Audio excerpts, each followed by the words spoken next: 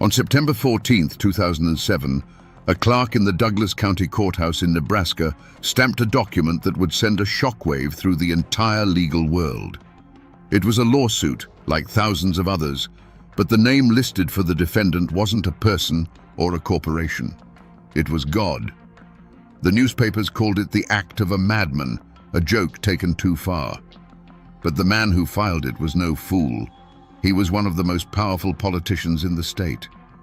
Today, we push past the laughter and the headlines to ask a question that strikes at the very heart of law and faith. What happens when a man uses a human court to demand justice from the Almighty? To understand the lawsuit, you first have to understand the man. Ernie Chambers wasn't some crackpot off the street. He was a living legend in Nebraska politics. For nearly 4 decades, he was a senator in the state's unique one-house legislature. He was a lion, a civil rights champion whose voice boomed through the marble halls of the Capitol, fighting for the poor, the forgotten, and the marginalized. He was known for his razor-sharp mind, his unmatched eloquence, and a stubborn refusal to back down from any fight he believed was just. He was a master of the law. He didn't just know the rules. He knew their spirit, their history, and most importantly, their weaknesses.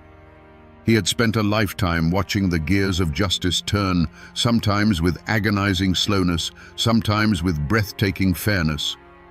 He believed in the system, or at least he believed in what it was supposed to be, a shield for the innocent and a sword against the powerful.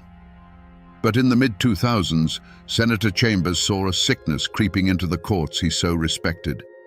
He saw lawsuits that seemed to defy common sense, clogging the dockets and turning halls of justice into a circus.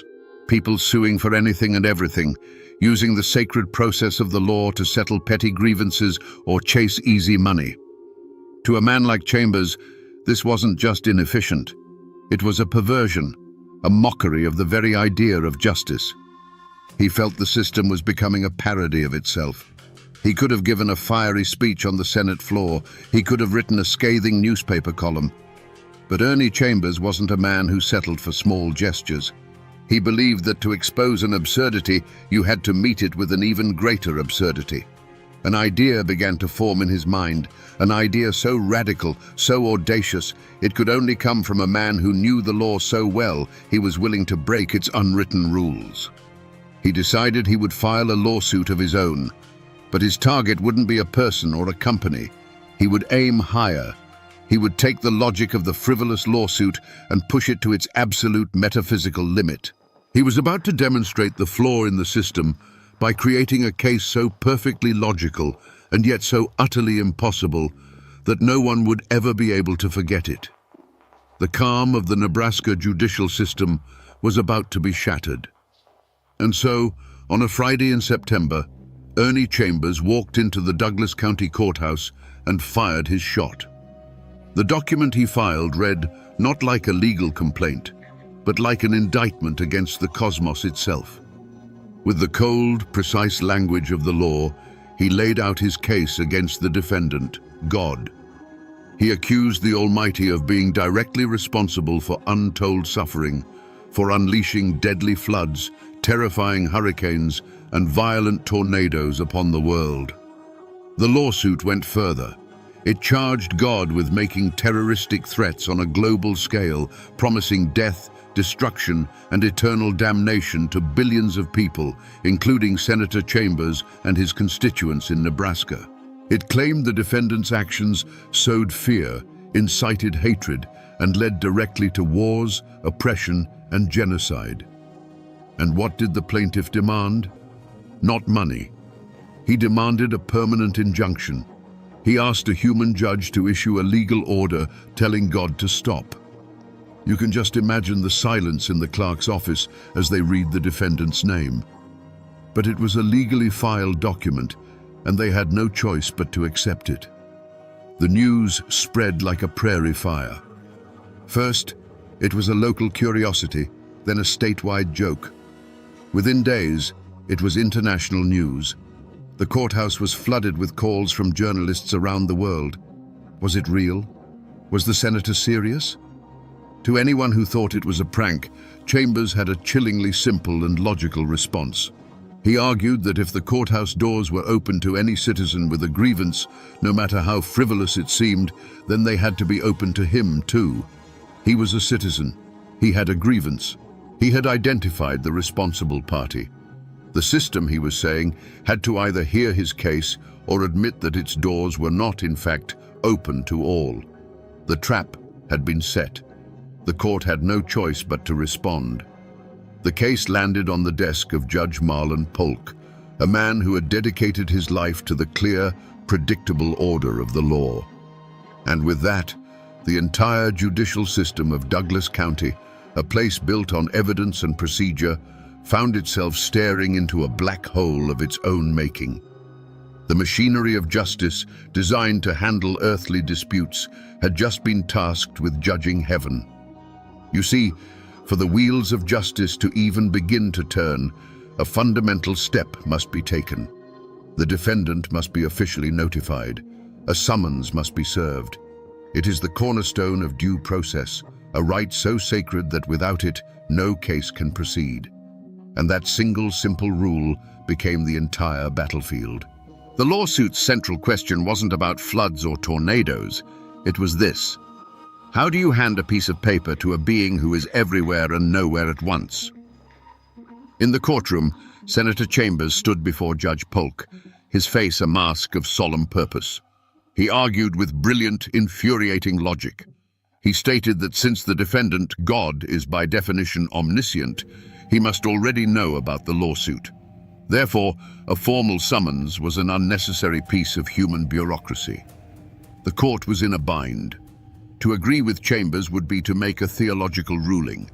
To disagree would be to ignore the plaintiff's point. Imagine being Judge Marlon Polk, sitting on that bench, the weight of centuries of legal precedent resting on your shoulders.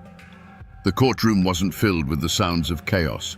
There were no shouts, no struggle. There was only a profound, suffocating silence.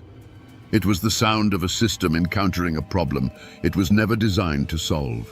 The air was thick with the tension of an impossible choice. The world's media watched, waiting for the verdict, but the judge was trapped. This wasn't a slaughter of men, but a slaughter of certainty. The weapon wasn't a rifle, but a paradox. Every path the judge could take led to a contradiction. If he dismissed the case as frivolous, he would be violating the principle of open courts that Chambers was so cleverly exploiting. If he allowed it to proceed, he would be throwing the rulebook out the window. The case became a ghost in the machine of justice. It couldn't move forward. It couldn't be dismissed on its merits. The court, an institution of immense power, was rendered utterly impotent. The legal process was bleeding out on the courtroom floor, not from a wound of violence, but from a single, unanswerable question. The mighty sword of the law had struck against the infinite, and it simply stopped. For weeks, the lawsuit hung in the air over Douglas County, a question mark suspended in the halls of justice. The initial shock had given way to a tense, expectant silence. In his chambers, Judge Marlon Polk found himself in a legal no-man's land. He couldn't simply laugh the case out of court. Ernie Chambers was a respected senator, and his legal argument, however bizarre its premise, was technically sound. He was exploiting a loophole in the system's own philosophy of open access. The judge was a man of the book. He searched through volumes of case law, looking for precedent, for any case in history that could offer a sliver of guidance. But there was none. He was searching for a map in a country that didn't exist. The choice before him was monumental. Either he would break the court's own procedural rules, or he would allow a case against God to proceed. Either option would create a legal earthquake. Outside the courthouse walls, the story had become a global phenomenon. Legal scholars debated the jurisdictional paradox on television. Theologians argued the implications of a court even considering the matter. Late-night comedians told jokes, but beneath the laughter was a genuine fascination. Ernie Chambers had done more than file a lawsuit. He had posed a philosophical riddle that caught the imagination of the entire world. And what of Senator Chambers himself? He was the calm at the center of the storm. He gave interviews, not with the triumphant smirk of a prankster, but with the measured tone of a professor. He calmly and patiently explained his reasoning to anyone who asked. He wasn't trying to win, he was trying to teach. He had laid the trap, and now he simply watched as the entire legal world wrestled with it, exposing the very absurdity he had set out to demonstrate. The community wasn't in fear, but in a state of captivated disbelief. The courthouse, normally a place of quiet, everyday dramas, had become the stage for a once-in-a-lifetime spectacle. Everyone was waiting. The silence from the judge's chambers stretched on, but it wasn't an empty silence. It was the silence of a system thinking, of a man wrestling with an impossible problem, preparing to render a judgment that would be remembered for decades to come. And then, the day came. Judge Marlon Polk entered the courtroom, the weight of his decision palpable in the silent, crowded room. This wasn't a trial in the traditional sense. There were no witnesses called to the stand, no dramatic cross-examinations. The battle was fought entirely on the sterile landscape of legal procedure. The world's media held their breath, waiting to see how a small county court would solve a problem that had stumped philosophers for millennia. Judge Polk didn't try to answer the unanswerable. He didn't rule on whether God was responsible for hurricanes or whether the lawsuit had merit. He did something far more clever. He found his answer not in theology, but in the mundane, practical rules of civil procedure. He found the one thread that could unravel the entire case without touching the explosive questions at its core. He dismissed the case. But the reason he gave was a masterpiece of judicial logic. He stated that for the court to hear a case, it must first have jurisdiction over the defendant. And to establish that jurisdiction, the defendant must be properly served a summons. Since the defendant, God, had no fixed address and could not be served notice, the court simply had no power to proceed. The case was thrown out not because it was absurd, but because in the eyes of the law, the Almighty couldn't be found. It was a brilliant legal escape. The judge didn't try to slay the dragon. He simply declared that there was no address to send the challenge to. But Ernie Chambers didn't see it as a defeat. He stood before the reporters, a slight, knowing smile on his face. He argued that the judge's ruling was, in its own way, a profound victory for his cause. For the court to declare that it couldn't find God's address, he reasoned, it first had to implicitly acknowledge that there was someone to find. The verdict was in. The law of men had been applied. The system had protected itself by retreating behind its own procedural walls. But was it justice? Or was it the most elegant sidestep in legal history, a moment where the human system of rules looked into the infinite and chose, wisely, to look away? The gavel had fallen, but the real questions were left hanging, unanswered, in the quiet air of the courtroom. The television cameras eventually left Omaha. The reporters filed their last stories, and the world's attention moved on to the next spectacle. But the case of Chambers versus God never truly disappeared. It simply sank into the bedrock of legal history, becoming something of a legend. Today, it's a story told in law school classrooms, a famous case study used to teach the dry-as-dust concept of jurisdiction. It's a ghost story that lawyers tell, a cautionary tale about the absolute limits of the law. As for Senator Ernie Chambers, he didn't fade into obscurity. He went right back to the Capitol building and continued his life's work. He remained that lion of the Nebraska legislature for years, a fierce, unapologetic voice for his constituents, a constant thorn in the side of the establishment. When he finally left office, he was the longest-serving state senator in Nebraska's history. His legacy is one of fighting for the powerless, and this lawsuit was just his most famous weapon in a long and storied career. And the lawsuit itself? That document is still there, filed away in the archives of the Douglas County Courthouse. It's just a few pages of typed words in a manila folder, a humble physical artifact of a metaphysical battle. It bears no special markings. It isn't framed on a wall. But it is a silent witness, a tangible piece of a story that seems too absurd to be true. It's proof that once, a man walked into a courthouse and tried to hold the creator of the universe accountable under the laws of Nebraska.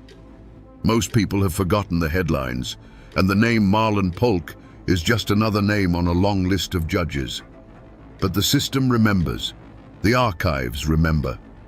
The story of that impossible lawsuit has become a permanent, if strange, part of American legal folklore, an echo in the halls of justice that serves as a quiet reminder of the day a mortal man used human rules to challenge the divine.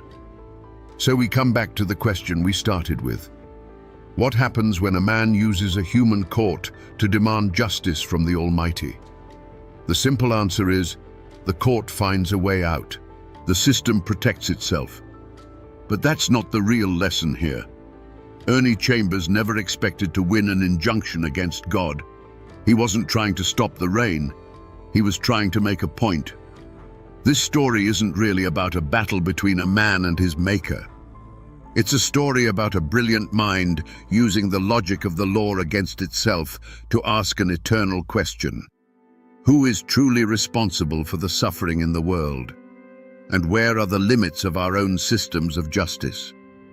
He held a mirror up to the court and forced it to admit that there are some problems, some defendants, that are simply too big for its rules to handle. It's a story of protest in its purest, most creative form. It teaches us that sometimes, to expose an absurdity, you must become an even greater one. Ernie Chambers was willing to look like a fool to the entire world to prove a point about the sanctity of justice. He never got a response from the defendant, but he forced a worldwide conversation, and in doing so, he achieved a far greater victory.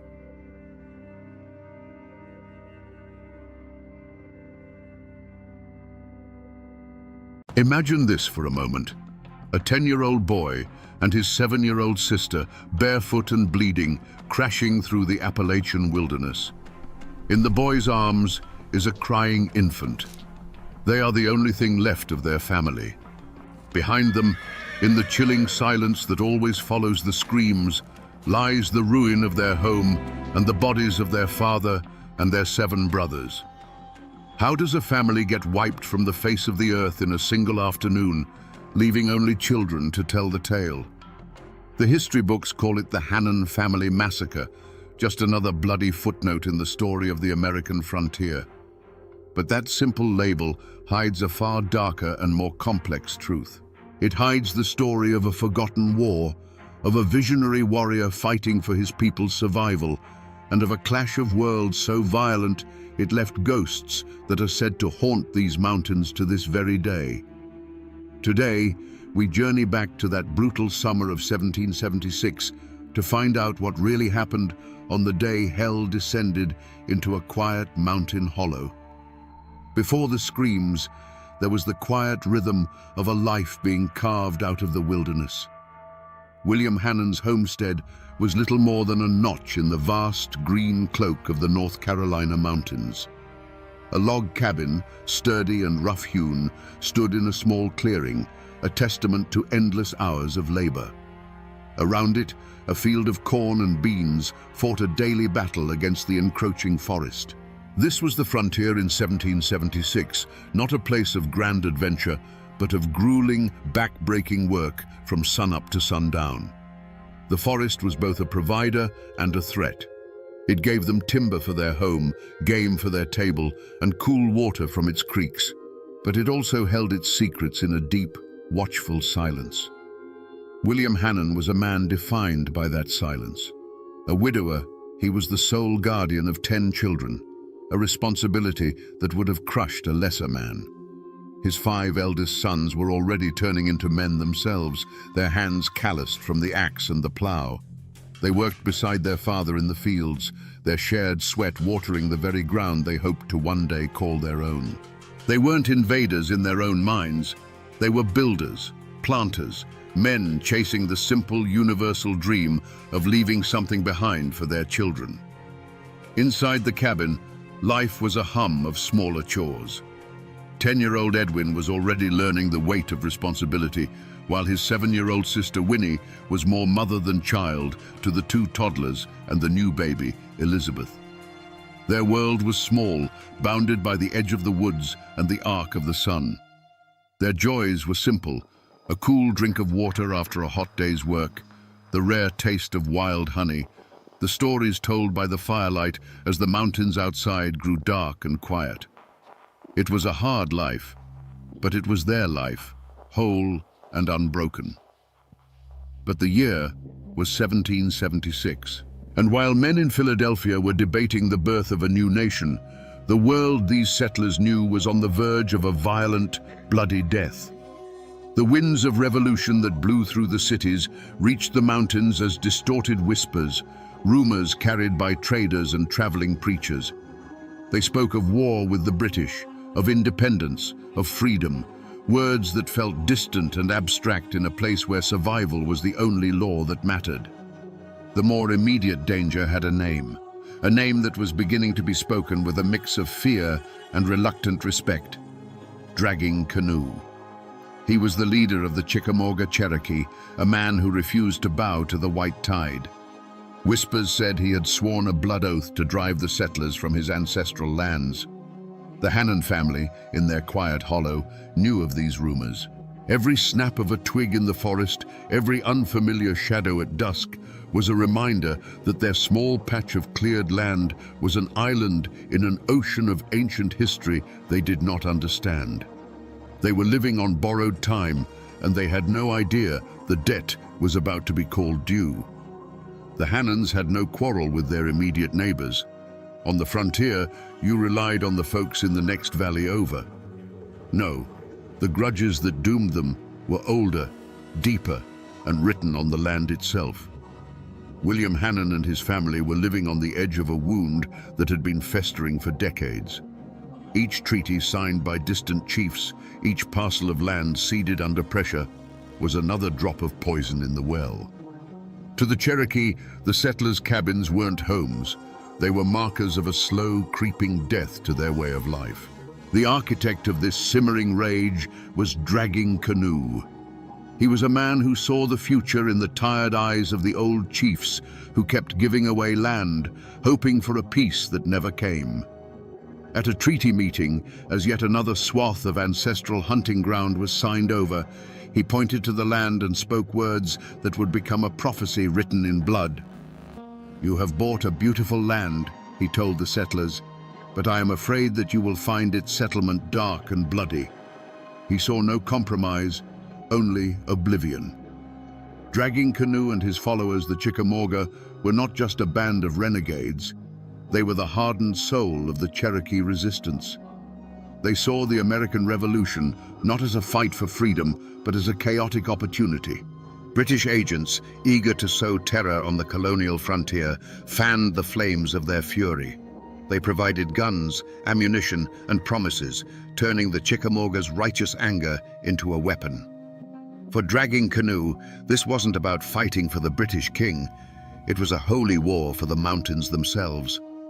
This web of intrigue and old hatreds created an atmosphere thick with paranoia. In the scattered settlements, rumors spread like wildfire. A hunter would report seeing unfamiliar tracks by the creek. A trader would bring news of Chickamauga war parties gathering in the hidden valleys. Whispers turned to warnings, and warnings turned to cold, hard fear. The Hannon family, like every other settler, would have felt it. The friendly waves they might have once exchanged with Cherokee hunters were gone, replaced by wary, assessing stares across the trees. The air itself had changed.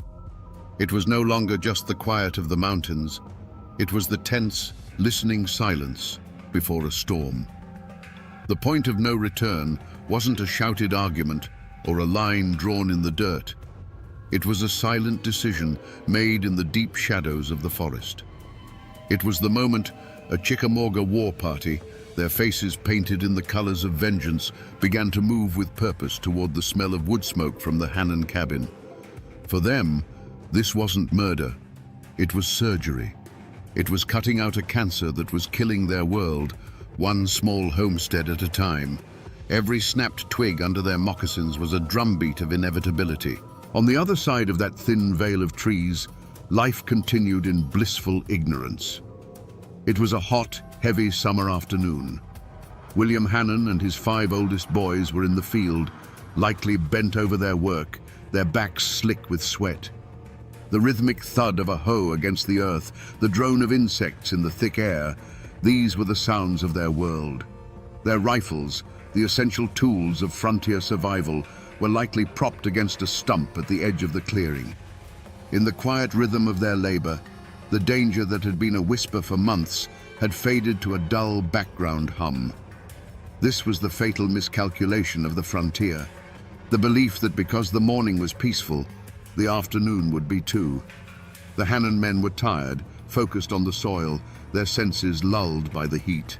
They didn't see the flicker of movement in the tree line. They didn't hear the collective intake of breath as dozens of eyes fixed on them from the shadows. The war party had reached the edge of the woods. They could see the unsuspecting figures in the field, see the faint outline of the cabin beyond. There was no turning back now. The promise made to Dragging Canoe, the anger fueled by British guns, the generations of grief for lost lands, it all coalesced into this one irreversible moment. A hand was raised. A silent signal was given. The deep, listening silence of the Appalachian forest was about to be broken by a sound that would echo through generations.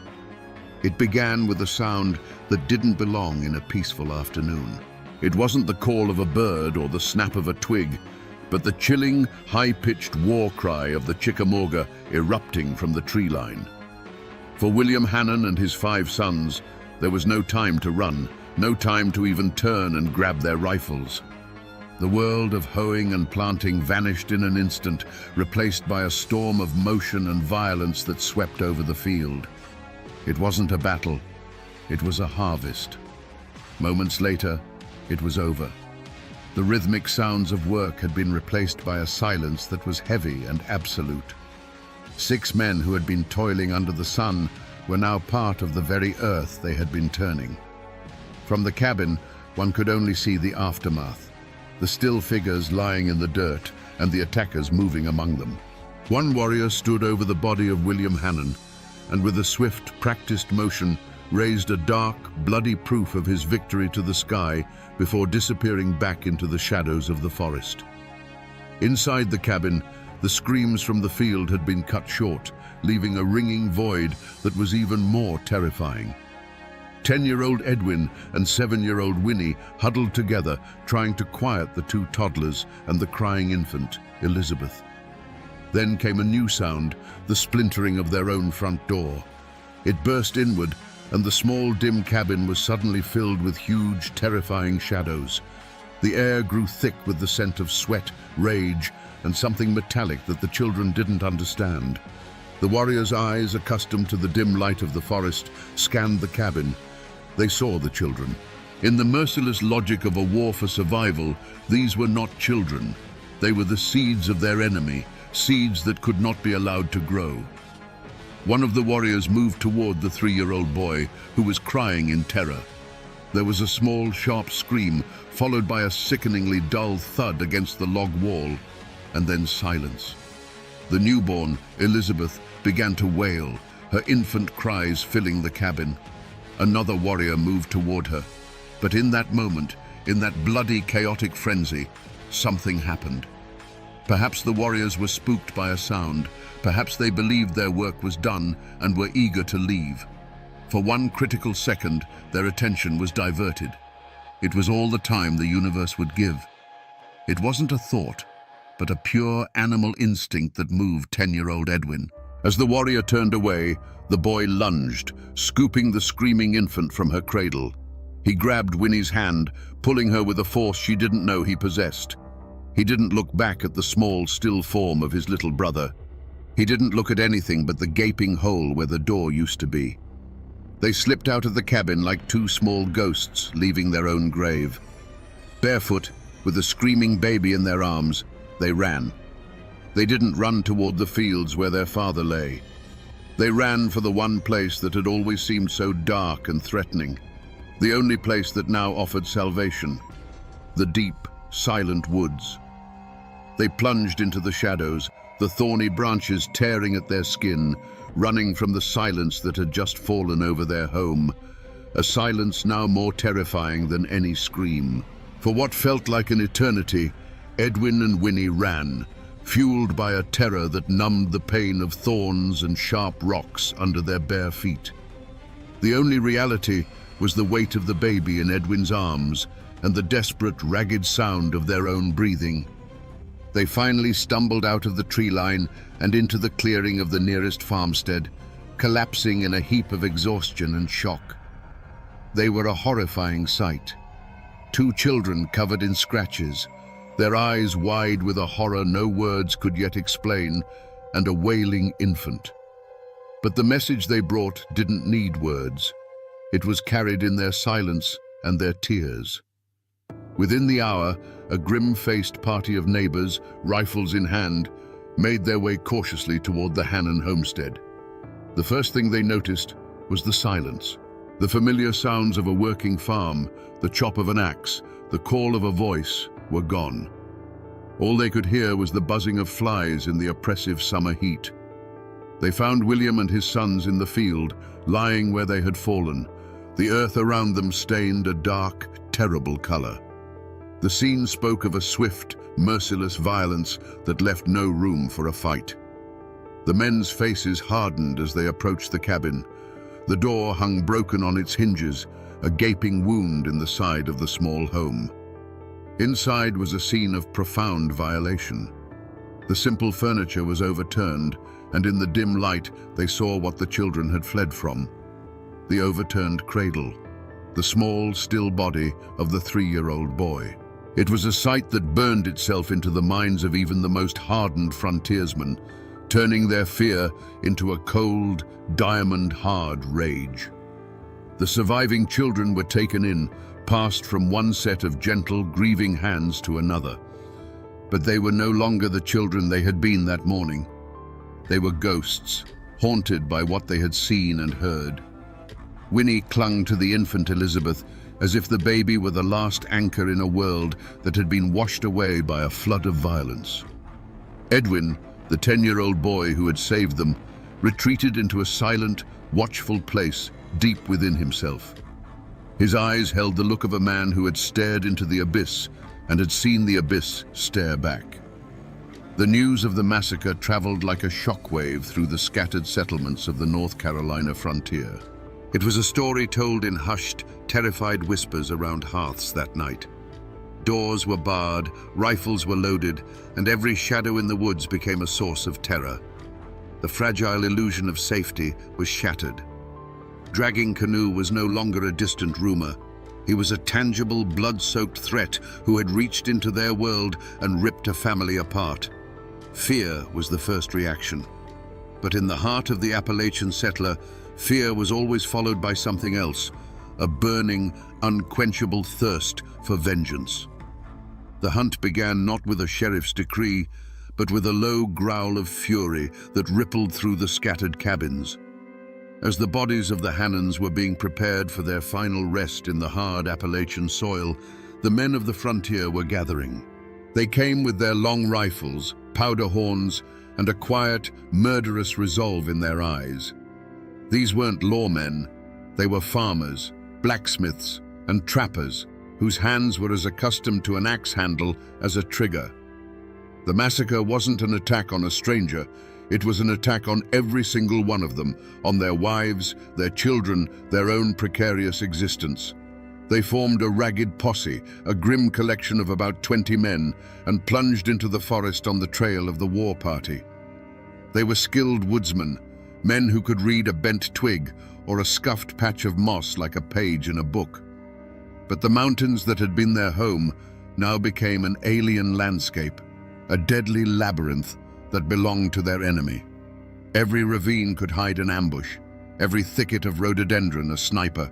The air, thick with humidity, was also thick with a palpable tension that made the sweat on their necks run cold. For days, they pushed deeper into the wilderness, their initial rage sharpening into a focused, exhausting pursuit. They found signs of the war party's passage, the remains of a hastily eaten meal, a single dropped feather from a ceremonial dress, a faint moccasin print in the mud of a creek bed. Each discovery sent a jolt of adrenaline through the weary men, pulling them onward. They were close. They could feel it. They slept in shifts, their rifles never leaving their hands, their dreams filled with shadows and the ghost of a child's scream. But the Chickamauga were masters of this domain. They moved like smoke through the trees, their trail growing fainter and more confusing with every mile. The posse would follow a clear path for hours, only to have it vanish completely on a rocky ridge, as if the warriors had simply been lifted into the sky. The mountains were helping their own. The forest that had provided the Hannans with life was now actively shielding their killers, swallowing them into its vast green depths. The moment of capture never came. After a week of relentless pursuit, the posse stood on a high bluff, looking out over an endless expanse of ridges and valleys. They were gaunt, their supplies were dwindling, and their tracks were the only ones they had seen for 2 days. The grim truth settled upon them like a shroud. The war party had dissolved back into the wilderness, swallowed by a network of hidden paths and sympathetic villages they could never hope to find. There was no fierce firefight, no exhausted surrender. There was only the cold, bitter realization that the men they were hunting were gone. They had struck and then vanished, leaving nothing behind but corpses and terror. The posse returned to their homesteads, not with prisoners, but with a new, chilling certainty. The war had just begun, and the enemy was a ghost they could not catch. There was no trial, no courtroom, no judge in a black robe, no clever lawyers arguing points of law. To expect such things would be to misunderstand the brutal reality of the frontier in 1776. The courthouses of the new nation were far away, beyond the mountains, and their laws felt as distant and irrelevant as the king across the sea. The men who killed the Hannans were never arrested, never identified, never brought before a jury of their peers. They were simply phantoms who had emerged from the forest and returned to it. The only verdict delivered was the one declared in the hearts of the settlers. The war party that had attacked the Hannans was, in their eyes, guilty beyond any doubt. The evidence was not in testimony, but in the freshly turned earth of 9 graves on a hillside. The sentence was not imprisonment, but death. Death not just to the specific warriors who had wielded the hatchets, but to the entire idea of a shared land. The massacre became a justification, a rallying cry that hardened hearts and erased any lingering thoughts of peaceful coexistence. In the place of a formal trial, there was a trial by rumor and fire. The name of Dragging Canoe became a curse, a name synonymous with savagery and evil. Any Cherokee, whether they followed Dragging Canoe or the peace-seeking chiefs, was now viewed with suspicion and hatred. The act of a single war party was laid at the feet of an entire people.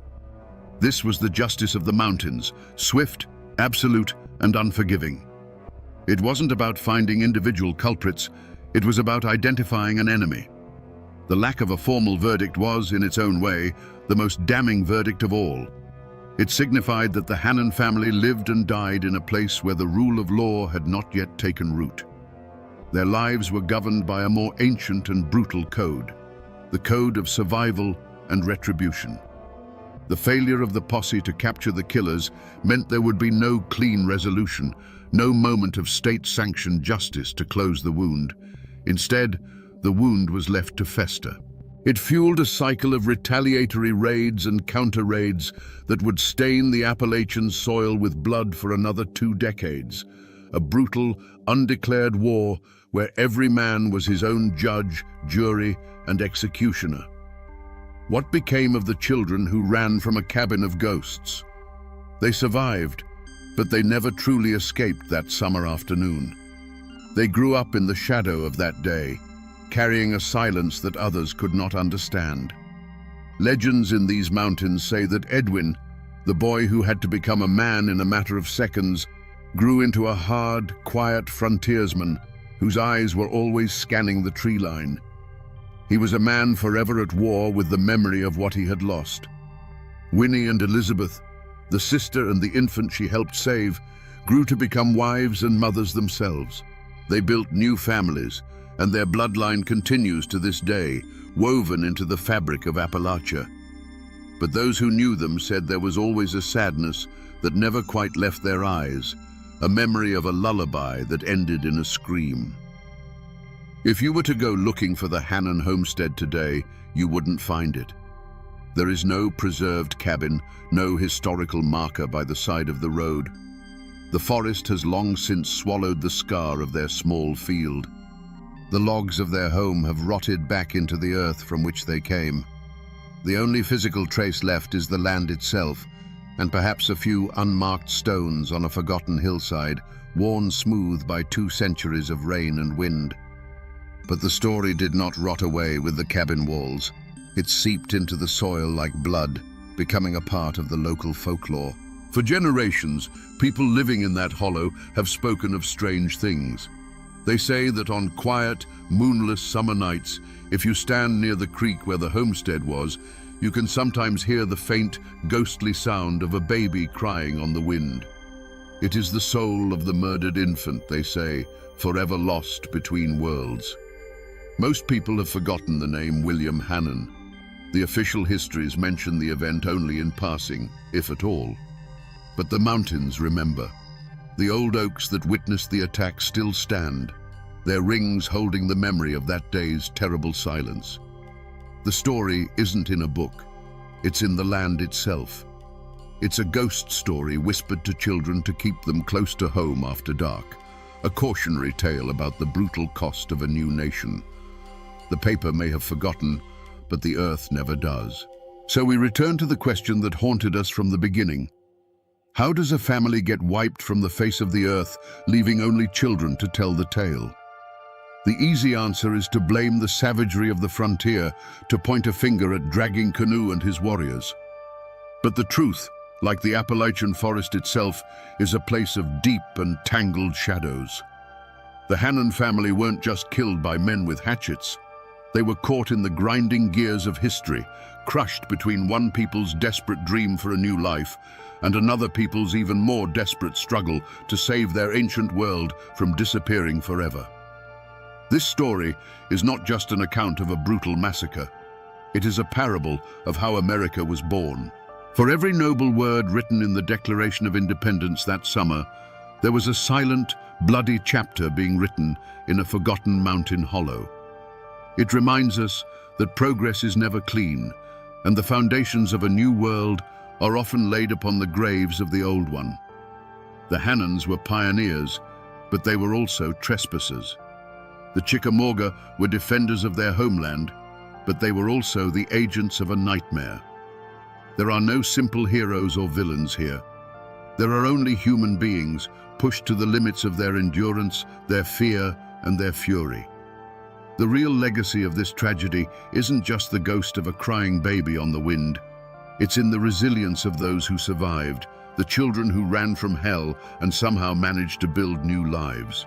It is a story not just of cruelty, but of the unyielding strength of the human spirit. It is a wound on the soul of Appalachia that has never fully healed, a quiet reminder that the land we walk on is layered with stories, sorrows, and blood we have long since forgotten. The mountains hold these memories, locked away in their silent, stony heart. They remember the laughter of children in a sunlit field, the chilling war cry that shattered the peace, and the terrible silence that followed. And now, my friends, so do you.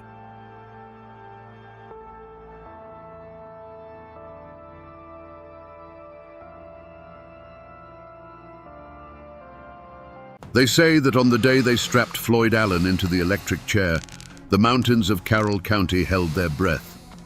Here was a man who had been a law unto himself, a patriarch whose word was gospel and whose pistol was the final court of appeal. He was a king in his own world, a world of misty hollers and unwritten codes of honor. Yet his reign ended not in a blaze of glory on a mountainside, but in a sterile room in Richmond, at the hands of a power he could never understand. Was he the last of the mountain lions, a fierce protector of his kin, cornered by a world that no longer had a place for him? Or was he a brutal tyrant, a man whose pride was so vast it consumed everything he loved, his family, his fortune, and finally, his own life? The truth, as it always does in these old hills, is tangled up like roots in the clay. Today, we're going to untangle that story.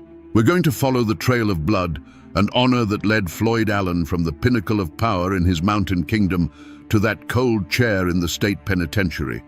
And to do that, we have to start not with the famous massacre that sealed his fate, but with the forgotten gunfight 4 years earlier, the day the Allens shot up a courthouse and walked away, convinced they were invincible. Floyd Allen was not born a killer. He was born a king. His kingdom was the mist-shrouded hills and dark, winding hollows of Carroll County, Virginia, a world forged in the cold creeks and rocky soil of the Blue Ridge. In the late 19th century, this wasn't just a place on a map. It was a fortress of self-reliance, sealed off from the outside world by poor roads and a deep-seated suspicion of flatlanders and their laws. Here, a man's name was his legacy, and the Allen name carried the weight of generations of hard work, hard-headedness, and a fierce, unyielding loyalty to their own. His father, and his father before him, had taught him the only lessons that mattered. You didn't learn your worth in a schoolhouse, you learned it behind a plow, with an axe in your hand, or by looking another man in the eye during a land deal. The Allens were not poor. They were landowners, farmers, and businessmen who built their prosperity with their own sweat and ingenuity. Floyd learned early that wealth and influence were earned, and once earned, they had to be defended. Not with lawyers and contracts, but with a firm handshake for a friend and a cold stare for an enemy. Life in those mountains was a constant struggle, a teacher of hard truths. A failed crop could mean a hungry winter. A sudden sickness could be a death sentence without a doctor for miles. You learned to depend on two things, your own strength and the strength of your kin. When a neighbor's barn burned, it wasn't the government that showed up to help, it was the community. And when trouble came looking for you, it wasn't a sheriff you called, it was your brothers and your cousins. This forged an unbreakable bond within the clan and a permanent wall against the outside world, which they saw as weak, meddlesome, and utterly untrustworthy. There's an old story, perhaps a legend, about a young Floyd Allen watching his father deal with a dispute over a timber boundary. A man from outside the county arrived with a deed from the courthouse in Richmond, waving the paper as if it were a holy scripture. He claimed the Allens had been cutting on his land. Floyd's father didn't even look at the document. He just looked at the man and said, "I know my line, and you know my line. That paper doesn't know this mountain." He stood his ground, unblinking, until the man with the deed folded it up and left. The lesson for young Floyd was seared into his soul. A man's spine was worth more than his signature, and the only true law was the one a man was willing to enforce himself. From this upbringing, Floyd Allen carried with him a code as rigid and unforgiving as the mountains themselves. First, your blood was your nation. An offense against one Allen was a declaration of war on them all. Second, your honor was your most valuable possession. An insult left unanswered was a stain that could never be washed away. Third, you stood on your own 2 feet. You solved your own problems, you fought your own battles, and you never, ever bowed your head to an outsider trying to tell you how to live on your own land. This was the world that created Floyd Allen, and he, in turn, became its perfect embodiment. He was industrious, proud, and quick to anger, but he was also known for his generosity and unwavering loyalty to those he considered his own. He wasn't just a man living by the mountain code, he was the mountain code, walking and breathing. And he was walking straight toward a collision with a modern world that had no room for kings like him. Long before the newspapers in Richmond painted him as a monster, Floyd Allen was simply the most important man in his corner of the world. He was a man built like a barrel, solid and immovable, with eyes that could measure a man's worth in a single glance. When he walked into a room, the conversation didn't stop, but it changed. People straightened up. They knew they were in the presence of someone who mattered, a man whose favor could make you and whose anger could break you. He wasn't just a farmer scratching a living from the dirt. He was an empire builder in miniature. He owned some of the best land in Carroll County, acres of it, cleared and farmed with meticulous care. He ran a general store that was the hub of the community, a place where news was traded over barrels of crackers and bolts of cloth. He was a shrewd businessman who always seemed to be one step ahead, whether he was buying timber, trading livestock, or, as some whispered, running a profitable line in the untaxed corn liquor that warmed the mountain winters. He had built a small fortune through grit and intelligence, and he provided well for his own. But his influence went far beyond money. Floyd Allen was the unofficial law in his part of the county. If a dispute arose between neighbors over a stray cow or a poorly marked property line, more often than not, they wouldn't ride to the courthouse in Hillsville. They'd ride to Floyd Allen's porch. He would listen to both sides, his face unreadable, and then he would deliver his verdict. And his verdict was final. There was no appeal because everyone knew Floyd Allen had the will and the means to enforce his own judgments. To many, this wasn't tyranny. It was justice, swift, understandable, and delivered by one of their own. To truly understand the man, though, you have to look past the businessman and the enforcer. You have to see him at his own dinner table, surrounded by his wife and children, his brothers and their families. Here, the hard gaze softened. He was the undisputed patriarch, the head of the clan, but his rule was built on a foundation of fierce, protective love. His family was his fortress, the living, breathing heart of the world he had built. Every acre he bought, every dollar he earned, every enemy he made, it was all in service of protecting them. He was the sentinel on the walls of that fortress. This was the world Floyd Allen had built, a self-contained kingdom carved out of the Blue Ridge Mountains. It was a world of order, his order, built on loyalty, respect, and the quiet understanding that his authority was absolute. It was a peaceful kingdom, a safe harbor for his kin, and he would do absolutely anything to protect it from the encroaching world he saw as a threat to everything he held dear. But for all his strength, for all the respect he commanded, Floyd Allen was a man with a crack in his foundation. It was a flaw as deep and as unyielding as the mountain granite itself, a pride so absolute, so all-consuming, that it bordered on a kind of personal sovereignty. He didn't just think he was right. He believed in his bones that his will was the only true law. This wasn't simple arrogance. It was the conviction of a king who genuinely could not comprehend any authority higher than his own. They tell a story in Carroll County about a revenue agent who came up from Richmond one year, a young man full of ink and importance, carrying a list of new taxes. He found Floyd on his porch and began to explain the new regulations in a condescending tone, as if speaking to a simple child of the hills. Floyd listened patiently, his face a mask. When the agent was finished, Floyd didn't argue. He didn't raise his voice. He just looked at the man and said, "Your papers have no meaning on this land. You can take them, and yourself, back down the mountain you came up." The agent tried to protest, to invoke the power of the state, but he saw something in Floyd Allen's eyes that told him the conversation was over. That kind of pride, that unshakable belief in his own domain, was a force of nature. For years, this very flaw had been his greatest strength. It was pride that drove him to outwork every man around him, to turn rocky fields into profitable farms. It was pride that made him a man of his word, because the thought of his reputation being tarnished was intolerable. It was the source of the fierce loyalty he showed his kin. An insult to them was an insult to him, and his pride would not let that stand. He built his entire world on the principle of never backing down, never bending a knee. But this strength cast a long and dangerous shadow. It made him utterly blind to the changing world.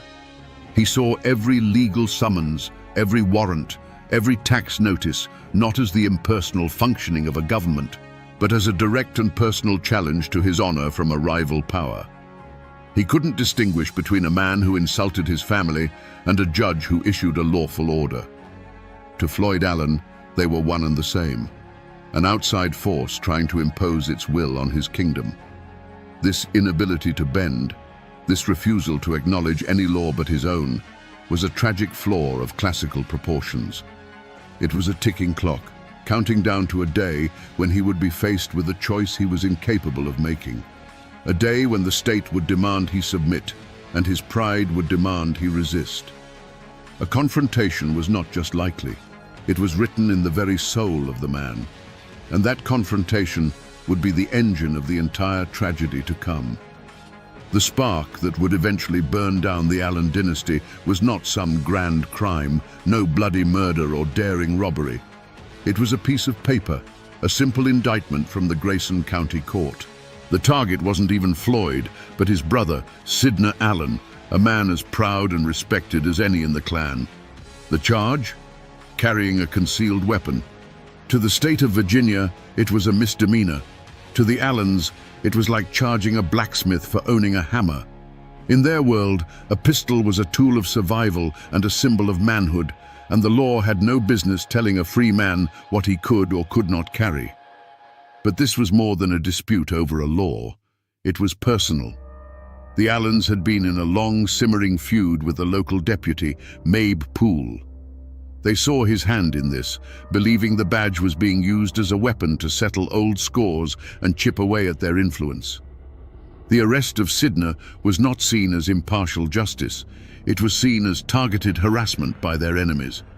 To Floyd Allen, this summons wasn't a legal document.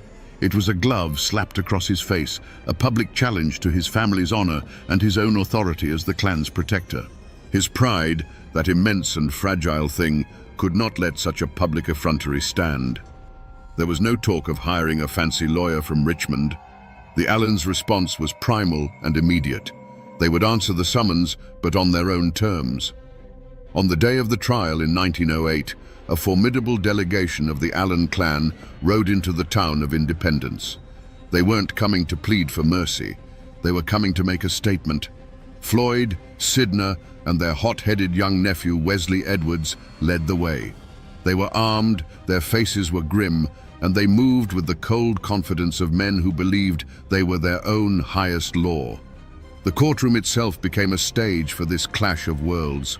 On one side sat Judge Thornton Massey, the Commonwealth's attorney, and the handful of deputies who represented the fragile authority of the state. On the other, the Allens sat together, a silent, unmoving block of defiance. They were an island of mountain code in an ocean of common law. The air was thick with tension, heavy with the unspoken knowledge that the legal proceedings were just a formality, a prelude to a confrontation that had been brewing for years. The trial was a quick affair. The verdict came back as everyone expected: guilty.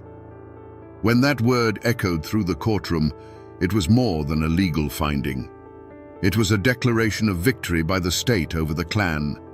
It was the law of the flatlands telling Floyd Allen, in his own territory, that his power meant nothing within these four walls.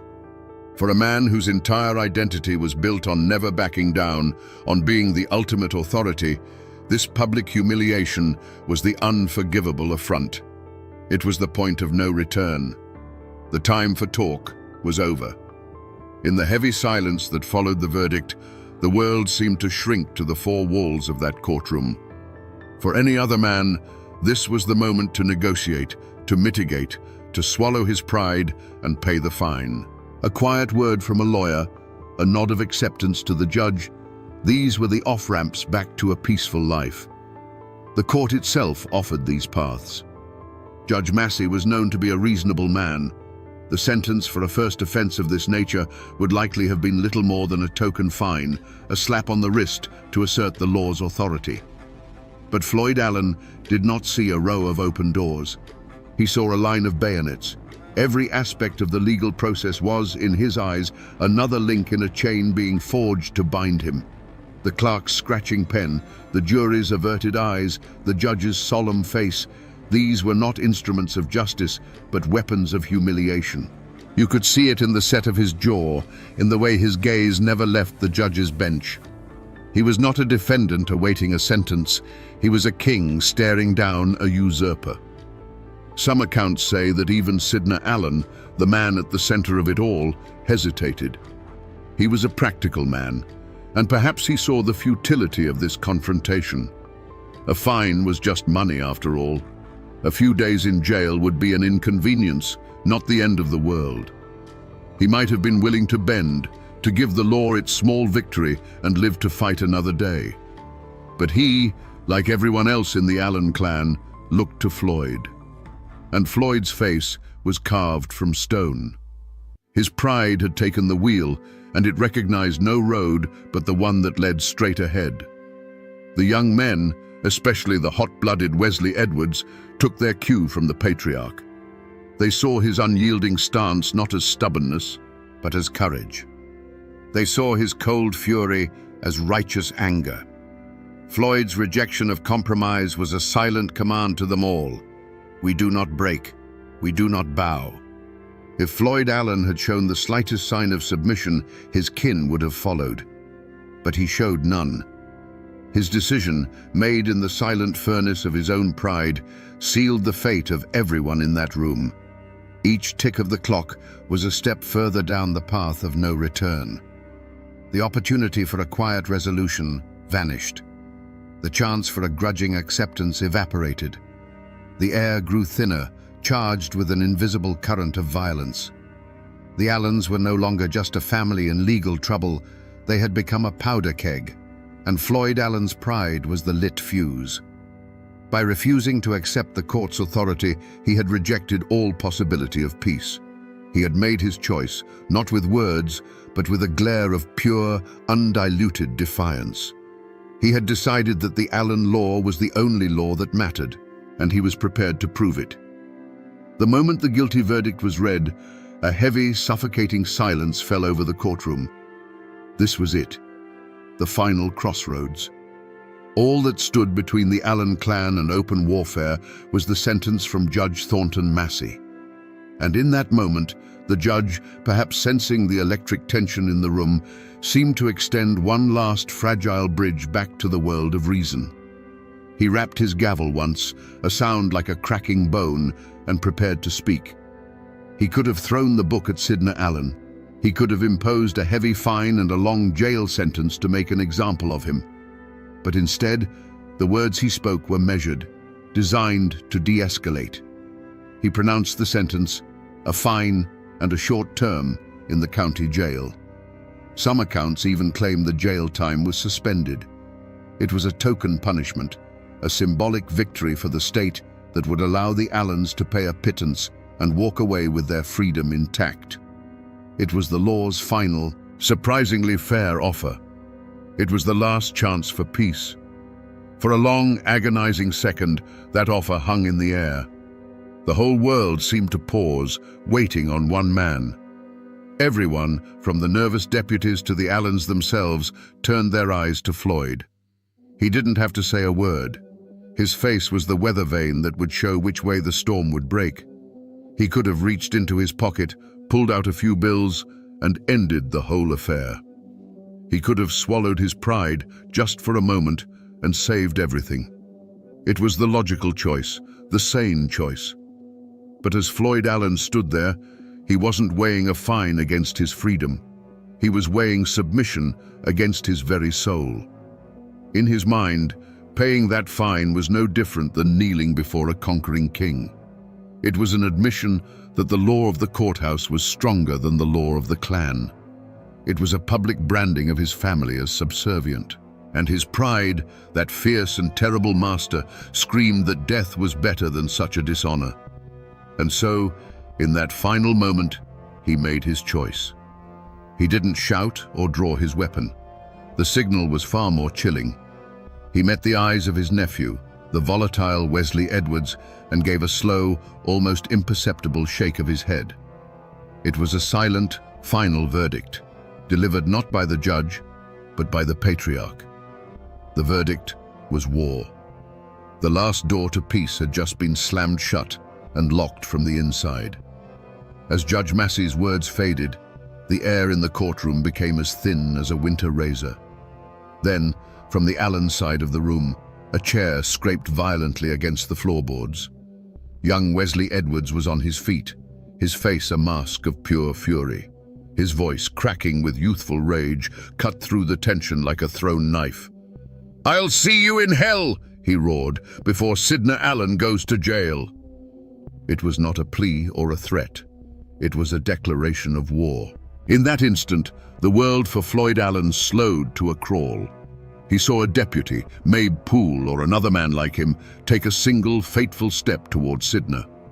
It was a small movement, but in the supercharged atmosphere of the room, it was an act of aggression, a hand reaching out to put a chain on a king. The sound of his own heart hammered in his ears, a deep, steady drumbeat counting down the final seconds of peace. His hand, as if with a mind of its own, found the familiar cold weight of the pistol under his coat. A single sharp crack shattered the stillness. It wasn't a boom, but a sound as clean and final as a closing coffin lid. For a heartbeat, there was only the ringing echo. Then the courtroom exploded. It was a deafening, blinding chaos. Blinks of orange fire lit the suddenly dim room as more shots answered the first. The air filled with a thick, choking grey smoke from the black powder, smelling of sulphur and damnation. Women screamed, a high, thin sound that was quickly swallowed by the deeper roar of men's shouts and the splintering of wood as heavy benches overturned. Through the swirling smoke, the world was a series of terrifying snapshots. Judge Massey, the very symbol of the law, vanished from his high bench as if swallowed by the earth, scrambling for cover. Men who had moments before been instruments of the state were now just men, diving behind tables, their faces pale with shock. The courtroom, a temple of order, had been transformed into a smoky, claustrophobic battlefield where survival was the only law left. But the Allens were not panicking. They were a single organism, moving with a cold, terrifying purpose. They rose as one, not to flee, but to fight their way out. They formed a bristling line of steel and defiance, a human wall that no one dared to cross. Each man covered the other, their movements honed by a lifetime of absolute trust. They were not a mob, they were a clan. And in that moment of pure violence, they were magnificent and terrible. The few deputies in the room were outmanned, outgunned, and utterly outmatched by this unified front of cold fury. The storm of noise lasted for what felt like an eternity, but it was likely only a minute. As quickly as it began, it subsided. The last shot echoed, and a profound, ringing silence descended upon the room. The air was a thick, unbreathable fog, heavy with the metallic tang of burnt powder. The argument that had started with a piece of paper was suddenly, permanently over. Through the haze, Floyd Allen saw the wreckage of the law's authority, and he knew they had won. The thick grey smoke began to clear, not on a scene of carnage, but on a scene of absolute victory. Floyd Allen stood amidst the overturned benches and the lingering smell of gunpowder, his pistol still warm in his hand. He felt no remorse. Remorse was for men who made mistakes. He had made a choice, and he had enforced his will. He looked at his kin, Sidna, Wesley, the others, their faces smeared with soot, their eyes alight with the fire of battle. They were shaken, but unbroken. They were Allens. There was no thought of surrender, no consideration of waiting for the law to regroup. That would be admitting they had done something wrong. In Floyd's mind, they had done the only thing they could. He gave a sharp, curt nod to his brother. It was time to go. The business in this place was finished. They didn't run, they walked. With a slow, deliberate pace, the Allen clan strode out of the ruined courtroom, a phalanx of armed and dangerous men. Deputies and court officials, still dazed and disarmed by the suddenness of the assault, simply watched them go. No one dared to raise a hand to stop them. They moved through the panicked corridors and down the courthouse steps into the daylight, emerging into the gaping faces of the townsfolk who had gathered at the sound of the gunfire. Their path through the town of Independence was a corridor of fear and awe. People flattened themselves against walls, pulling their children back. The lawmen who were supposed to be the guardians of this town were nowhere to be seen, or they stood by, powerless and humiliated. The Allens walked straight to their horses, which were tied to a hitching post as if it were any other market day. There was no haste in their movements. They checked their saddles, mounted their horses, and gathered together in the middle of the street. For a final moment, Floyd Allen looked back at the courthouse, the symbol of the flatland law he so despised. It stood there, violated and silent. He had challenged it on its own ground, and he had won. He turned his horse without a word, and together the Allens rode out of town, kicking up a cloud of dust that settled back down on the defeated law. They were not fugitives fleeing into the wilderness. They were conquerors, returning to their mountain kingdom. The Allens rode home as heroes, their victory echoing through the hollows before they even reached their own land. To their kin and supporters, they were giants who had stared down the corrupt machinery of the state and made it blink. But this triumph was a poisoned chalice. While the men celebrated their defiance, the women of the clan now had to live with a new and constant dread. They had seen their husbands and sons ride off to a courthouse and return from a gunfight. From that day forward, every trip to town, every knock on the door, would carry the chilling possibility of reprisal. The victory at Independence didn't bring peace. It brought a permanent state of war. The community itself was fractured. You see, an event like this forces everyone to choose a side. There was no longer any middle ground. Families who had been neighbors for generations suddenly looked at each other with suspicion. You were either with the Allens and the old ways, or you were with the law and the future. Friendships soured, and old resentments flared into open hostility. The Commonwealth's attorney, Greer, nursed more than just a bullet wound in his arm. He nursed a grudge that would fester for years. The law had been publicly humiliated, and men like that have long memories. But the most dangerous ripple effect was on the law itself. Judge Thornton Massey was not a man to be cowed. The bullets that had scarred his courtroom had also hardened his resolve.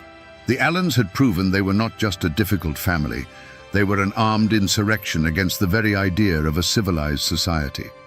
For the judge and the prosecutors, the fight was no longer about a misdemeanor weapons charge. It was now an existential struggle for control of the mountains. They began to plan, to prepare, to ensure that the next time they faced the Allen clan in a courtroom, the state would not be the one to back down. The Allens' victory guaranteed that any future confrontation would be met with overwhelming force. The greatest wreckage, however, was invisible. It was the damage done to the minds of the next generation of Allens. The younger men, like Wesley Edwards, had learned a powerful and deadly lesson: that violence was a successful political tool. They had seen with their own eyes that a drawn pistol was more effective than any lawyer. This victory bred a fatal arrogance, a belief in their own invincibility.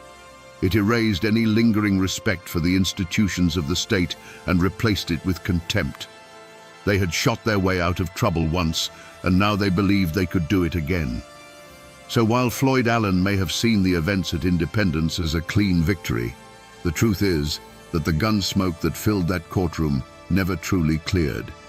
It settled like a fine, toxic dust over the entire county, poisoning relationships, hardening hearts, and laying the groundwork for a far bloodier reckoning. The real tragedy of 1908 wasn't the gunfight itself, but the terrible future it made inevitable for everyone involved.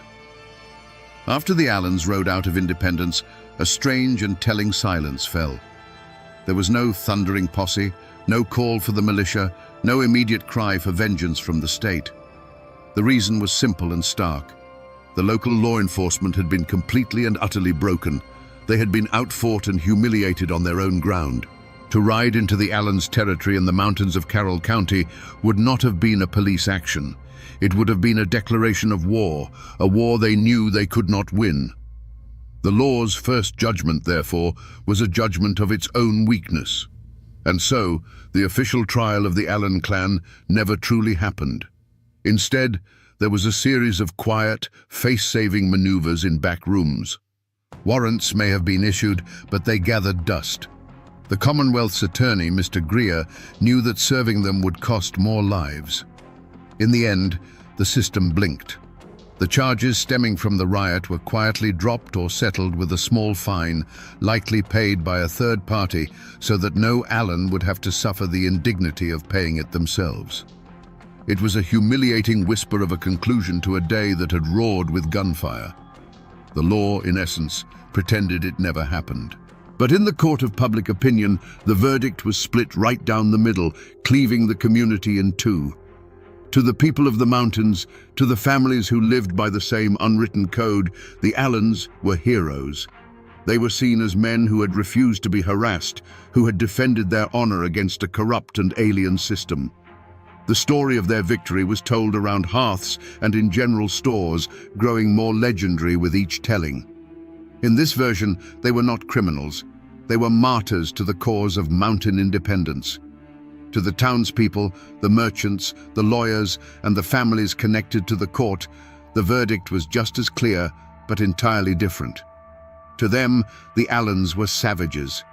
They were domestic terrorists who had desecrated the most sacred institution of civil society. They had replaced reasoned debate with brute force and the rule of law with the law of the gun.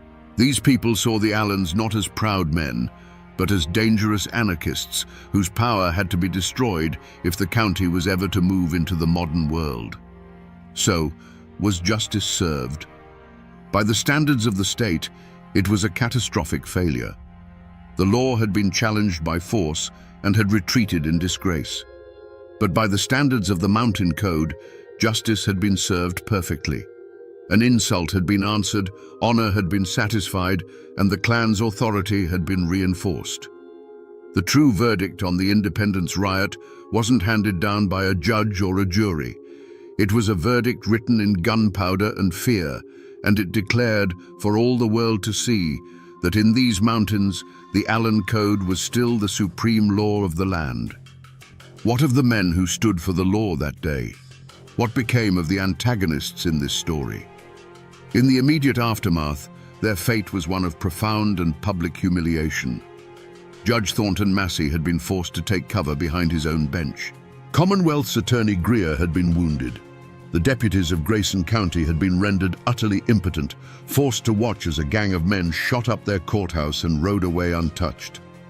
For them, there was no justice, only the bitter taste of defeat. But if the Allens believed they had broken these men, they had made a grave miscalculation. They had not broken them. They had forged them into something harder and far more dangerous. Judge Massey did not resign or transfer to a quieter circuit. He stayed. The bullet holes in his courtroom were a daily reminder of the day his authority was shattered by gunfire. The experience didn't fill him with fear, it filled him with an iron resolve. For him, this was no longer a matter of law. It became a personal crusade to prove that the code of the courthouse was stronger than the code of the clan. He would get his chance 4 years later in a different courtroom facing the same family. The other players in this drama were similarly hardened. Greer's wounded arm eventually healed, but the insult to his office never did. The deputies who had been so easily overpowered learned a critical lesson. You do not bring a handful of men to a fight with the Allen clan. The entire legal establishment of the region, from sheriffs to prosecutors, understood that the next confrontation could not be a simple legal proceeding. It would have to be a show of overwhelming force. And so, the antagonists in this story did not meet some poetic justice. They did not wither away or disappear. Instead, they prospered and they planned. The Allens' victory and independence was the single greatest catalyst for their own destruction, because it united all their enemies and gave them a common cause. They had won the battle, but in doing so, they had awakened a sleeping giant. The law had been bloodied, but now it was awake, and it was watching, and it was waiting for the one mistake that would give it the chance to settle the score once and for all. The 4 years that followed the independence riot were the high summer of the Allen clan's power. Their victory didn't just fade into memory, it became the foundation of their living legend. Floyd Allen's authority, already immense, became absolute. His name was spoken with a mixture of fear and reverence from one end of the county to the other. His porch was no longer just a place of business, it was a throne room. In this brief, tense period, the Allens were not just a powerful family, they were royalty, and their mountain kingdom had never seemed more secure. But this victory planted poison seeds in the next generation. For the young men of the clan, the sons and nephews who looked up to Floyd, the riot was their defining lesson. They saw that the law could be faced down, that pistols spoke louder than gavels. They carried themselves with a new swagger, an unshakable arrogance born from the belief that they were untouchable. This sense of impunity would prove to be a fatal inheritance. The shadow of their family name, which had once been a shield, was slowly transforming into a target. The community did not heal. It curdled. The riot had been a political earthquake, and the fault line ran straight through the heart of the county. The old, easygoing relationships between neighbors were replaced by a quiet, watchful tension. People were careful about what they said and who they said it to. You were either a friend of the Allens or you were an enemy, and everyone knew that being their enemy was a dangerous proposition. The county wasn't rebuilding. It was holding its breath, waiting for the other shoe to drop. The silence in those hills wasn't peace. It was the quiet of a long, drawn-out ceasefire. And while the Allens reigned supreme in their hollows, a different kind of power was consolidating in the towns. The court, the sheriff's department, the Commonwealth's attorney, they had been humiliated, but they had not been broken. They were learning, adapting, and waiting. The power dynamic in the region had shifted into a precarious and deadly balance. On one side was the visible personal power of a clan patriarch. On the other was the slow, patient, and institutional power of the state. Both sides believed they were right, and both were now utterly convinced that the other could only be dealt with through force. The stage was being set for a final, tragic resolution. Today, the town of Independence is quiet. The old Grayson County Courthouse still stands, a stately brick building that keeps its secrets well. People walk its halls on county business, their footsteps echoing where Wesley Edwards once roared his defiance. Tourists might admire its architecture, never knowing they're standing on a battlefield where the law of the state and the law of the clan met in a blaze of gunfire. But if you stand there long enough, on a quiet afternoon, you can almost feel it, a faint, lingering echo of the chaos, the ghost of a moment when this temple of order was consumed by pure, unadulterated mountain rage. If you know where to look, you can find the other physical remnants of this story scattered across the hills. The old Allen homesteads are long gone. The cabins collapsed and reclaimed by ivy and rhododendron, leaving only a few tumble-down chimney stacks standing like lonely tombstones in the woods. And in a quiet cemetery, you can find the final resting place of Floyd Allen himself. The name on the weathered stone is simple, giving no hint of the storm that was his life. Here lies the king whose kingdom turned to dust, a silent testament to the fact that no man, no matter how powerful, can hold back the tide of the world forever. But the true legacy of the Allens isn't carved in stone or preserved in brick. It lives in the stories. The tale of the Independence riot and the more famous Hillsville massacre that followed has been worn smooth by a century of telling, transformed from a raw news event into a piece of local folklore. It's a cautionary tale told to hot-headed young men about the dangers of pride. It's a ballad of defiance sung by those who still feel a kinship with the old ways. Depending on who you ask, Floyd Allen is either a cold-blooded killer who got what he deserved, or a tragic folk hero who was the last king of the mountains. The man is gone. The clan's power is broken. But their spirit, that fierce, uncompromising and violent spirit of the old Blue Ridge, has not vanished completely. It haunts these mountains still. You can hear it in the stories told on front porches as the evening mist settles in the hollows. You can feel it in the deep-seated distrust of authority that still lingers in the hearts of some. Floyd Allen is dead, but the ghost of his name and what it stood for remains a stubborn whisper in the wind. So we come back to the question we started with, the one they still ask in the quiet corners of these mountains. Was Floyd Allen a hero or a villain? The truth is, he was both, and he was neither. He was a hero by the code of a world that was already dying, a world where a man's honor was his own to defend. By that ancient law, he was a righteous king protecting his domain. But he was a villain to the new world that was being born, a world of statutes and courtrooms that had no room for kings. His tragedy was not that he was evil, but that he was born a century too late. In the end, the Ballad of Floyd Allen isn't just a tale of mountain justice and courtroom gunsmoke. It's a profound and timeless story about how a man's greatest strength can become the very engine of his destruction. That unbending, iron-willed pride was the forge that created him. It made him a leader, a provider, and a protector.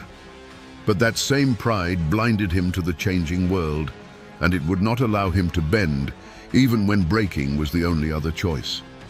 His story is a warning, etched in blood and gunpowder, that no man can stand alone against the turning of the tides. You cannot fight the future with a pistol, and you cannot hold back the world with the force of your will alone.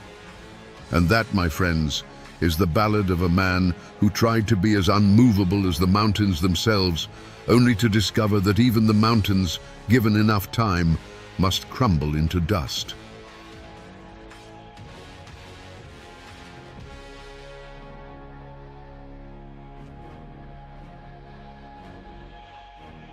On a snow-dusted morning in Frankfort, Kentucky, a single rifle shot cracked the winter air.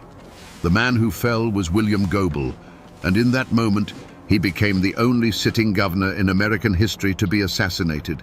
To half the state, he was a savior, a champion of the poor fighting the crushing power of the railroads. To the other half, he was a ruthless tyrant who stole an election and deserved his fate. So, was he a martyr for the common man, or a demagogue who finally met his end? Today, we trace the path that led to that fatal shot, to understand the man behind the legend and the dark truth of his murder. William Goebel was not born to the Kentucky elite. He was an outsider from the very beginning, the son of a German immigrant woodcarver who had fought for the Union Army.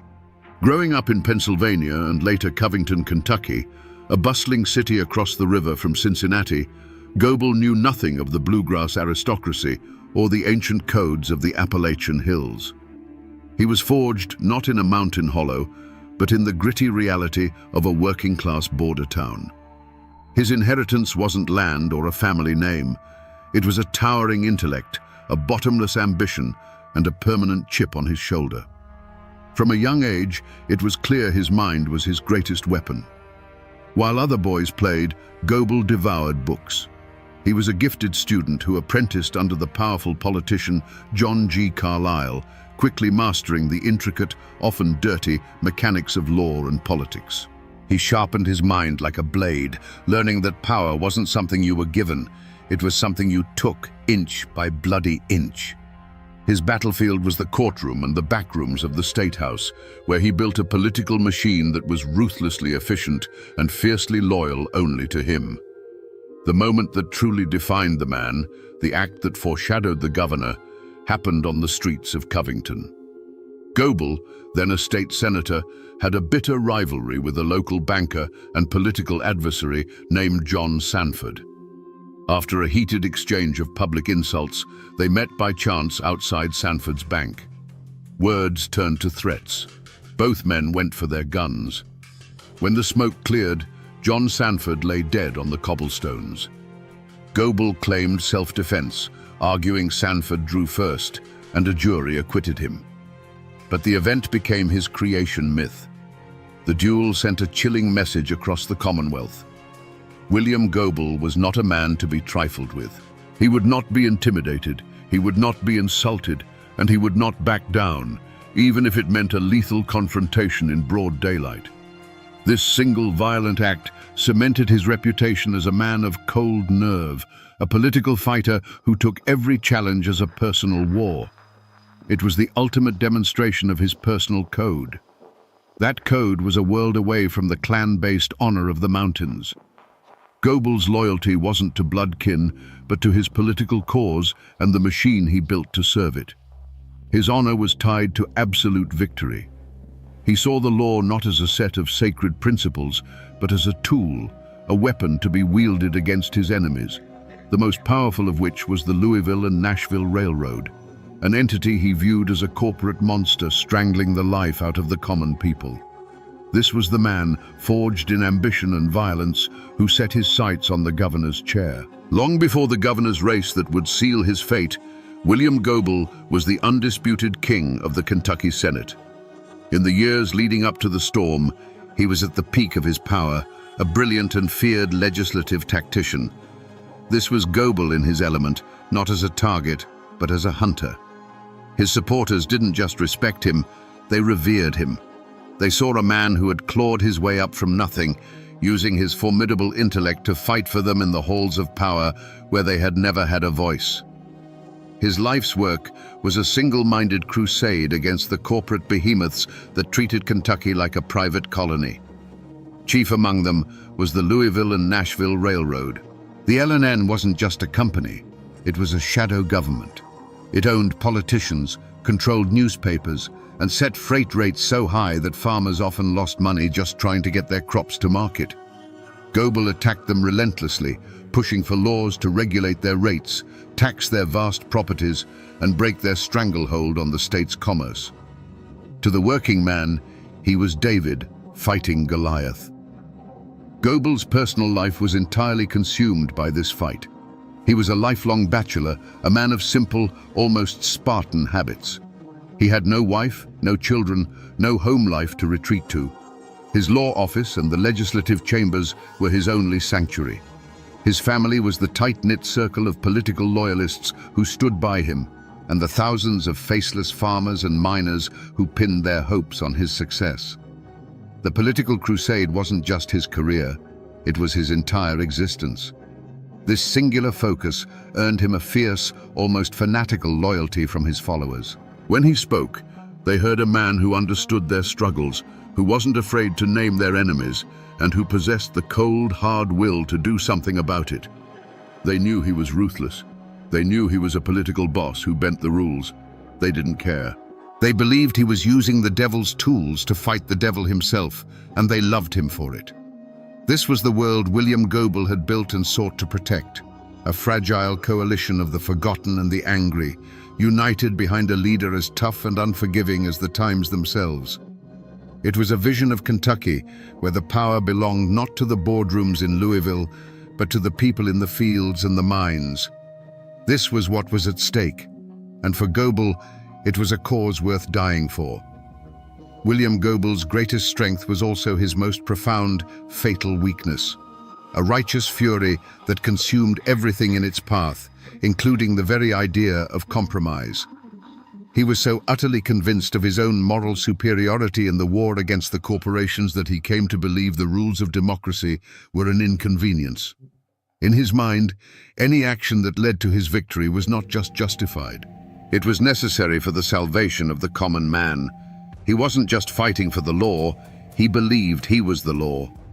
Nowhere was this flaw more apparent than in the creation of the infamous Goebel election law. This wasn't just a piece of legislation, it was a masterpiece of political warfare, as brilliant as it was corrupt. Pushed through the legislature by the sheer force of his will, the law created a state election commission, a three-man board controlled entirely by his own party, with the absolute power to review county returns, throw out votes, and certify the final winner. It was a legal mechanism for stealing an election, plain and simple. Republicans and even some of his fellow Democrats were aghast. They called it a license to steal, a force bill, an act of tyranny that destroyed the sanctity of the ballot box. But Goebel was deaf to their outrage. In his unbending self-righteousness, He saw their protests not as a legitimate defense of democracy, but as the desperate squeals of the corrupt establishment he was determined to crush. He couldn't see that in his quest to slay a monster, he was becoming one himself. This arrogance made him incredibly vulnerable. He saw his enemies as politicians and lawyers who could be beaten in a courtroom or outmaneuvered in the legislature. He failed to understand that by removing any possibility of a fair fight, he was changing the rules of the game entirely. He was backing men, hard men from the mountains who lived by a different code, into a corner where they felt their only recourse was not the ballot box, but the rifle. The Goebel election law was the ultimate act of pride, the crack in his armor that ran from top to bottom. It was a declaration that he could not and would not lose. By ensuring his own victory, he unknowingly wrote his own death warrant, creating a political powder keg and then daring his enemies to light the fuse. The gubernatorial election of 1899 was not a campaign. It was a contest of pure political bloodsport. The air across Kentucky was thick with accusations of bribery, voter intimidation, and outright fraud. And hanging over it all was the specter of the Goebel election law, a weapon waiting to be used. On election day, the Commonwealth held its breath. When the initial counts were tallied, a collective gasp went through the state. The Republican, William S. Taylor, had won by a razor-thin margin of just over 2,000 votes. For a man like William Goebel, this was not just a political defeat. It was a personal and unforgivable insult. He believed the mountain counties, the Republican strongholds, had stolen the election from him through widespread corruption. The people, in his view, had been tricked. But more importantly, his perfect system, his guaranteed path to victory, had been defied. The verdict of the voters was an affront to his entire crusade, and he would not accept it. His reaction was immediate and absolute. He did not hesitate. He did not concede. He declared war. Goebel immediately filed a formal contest of the election, turning the matter over to the very commission he had created. His political machine roared to life, preparing to use the full, crushing weight of the Goebel election law to invalidate just enough votes in Republican counties to reverse the outcome. To the Republicans, this was the ultimate betrayal of democracy. They had won the fight, and now Goebel was moving to steal the prize in broad daylight. This was the moment the conflict moved from the ballot box to the barrel of a gun. Enraged by Goebel's blatant attempt to overturn the election, Republican leaders sent out a call to arms. From the mountains of eastern Kentucky, a river of angry armed men began to flow towards Frankfort. These were not politicians. They were coal miners, farmers, and feudists, men with rifles on their shoulders and generations of distrust for the bluegrass Democrats in their hearts. They came by the trainload, over 1,000 strong, to make sure their governor, William Taylor, was inaugurated and that Goebel's commission did not dare to steal their victory. Frankfort was no longer a capital, it was a tinderbox. The State House grounds became an armed camp. The local militia was called in, but their loyalties were divided. Republican mountain men, bristling with Winchesters, faced off against Goebel's Democratic enforcers. The air crackled with tension. Goebel's refusal to accept defeat, driven by his unshakable self-righteousness, was the spark. The arrival of the mountain men was the powder. All that was needed now was for someone to strike the match. The city of Frankfort was no longer governing. It was holding its breath. The sight of armed mountain men on every corner was a warning more potent than any telegram. It was a physical manifestation of the state's rage, a clear signal that the political dispute was about to be settled by older, more brutal methods. The air itself was a warning, thick with the scent of coal smoke, cheap whiskey, and the metallic odor of impending violence. Any prudent man would have seen this and searched for an escape route. But William Goebel was not a prudent man. Even within his own party, whispers of caution turned into pleas. The old guard of the Democratic Party, men who had managed Kentucky politics for decades through careful compromise and backroom deals, were terrified. They saw Goebel's hardline stance not as strength, but as a form of madness that was about to tear the Commonwealth apart. They urged him to find a political solution, to let the courts decide, to offer some concession that would allow the armed men to go home. Goebel viewed their advice with contempt. He saw them as weak, as part of the very establishment that had allowed the railroads to grow so powerful in the first place. His own bodyguards, former lawmen chosen for their nerve and loyalty, begged him to take precautions. They saw the cold, hard looks in the eyes of the mountain men. They knew a dozen good places for an ambush between Goebel's hotel and the state capitol. They pleaded with him to vary his routine, to take a carriage, to stay indoors until the legislature had officially declared him governor. Goebel refused. To show fear in his mind was to show weakness. He would walk the same path to the capital every day in open defiance. It was a daily act of political theater, a silent declaration that he was not afraid of these railroad thugs. You have to understand, Goebel was so completely consumed by his crusade that he was blind to the nature of the threat. He saw the armed men not as a legitimate popular uprising, but as a rented army, paid for by the L&N Railroad. He believed they were bluffing, a show of force meant to intimidate him. He could not comprehend that for these men, this was not about money, it was about honor. They believed their votes had been stolen, their will had been spat upon, and they were prepared to kill and die to defend it. Every action he took pushed the situation closer to the brink. He pressed forward with the election contest, showing no signs of slowing down. He made public statements that were defiant and inflammatory, pouring fuel on an already raging fire. Each day that he walked, chin held high, past the glowering crowds of his armed enemies, he was rejecting another chance for peace. He was making his choice over and over again. With every warning ignored and every offer of caution rebuffed, the path narrowed.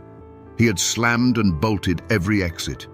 The political machinery for overturning the election ground forward, and in response, the informal machinery of mountain justice began to grind as well. A violent outcome was no longer a possibility. It was an appointment William Goebel was striding with grim determination to keep. On the night of January 29, 1900, Frankfort was a city holding its breath in the dark. The state teetered on the precipice of civil war. It was on this night, in the tense quiet of his room at the Capitol Hotel, that William Goebel was presented with one last, clear chance to walk away from the abyss. The offer came not from his enemies, but from his oldest friends, the seasoned Democratic leaders who now saw the abyss yawning before them. They came to him not as politicians, but as men pleading for the life of a friend and the soul of their state. They laid out a compromise, a final, desperate off-ramp. They would broker a deal with the Republican leadership. Both Goebel and Taylor would stand down, and a new, fair election would be held under the supervision of a neutral committee. It was a path back from the brink, a way to let the armed men go home and settle the matter with ballots, not bullets. It would cost Goebel the governor's chair for now, but it would save his life. For a long moment, the fate of Kentucky hung in the air of that smoke-filled room. You can just imagine the scene, the earnest, fearful faces of his allies, the muffled sounds of the armed camp outside, and William Goebel, silent, listening. This was his final crossroads. He could accept the compromise, live to fight another day, and pull his state back from the edge of chaos. He could choose life, or he could choose his crusade. But to William Goebel, compromise was just a prettier word for surrender. In his mind, to accept their offer was to admit that the L&N Railroad's army of thugs could stare down the will of the people and win. It was a betrayal of every farmer, every miner, every forgotten man who had placed his faith in him. A cold fire burned in his eyes. He cut his friends off with a sharp wave of his hand and gave them his answer. He would not back down. The election contest would proceed. He would be governor. And in that moment, in that quiet hotel room, the decision was made. He consciously and deliberately rejected the final offer of peace. His friends left his room that night with the heavy hearts of men who had just left awake. William Goebel stood alone, looking out his window toward the darkened dome of the old state capitol. He had an appointment to keep with destiny, and William Goebel was not a man to be late. The morning of January 30th was bitter cold. A thin blanket of snow covered Frankfurt, muffling the sounds of the city and painting the world in shades of grey and white. William Goebel buttoned his overcoat and stepped out into the frigid air. As always, 2 bodyguards fell into step beside him. It was a short walk from his hotel to the old state capitol, a walk he had made countless times, a walk that had become a daily act of defiance against the armed men who watched him from every corner. He was not thinking about rifles. He was thinking about victory. The legislature was set to meet that day, and he knew he had the votes. The long, brutal fight was almost over. The world around him seemed to fade into a blur of grim-faced men in wool coats and slouch hats. Their glares were meaningless. He was a creature of the law, of legislative maneuvering, of the backroom deal. The raw, physical threat of these mountain men felt primitive, almost irrelevant, to the game he was about to win. As he approached the Capitol grounds, the familiar crunch of his boots on the snow-covered path was the only sound in his world. He walked past the iron fountain, its water frozen into a silent sculpture. The grey limestone facade of the Capitol building loomed before him, the symbol of the prize he had fought for his entire life. The world narrowed to that single point, that doorway through which he would walk in a matter of hours as the rightful governor of Kentucky. Then a sound, sharp and violent, split the winter air. It wasn't the sound of an argument or a carriage backfiring. It was a single, dry crack, like a massive tree branch snapping in the frozen woods. It was a sound of finality. For an instant, William Goebel felt nothing. Then a giant, invisible hand seemed to slam into his chest, stealing his breath and knocking him from his feet. The world pitched sideways, the grey sky and the stone capitol swapping places. He was on the ground, the impossible cold of the snow soaking through his coat, a white-hot fire spreading through his body. He looked up, his mind struggling to understand what had just happened. Confusion gave way to a strange, chilling clarity. He saw the panicked faces of his bodyguards leaning over him. He could hear shouting now, a chaos of running feet and horrified screams erupting around him. He knew, in that moment, that the game was over. The rules had been changed. As his friends knelt by his side, he is said to have summoned his last reserve of strength, forcing out the words that would become his own epitaph. "Tell my friends to be brave and fearless and loyal to the common people." The echo of the rifle shot faded, leaving behind it a new and terrible silence. The political argument that had torn Kentucky apart for months was suddenly, permanently over. A single, unseen finger had pulled a trigger, and in the space of a heartbeat had plunged a commonwealth into darkness. Panic seized the capital. The single shot had shattered the fragile truce, and in its place was pure chaos. Goebel's allies, their faces masks of fury and disbelief, swarmed around their fallen leader. They lifted his bleeding body from the frozen ground and carried him, not to a hospital, but back to the Capitol Hotel. The hotel, which had been his political headquarters, was about to become his death chamber, his hospital, and, for a few fleeting days, the governor's mansion. Inside, as doctors worked frantically to save him, Goebel drifted in and out of consciousness. The bullet had torn through his lung, and every breath was an agony. But in the moments of lucidity, his state of mind was not one of regret or fear.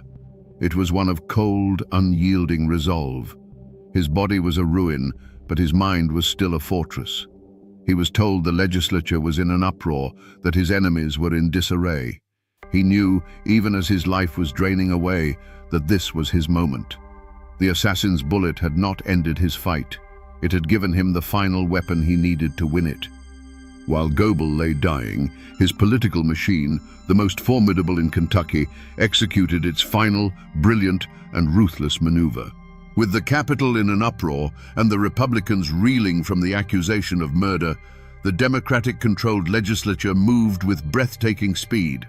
They met in a chaotic session, officially invalidated the election results from the mountain counties, and declared William Goebel the rightful governor of the Commonwealth of Kentucky. And so, in one of the most surreal and desperate acts in American political history, the Chief Justice of the Kentucky Supreme Court was rushed to Goebel's bedside. In that hotel room, heavy with the smell of chloroform and fear, surrounded by his weeping allies, the dying man raised his right hand. He swore the oath of office, his voice a ragged whisper. For 3 agonizing days, a ghost governed Kentucky from a deathbed. His first and only act was to sign an order disbanding the state militia that protected his rival. On February the 3rd, 1900, the fight finally went out of him. The end of his road had come. William Goebel, the 34th governor of Kentucky, was dead. His war, however, was just beginning. The shot that killed William Goebel did not bring peace. It unleashed a plague. His death was not the end of a war, but the beginning of a long and bitter occupation of the soul of Kentucky.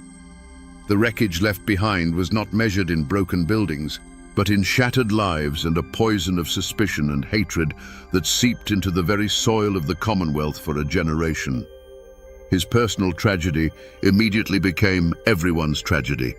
For his political allies, victory was a poisoned chalice. His lieutenant governor, J.C.W. Beckham, now sat in the governor's chair, but the office was haunted. They had won power, but it was power consecrated in blood, and now they were bound by a sacred duty to avenge their fallen leader. This quest for vengeance would consume them, turning the machinery of justice into an instrument of political retribution and ensuring the wounds would never be allowed to heal.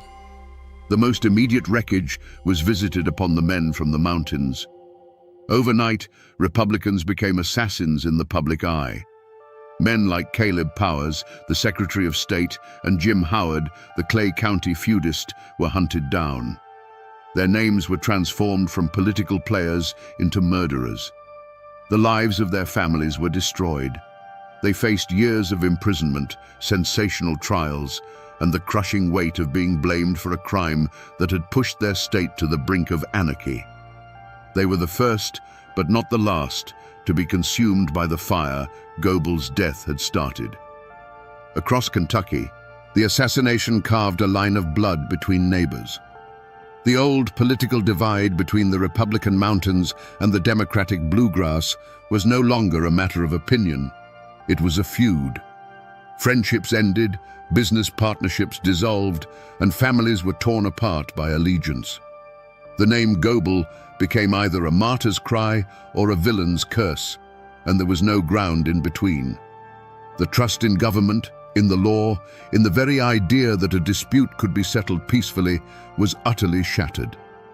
William Goebel, the lifelong bachelor, had no children to mourn him, but in a way he left behind thousands of orphans, the common people he championed. Their great hero was gone, and in his place was a legacy of division and a cycle of vengeance that did nothing to ease their poverty or break the power of the railroads. The bullet that struck him down had ricocheted through the entire state, and its final victims were the very people he had sworn to protect. The law that came for the accused killers of William Goebel was not a blindfolded goddess holding a set of scales. It was a vengeful spirit, cloaked in the robes of the state and armed with a prosecutor's fury. The series of trials that followed were not a search for truth. They were the final battle of the Goebel War, fought in a courtroom instead of on the street. The main targets were dragged from the mountains and into a world they did not understand. Caleb Powers, the Republican Secretary of State, branded the mastermind, and James Howard, the feudist from Clay County, accused of being the man who pulled the trigger. This was the heart of the conflict, a clash of two irreconcilable worlds. You have to picture it. A man like Jim Howard, a product of the Clay County feuds where disputes were settled face-to-face with a revolver, being tried by the complex machinery of state law. The prosecution painted him as a cold-blooded assassin, a hired gun. But to men who lived by the mountain code, assassination was a coward's work. The code demanded you look your enemy in the eye. The idea of shooting a man in the back from a hidden window was not just a crime, it was a profound dishonor, a stain on a man's name worse than death itself.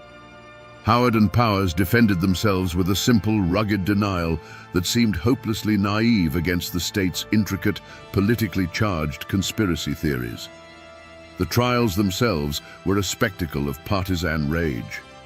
The new Democratic administration, led by Goebel's successor, oversaw the prosecution. Juries were packed with loyal Democrats. Testimony was coerced, witnesses were intimidated, and evidence seemed to materialize from thin air.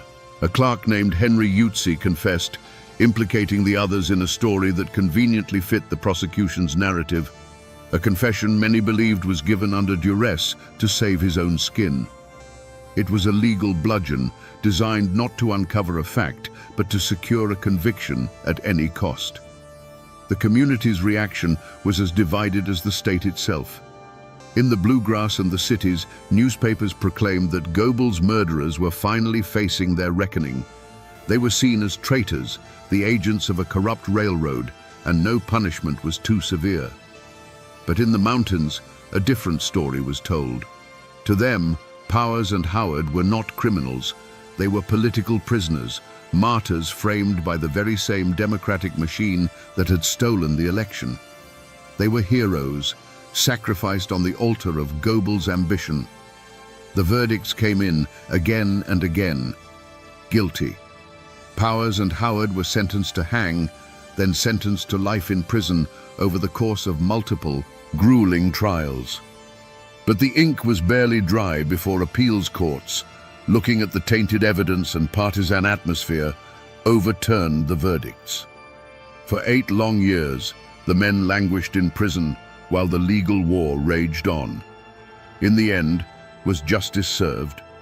Not even close. The trials did not deliver clarity. They only cemented the divisions. They were a legal feud, as bitter and personal as any fought with rifles in the hills of eastern Kentucky. The final judgment came not from a jury, but from a Republican governor who, years later, pardoned the last of the men still in prison. The law had failed. It had picked its villains, held its show trials, and ultimately had let the true killer of William Goebel remain a ghost. So what became of the men who stood against William Goebel? If this were a simple story, his death would have meant their victory. But in the tangled, bloody history of Kentucky, there are no clean endings.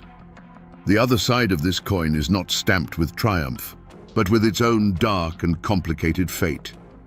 Consider William S. Taylor, the Republican who won the election only to have it stolen from him. Did he rise to power over his rival's grave? No. He became a man without a country. Implicated in the assassination plot and facing indictment by a vengeful Democratic administration, Governor Taylor was forced to flee. He escaped across the river into Indiana, a political exile, never to set foot in his home state again. He lived out the rest of his days as an insurance lawyer in Indianapolis, a man who won an election and lost everything. And what of the true antagonist, the shadow government that Goebel had dedicated his life to fighting? The L&N Railroad had seemingly won the ultimate victory. Their most dangerous and implacable enemy was gone, silenced forever. But the ghost of William Goebel proved to be a more formidable foe than the man ever was. His assassination transformed him from a ruthless politician into a populist martyr. His name became a holy word, a rallying cry for the very reforms he had championed. The movement he started didn't die with him. It was consecrated by his blood, and the fight against the railroad monopolies continued with a religious fervor for years to come. In the end, no one truly won. The men accused of the murder saw their lives shattered. The governor who defeated Goebel at the polls died in exile, and the corporation that wanted him gone created a legend that would haunt them for a generation. The other side of the coin, it turns out, was just as cursed. In the years that followed, Kentucky did not so much heal as it learned to live with a festering wound. The aftermath of the assassination was not a period of reconciliation, but one of grim consolidation. William Goebel left behind no wife or children, but he did have descendants of another kind, the political machine he built and the cause he embodied. His hand-picked successor, J.C.W. Beckham, rode a wave of public sympathy and righteous anger, establishing a democratic dynasty that would dominate Kentucky politics for decades. The Goebel Democrats, once the insurgents, now became the establishment, their power cemented by the blood of their martyr. For the families of the accused, the legacy was a curse. Even after the eventual pardons, the names of Powers and Howard were forever stained. Their children and grandchildren grew up in the long, cold shadow of the gallows, marked as the kin of assassins. They lived under a cloud of suspicion and shame, a constant, unspoken reminder of the state's darkest hour. For them, the trials never truly ended. They simply became a life sentence of inherited infamy, a ghost they could never escape. The community of Frankfort and Kentucky as a whole rebuilt itself by choosing to forget. A great, unspoken pact of silence descended upon the state. The assassination was too traumatic, the divisions too deep, the truth too murky. To speak of it was to risk reopening the wound, to reignite the hatreds that had almost plunged the Commonwealth into civil war. So they buried it. The story became a dark whisper, a piece of forbidden history passed down in hushed tones, a communal trauma hidden beneath a blanket of polite, desperate silence. But beneath that silence, the power dynamics of the state had been fundamentally and irrevocably altered. The Republican Party in Kentucky was crippled, branded as the party of murderers, a stigma that would take them more than a generation to overcome. And ironically, the L&N Railroad, the great corporate beast Goebel had fought, found itself facing a far more hostile world. Goebel the man could be beaten, but Goebel the martyr was invincible. His death had galvanized the public against corporate overreach in a way his political maneuvering never could. The fall of the man had ensured the rise of his cause. If you walk the grounds of the old state capitol in Frankfort today, you can still feel the chill of that January morning. A bronze plaque marks the very spot where William Goebel fell, a silent testament to the moment Kentucky's history was violently broken. You can look across the lawn to the old state annex building, to the third-floor window from which the fatal shot was fired, and feel a shiver crawl down your spine. The buildings are now museums, but on that patch of ground, the past is not past.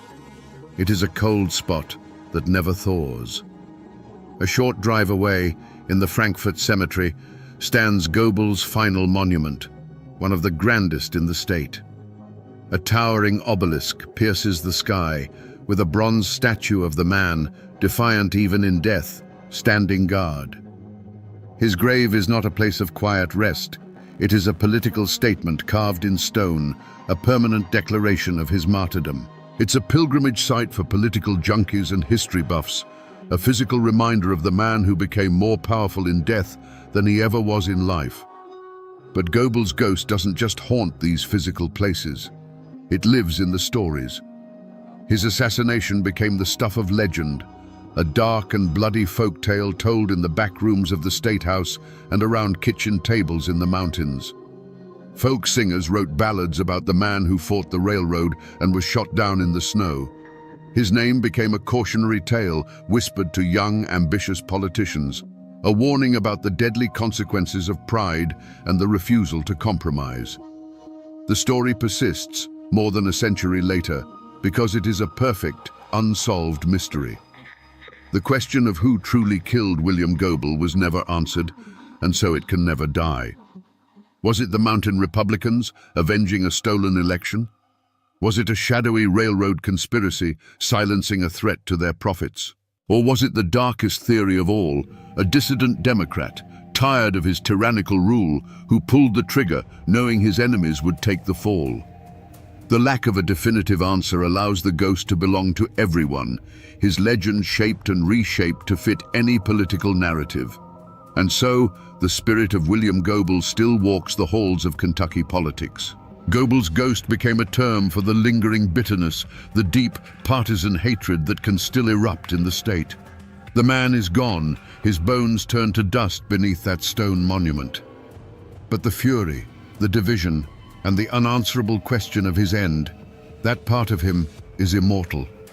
It haunts the Commonwealth, a permanent echo of a single rifle shot on a cold winter morning. So, we come back to the question we asked at the very beginning, standing over the ghost of a man shot down in the snow. Was William Gobel a hero or a villain, a martyr or a tyrant? The hard truth, the one that a century of dust and argument has left us with, is that he was both. He was a man who saw a great evil, the unchecked power of corporations strangling the life from his state, and he chose to fight it with a fire so fierce it consumed everything, including himself and the very democratic principles he claimed to defend. In the end, this isn't just the story of a political assassination.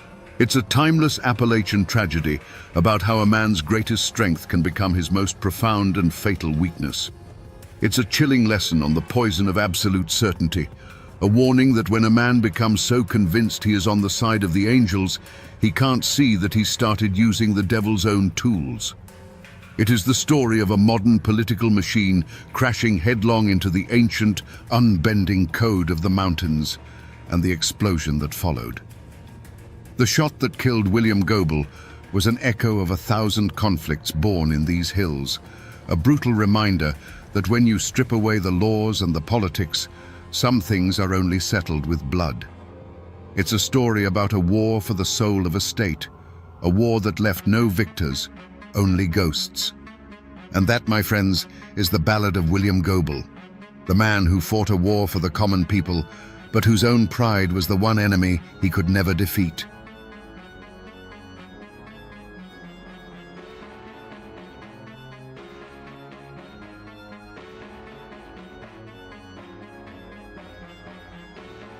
Him standing on the banks of a slow-moving creek in the heart of Clay County, Kentucky.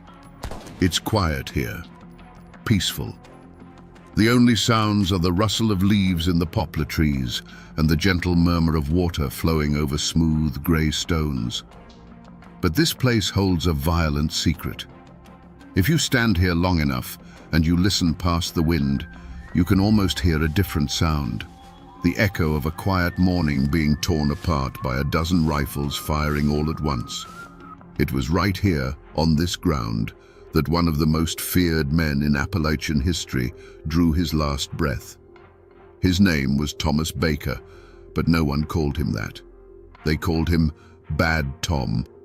For years, he was a ghost in these hills, a peerless marksman who seemed untouchable. Today, we're going to piece together the lost story of how a man like that ended up here, ambushed and alone, with nothing in his hand but a bar of soap. We're here to listen to the whispers from the past. To understand the man, you have to understand the world that forged him. Let's wind the clock back, long before that morning at the creek, to the years after the Civil War. Clay County wasn't a peaceful place then. It was a hornet's nest. The war between the states hadn't washed this land clean. It had just given old grudges a new flag to hide behind. Neighbor had fought neighbor in brutal guerrilla bands, and when the official armies went home, the bitterness remained, thick and suffocating as the summer fog in these hollows. In this world, the law from the state capital was a distant rumor. The real law was kinship. Your family name was your shield, your jury, and your executioner. A man's honor wasn't just a word. It was the most valuable thing he owned, and an insult was a debt that could only be paid in blood. This was a land of hard men, where disputes were settled not with lawsuits, but with long rifles and steady hands. At the center of this world stood the Howard clan. They were a powerful family, deeply rooted in the soil of Clay County, their influence tied to the wealth of the Goose Creek salt works. They were proud, numerous, and saw themselves as the rightful leaders of the region. They were men who expected respect and were quick to answer any perceived challenge to their authority. To them, the county had a natural order, and they were at the top of it. And then there was Thomas Baker. He was a different kind of force, a Union veteran who had walked through the fire of the war and come out the other side harder than mountain stone. He wasn't loud or boastful. He was a man of few words, with what people called a cold, glittering eye that seemed to look right through you. He was a hunter, and his time in the army had perfected his aim to a terrifying degree. He moved with a quiet confidence that some saw as arrogance, a challenge to the old ways. You could feel the tension crackle in the air on court days in Manchester. The Howards and their kin would stand on one side of the dusty street, and Tom Baker and his family would stand on the other. They were like two storm fronts gathering on opposite sides of a valley, dark and heavy with unspoken threats. Everyone knew it wasn't a matter of if the storm would break, but when. All it would take was a single spark to ignite an inferno that would consume them all. Feuds like this don't just appear out of thin air. They start with a single moment, a single choice. But the real reason, the human reason, often gets buried under decades of hearsay and legend. To find the truth, you have to dig. So I went to the local archives, to the place where old stories go to be forgotten, and I started scrolling through the ghosts of old newspapers on a dusty microfilm reader. After hours of searching, I found it. It's not much to look at. A faded column in an 1888 edition of a local paper, the text blurry at the edges. The headline is simple, almost sterile. Man shot and killed at logging camp. There's no picture, just a few short paragraphs. But this small, forgotten piece of newsprint is the Rosetta Stone of the Baker-Howard feud. The article reports that a man named Abner Eversole was killed by Thomas Baker following a dispute. It mentions cards and it mentions liquor. But the key detail, the one that tells you this wasn't just some drunken brawl, is Eversole's family name. He was a Howard kinsman. This wasn't a murder, it was an assassination. This small article is the official declaration of war, printed in black and white for all the world to see. But this yellowed paper, for all its facts, leaves the most important question unanswered. It tells us what happened, but it doesn't tell us why. What was the argument really about? The paper just says a dispute, but a dispute doesn't start a war that will last for over a decade and claim dozens of lives. To find that answer, we have to go back to the logging camp itself and listen to what the official record left out. Let's travel back to that logging camp in 1888. Picture a rough-hewn bunkhouse, smelling of pine sap, sweat, and cheap whiskey. A game of cards is underway by lantern light, a circle of hard men who worked with their hands all day and gambled with their pay at night. On one side of the table sat Tom Baker, on the other, Abner Eversole and a few of his Howard cousins. The air was already thick with a tension that had little to do with the cards being dealt. The game got heated, as it always did when liquor and pride were on the table. An argument started over a disputed pot. Eversole, maybe feeling brave with his kinsman beside him, pointed a finger at Baker and accused him of cheating. The other men fell silent. It was a dangerous accusation to level against any man in that camp, but to say it to Tom Baker was like throwing a lit match into a barrel of gunpowder. But it wasn't just about the cards. A darker rumor had been festering in the county for weeks, a whisper that Tom Baker had stolen a pig from a Howard family homestead. In a place where livestock was a family's wealth and a man's reputation was everything, this was the gravest of insults. It branded him a common thief. And now, in the middle of the tense bunkhouse, Eversole made the fatal mistake of saying the quiet part out loud. He threw the accusation of the stolen pig right in Baker's face. The room went dead still. This was the moment, the point of no return. Tom Baker didn't shout. He didn't curse. He simply pushed his chair back and stood up. In a voice that was low and steady, a voice colder than a winter creek, he looked Eversole in the eye, denied the charge, and demanded he take it back. For a long second, Abner Eversole had a choice: swallow his pride and live, or stand his ground and die. Emboldened by his friends and the whiskey burning in his gut, he made his choice. He refused to apologize, and his hand went for the pistol at his belt. He never cleared the holster. Baker's draw was a single fluid motion, a flash of steel and a deafening roar that shook the tiny bunkhouse. Abner Eversole crumpled to the floor. The card game was over, and the story behind that brief newspaper article was written in blood. Paper records and newspaper clippings can only tell you so much. They give you the bones of a story, but not the heart. To find that, you have to talk to the people who carry the story in their blood. I found James Baker sitting on the front porch of his small house, tucked away on a ridge overlooking the same hills his infamous ancestor once roamed. He's a man in his 80s now, with his great-grandfather's clear, steady eyes and hands weathered by a lifetime of working this land. He offered me a seat and listened patiently as I explained what I was doing. He'd heard it all before, from reporters, from authors, from curious outsiders. He nodded slowly, a tired smile playing on his lips. "You've been reading the books," he said, his voice a low Appalachian drawl. "They all talk about a stolen pig. They make my great-grandfather out to be a common thief who killed a man over a card game. That's the story the Howards wanted everyone to believe. It's cleaner that way." Then he leaned forward in his rocking chair, his eyes locking onto mine with an intensity that spanned a century. "But the story my father told me, the one his father told him, is different. There was no stolen pig. That was a lie, a slander cooked up by the Howards because Tom was becoming too well respected, and they couldn't stand it. They wanted to tear down his name. My great-grandfather," he continued, his voice dropping, "was not a man who started fights, but he was damn sure a man who finished them. In that logging camp, Abner Eversole didn't just accuse him of stealing.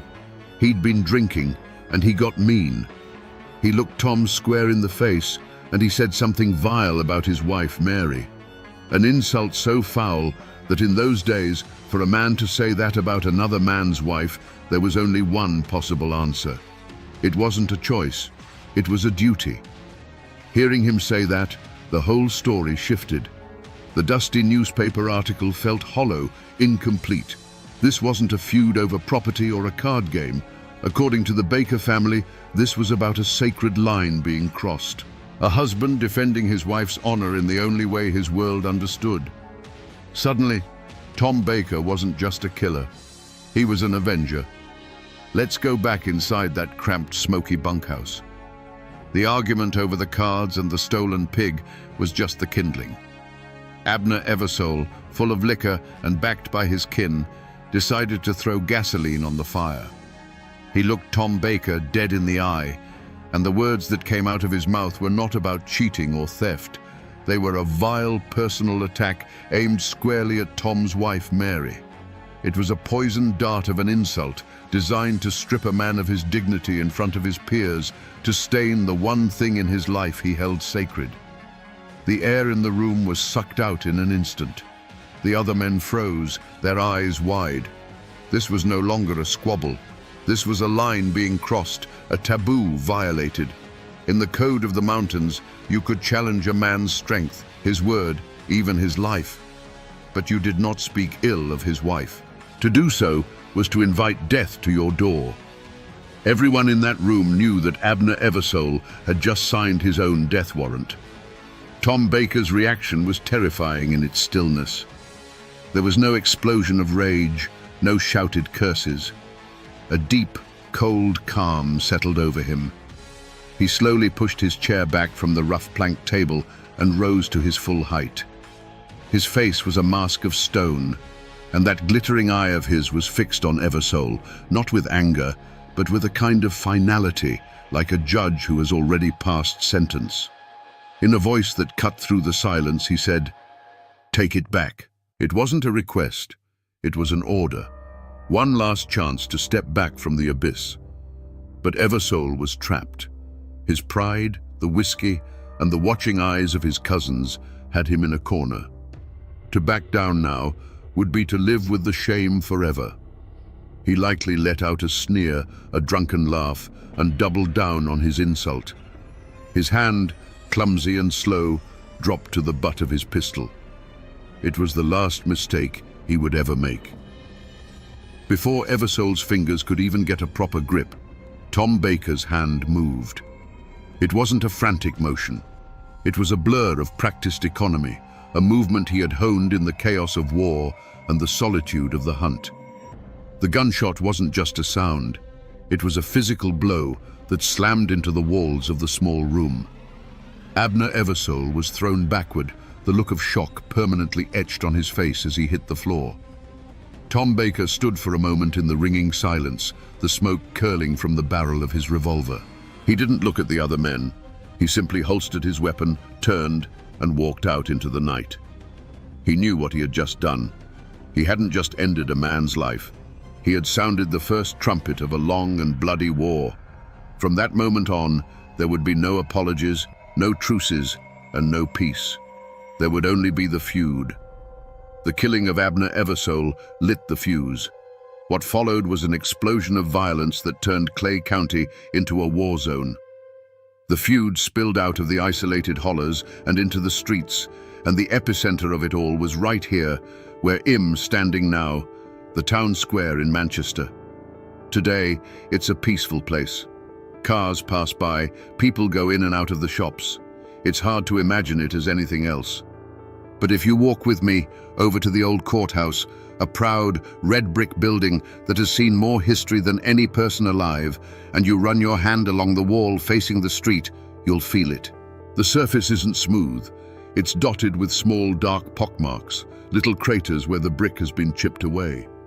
Most people probably walk past these scars every day and never give them a second thought. But these aren't from weather or age. Right here. This is where it happened. Each of these marks is a silent testament to the chaos, a bullet hole left from a day when this town square was a free fire zone. This place, the very symbol of law and order in the county, became a hunting ground. The courthouse steps were turned into a fortress, and men used wagons and street corners as cover while they waged their private war in public, with no regard for who was caught in the crossfire. We're about to go back to one of those days, to a moment when the gunfire was so intense its echoes are still trapped in this very brick. Imagine a stiflingly hot court day in Manchester. The town square is crowded, but it's a tense, watchful crowd. The unwritten rule on these days was that the town itself was neutral ground, but nobody believed it. Men with rifles leaned against porch posts, their eyes never still. The Bakers and their allies gathered near the livery stable. The Howards and their faction stood in a tight knot on the courthouse steps, a clear claim to the seat of power. It was a powder keg waiting for a spark. The spark came in the most ordinary way. A Howard man coming down the steps bumped hard into a Baker cousin going up. Words were exchanged, a curse muttered under the breath.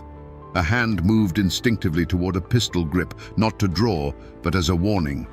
It was a fatal gesture. A sharp crack echoed off the brick facade, and the first man stumbled backward, a look of disbelief on his face. In a heartbeat, the square erupted. It wasn't a battle, it was a maelstrom of chaos, the deep boom of rifles mixed with the sharp bark of revolvers. Men who had been neighbors dove for cover behind horse troughs and wooden wagons, which offered little protection. Wood splintered, and the high-pitched whine of ricochets filled the air. Puffs of red dust exploded from the courthouse wall as stray bullets found their mark, carving the very scars we can still see today. The air grew thick with the acrid smell of burnt gunpowder and fear. From the center of it all, Wilson Howard, the patriarch of his clan, tried to bring order to the chaos, shouting directions to his men. He was a commanding figure, a rock in the middle of a violent storm. He stood his ground, a symbol of his family's defiance and power, directing the fire from the top of the stone steps. It made him a leader. It also made him a target. Across the square, from the relative safety of a doorway, Tom Baker raised his long rifle. He was not a man for chaotic firefights. He was a hunter, a marksman. For him, this wasn't a brawl. It was a series of calculations. He rested the barrel, took a breath to steady his hands, and squeezed the trigger. There was no wasted motion. A single, heavier crack cut through the din. Wilson Howard, who a moment before had been a pillar of command, suddenly stiffened. His rifle slipped from his grasp, clattering on the stone steps. He didn't cry out. He simply looked down at his own chest with a look of profound surprise before he folded, collapsing in a heap at the feet of his kin. The sight of their fallen leader broke the Howards' charge. A stunned silence fell over their side of the fight. The firing sputtered and died out as they rushed to drag his body out of the line of fire, their retreat a panicked scramble. The Bakers held their ground, watching them go. The fight was over as suddenly as it had begun. All that was left was the thick blue haze of smoke hanging in the silent air, the glint of brass casings on the dusty ground, and the new dark holes in the courthouse wall. After a storm of violence like the one that swept through Manchester, the official machinery of the law begins to grind, slowly and often ineffectively. And it leaves behind a paper trail. I'm holding a copy of the coroner's inquest into the death of Wilson Howard. It's a formal document, written in a looping bureaucratic script that tries to impose order on a day of pure chaos. You read through the dry, legalistic language, and it feels like it's describing a different event entirely. It lists the deceased, Wilson Howard. It notes the location, the town square. Then you get to the most important part, the cause of death. It simply says, "Deceased came to his end by means of a gunshot wound." That's it. A few simple words to sanitize a brutal public execution. There's no mention of the dozens of other shots fired, of the terror, of the fact that the town's main street was turned into a battlefield. Then you look at the indictments that were handed down by the grand jury in the following weeks. And there, among a list of names from the Baker clan, is the one that mattered most. Thomas Baker. On this piece of paper, he's just another name, a defendant in a murder case. The document doesn't tell you that he was a legend, that his single calculated shot had decapitated the rival clan in broad daylight. It reduces the most dramatic moment of the entire feud to a line of ink on a page. This is the official truth, the version of the story that's written down in the county archives. But it's a sterile, bloodless truth. It's a lie by omission. Because in the mountains of Clay County, an indictment from a courthouse in Manchester was one thing. Getting a man like Tom Baker to stand for trial was another thing entirely. The law had pointed its finger at him, and now it had to come into the hills and get him. That piece of paper, the indictment, was a challenge. And so the law, slow and uncertain, sent a posse into the hills to retrieve Tom Baker. But this was not their world. They were men of the town, sent into a labyrinth of creeks and hollers where every tree could hide a rifleman and every shadow felt like a threat. They were hunting a legend in his own kingdom, and they knew it. Tom Baker wasn't hiding. He was simply gone, absorbed back into the landscape that had made him. The posse would ride for days, finding nothing but cold campfires and tracks that vanished on stony ground. The locals they questioned would meet their eyes with a vacant, unhelpful stare. No one had seen Tom Baker. No one knew anything. But the posse felt his presence everywhere. They felt it in the snap of a twig in the woods just beyond their camp at night, in the unnerving silence of the forest. They weren't the hunters here. They were the hunted, trespassing in a land that answered to a different authority. The manhunt was a failure before it even began. Then, just as the law was about to give up, Tom Baker did the last thing anyone expected. He walked out of the hills on his own. He strode into the center of Manchester, his rifle held loosely in the crook of his arm, and turned himself in to the sheriff. It wasn't a surrender, it was a strategic move. He knew he couldn't be caught, but living as a fugitive put his family in constant danger. By facing the court, he was taking control of the narrative, daring the system to try and hold him. The trial was a spectacle of fear. The small courthouse was packed, but it was divided down the middle like a church at a funeral. On one side sat the Baker clan, their faces hard and unreadable, their hands never far from the pistols concealed beneath their coats. On the other side sat the Howards, their eyes burning with a cold fire of hatred and grief. Between them sat a terrified judge and a jury of 12 local men who knew with absolute certainty that their decision would have consequences far beyond the courtroom walls. Witnesses mumbled, their memories suddenly foggy. Evidence seemed to disappear. The prosecution's case, so clear on paper, began to fall apart under the crushing weight of unspoken threats. The jury didn't deliberate for long. They were farmers and merchants, not martyrs. They had to live in this county. When they filed back in, the foreman wouldn't look at the Howard family. In a quiet, nervous voice, he delivered the verdict: not guilty. The shooting of Wilson Howard was ruled an act of self-defense. A low murmur went through the room. Tom Baker stood, nodded once to the jury, and walked out of the courthouse a free man, his legal innocence now as much a part of his legend as his marksmanship. The Howards were left with nothing but rage. The law had failed them. Their patriarch was dead, and his killer had walked away without consequence. They knew then that if they wanted justice, they would have to get it themselves, not with indictments, but with bullets. Every story eventually ends in the same place. I'm standing in a quiet cemetery on a hillside just outside Manchester. The wind whispers through the cedar trees, and the old tombstones lean at odd angles, their inscriptions softened and blurred by a century of rain and sun. This is where the old names of Clay County come to rest. The names of farmers, merchants, mothers, children, and the names of feuding warriors. Over here, beneath a thick, respectable slab of granite, lies Wilson Howard.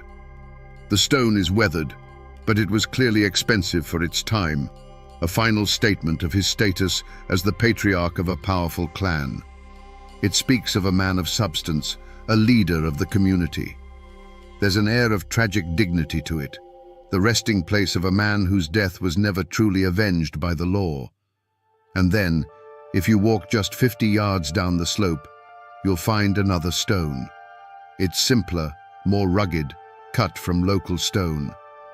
The name carved into it is clear and deep: Thomas Baker, 1845 to 1899. Seeing them here so close together is a profound and bitter irony. They lie just 100 yards apart now, these mortal enemies, closer in death than they ever were in life. They fought a war for control of these hills, and in the end, they each got a small, quiet piece of them forever. But standing here, looking at Tom Baker's grave, a critical question hangs in the air. The trial for Wilson Howard's death was years before 1899. He walked out of that courthouse a free man, legally untouchable. So why is this his final resting place? What happened in those intervening years that drove the Howards' hatred to a point where a courtroom acquittal meant nothing, and the only verdict they would accept was one delivered from the barrel of a gun? Tom Baker walked out of that courthouse a free man, but he wasn't free. The verdict was just a piece of paper. The real sentence had been passed in the hearts of the Howard family. For them, the trial wasn't an acquittal. It was a final, bitter confirmation that the law of the state was useless. Their patriarch was gone, and the man who killed him now walked the streets of Manchester with the government's blessing. Their rage didn't cool. It settled into something harder and colder, a patient hatred that would wait years for its moment. The feud entered a new grinding phase. It was no longer a war of open battles in the town square, but a war of shadows. The Howards set ambushes for Tom, but he seemed to possess a sixth sense for danger, an almost animal instinct that would make him change his path at the last second or melt back into the woods just as a trap was about to be sprung. His legend grew even larger. They said he was protected by something unnatural, that he had made a pact with the devil. But the truth was likely simpler. He was a man who had survived a war, and he knew how to live as if death was always a single step behind him. But even the most vigilant man can be worn down by time. The years passed. The open violence subsided into a tense, watchful peace. Tom Baker was still the most feared man in Clay County, but he was also a man trying to live a life. He had a home, he had a family, he was getting older. The constant threat became a part of the background noise of his life, a danger so familiar that it almost ceased to feel like danger at all. Perhaps he began to believe the worst was over, that the Howards, having failed so many times, had finally accepted that he was untouchable. He started to fall into routines, the small, daily habits that make up a normal life. And one of those routines was to walk down the familiar path from his cabin each morning to the creek, to wash the sleep from his eyes in the cool, clear water. It was a small act of peace in a life defined by violence. It was this routine, this small piece of normal life he reclaimed for himself, that would ultimately be his undoing. The Howards were watching, and they were patient. Even now, more than a century after the last shot was fired, the story of this feud is a living thing in Clay County. And like any living thing, it changes depending on the light you see it in.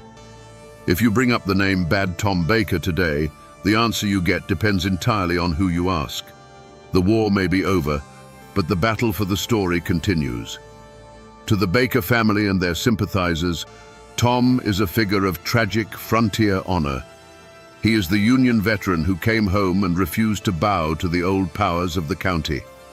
He was a man who defended his wife's honor, who killed Wilson Howard in self-defense during a chaotic firefight, and who was ultimately the victim of a coward's ambush, shot down when he was unarmed and vulnerable. In their story, he is a folk hero, a testament to the mountain spirit of defiance. But if you talk to those whose families were allied with the Howards, you hear a much darker tale.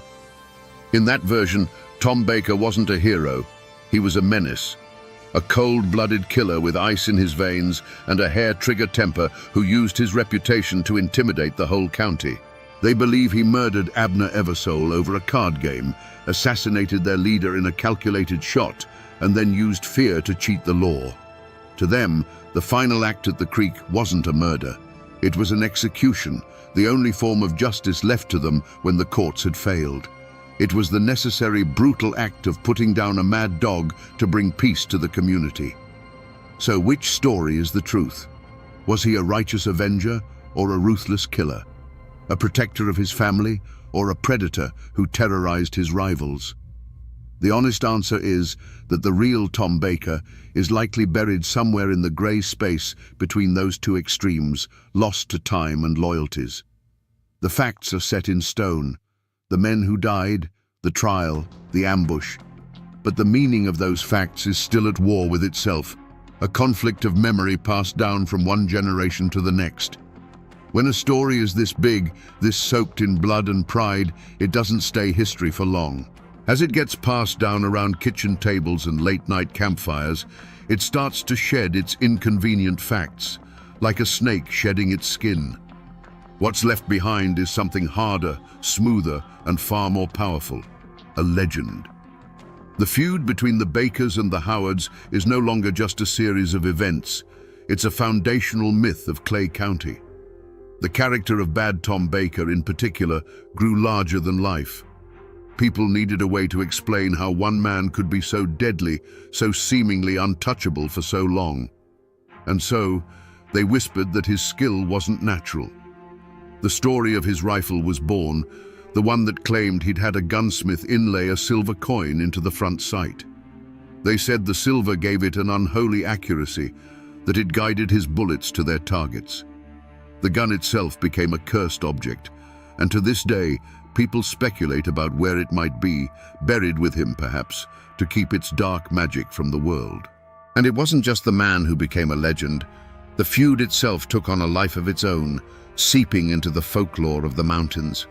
A dark superstition took root in the community, a whisper that before every killing, a hoot owl would cry near the victim's cabin the night before. People claimed it was a death omen, the voice of the mountains themselves passing judgment. It was the community's way of processing the relentless, unpredictable violence by turning it into a supernatural force, a dark fate that could be read in the signs and sounds of the night. These tales are how a community makes sense of a trauma it can't forget. They are the final stage of a story's life, the moment it dissolves from hard history into the misty realm of legend. They serve as a warning, a ghost story to tell children about the price of pride and the darkness that can rise up between neighbors. The facts may fade, but the legend of Bad Tom Baker, his silver-sighted rifle, and the crying owl of death still haunts these hills. And so, we find ourselves back where we started, on the banks of this quiet creek. The water still murmurs over these smooth grey stones, just as it did on that morning in 1899. But the silence here feels different now. It's heavier.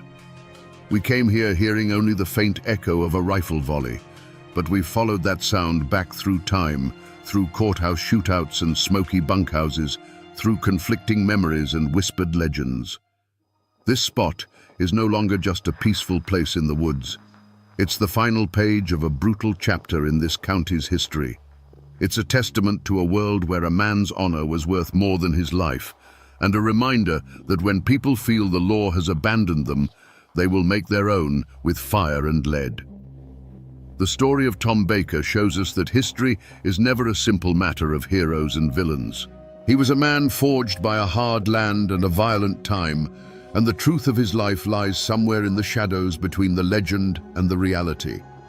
So the next time you pass a forgotten ruin on a lonely road, or a simple weathered tombstone on a quiet hillside, remember this place. Remember that it's not just a collection of stones or a patch of earth. It's a library filled with stories of love, loss, and the terrible choices that can define a generation. You just have to be willing to stop and to listen to the whispers. The people are gone, the guns are silent, but the story remains.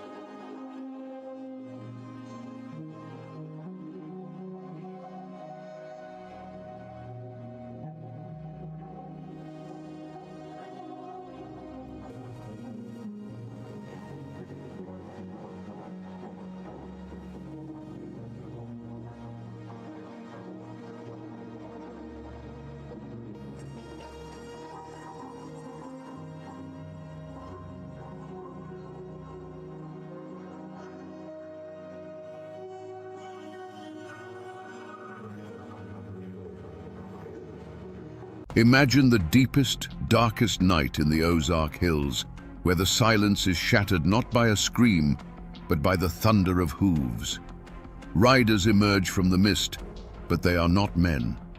They are terrifying figures in black hoods, with long, twisted horns sprouting from their heads, like demons clawing their way out of the very earth. The newspapers called them vigilantes. The outlaws called them monsters. But their neighbors called them something else, the bald knobbers. But here is the bone-chilling question history has tried to bury. What happens when the men who promised to save you from the darkness become the darkness itself? Today, we will separate the legends from the facts and find out what really happened when good men put on the devil's mask. To understand the firestorm that was coming, you first have to understand the land that would become its kindling. The Ozark Mountains of southern Missouri in the 1880s were a world unto themselves. This wasn't the manicured countryside of the East. This was a rugged, isolated land of deep hollows, limestone bluffs, and spring-fed creeks that ran clear as glass. It was a beautiful but unforgiving place, settled by fiercely independent Scots-Irish families who asked for little more than to be left alone to work their small farms and raise their children. Life here was governed by the seasons, not the clock. Men like Nat Kinney were pillars of this community. A giant of a man, a Union Army veteran with a booming voice, he was seen as a leader long before he ever took the title. You could find him at his general store, a place that smelled of coffee, leather, and kerosene, where he'd extend credit to a family down on their luck.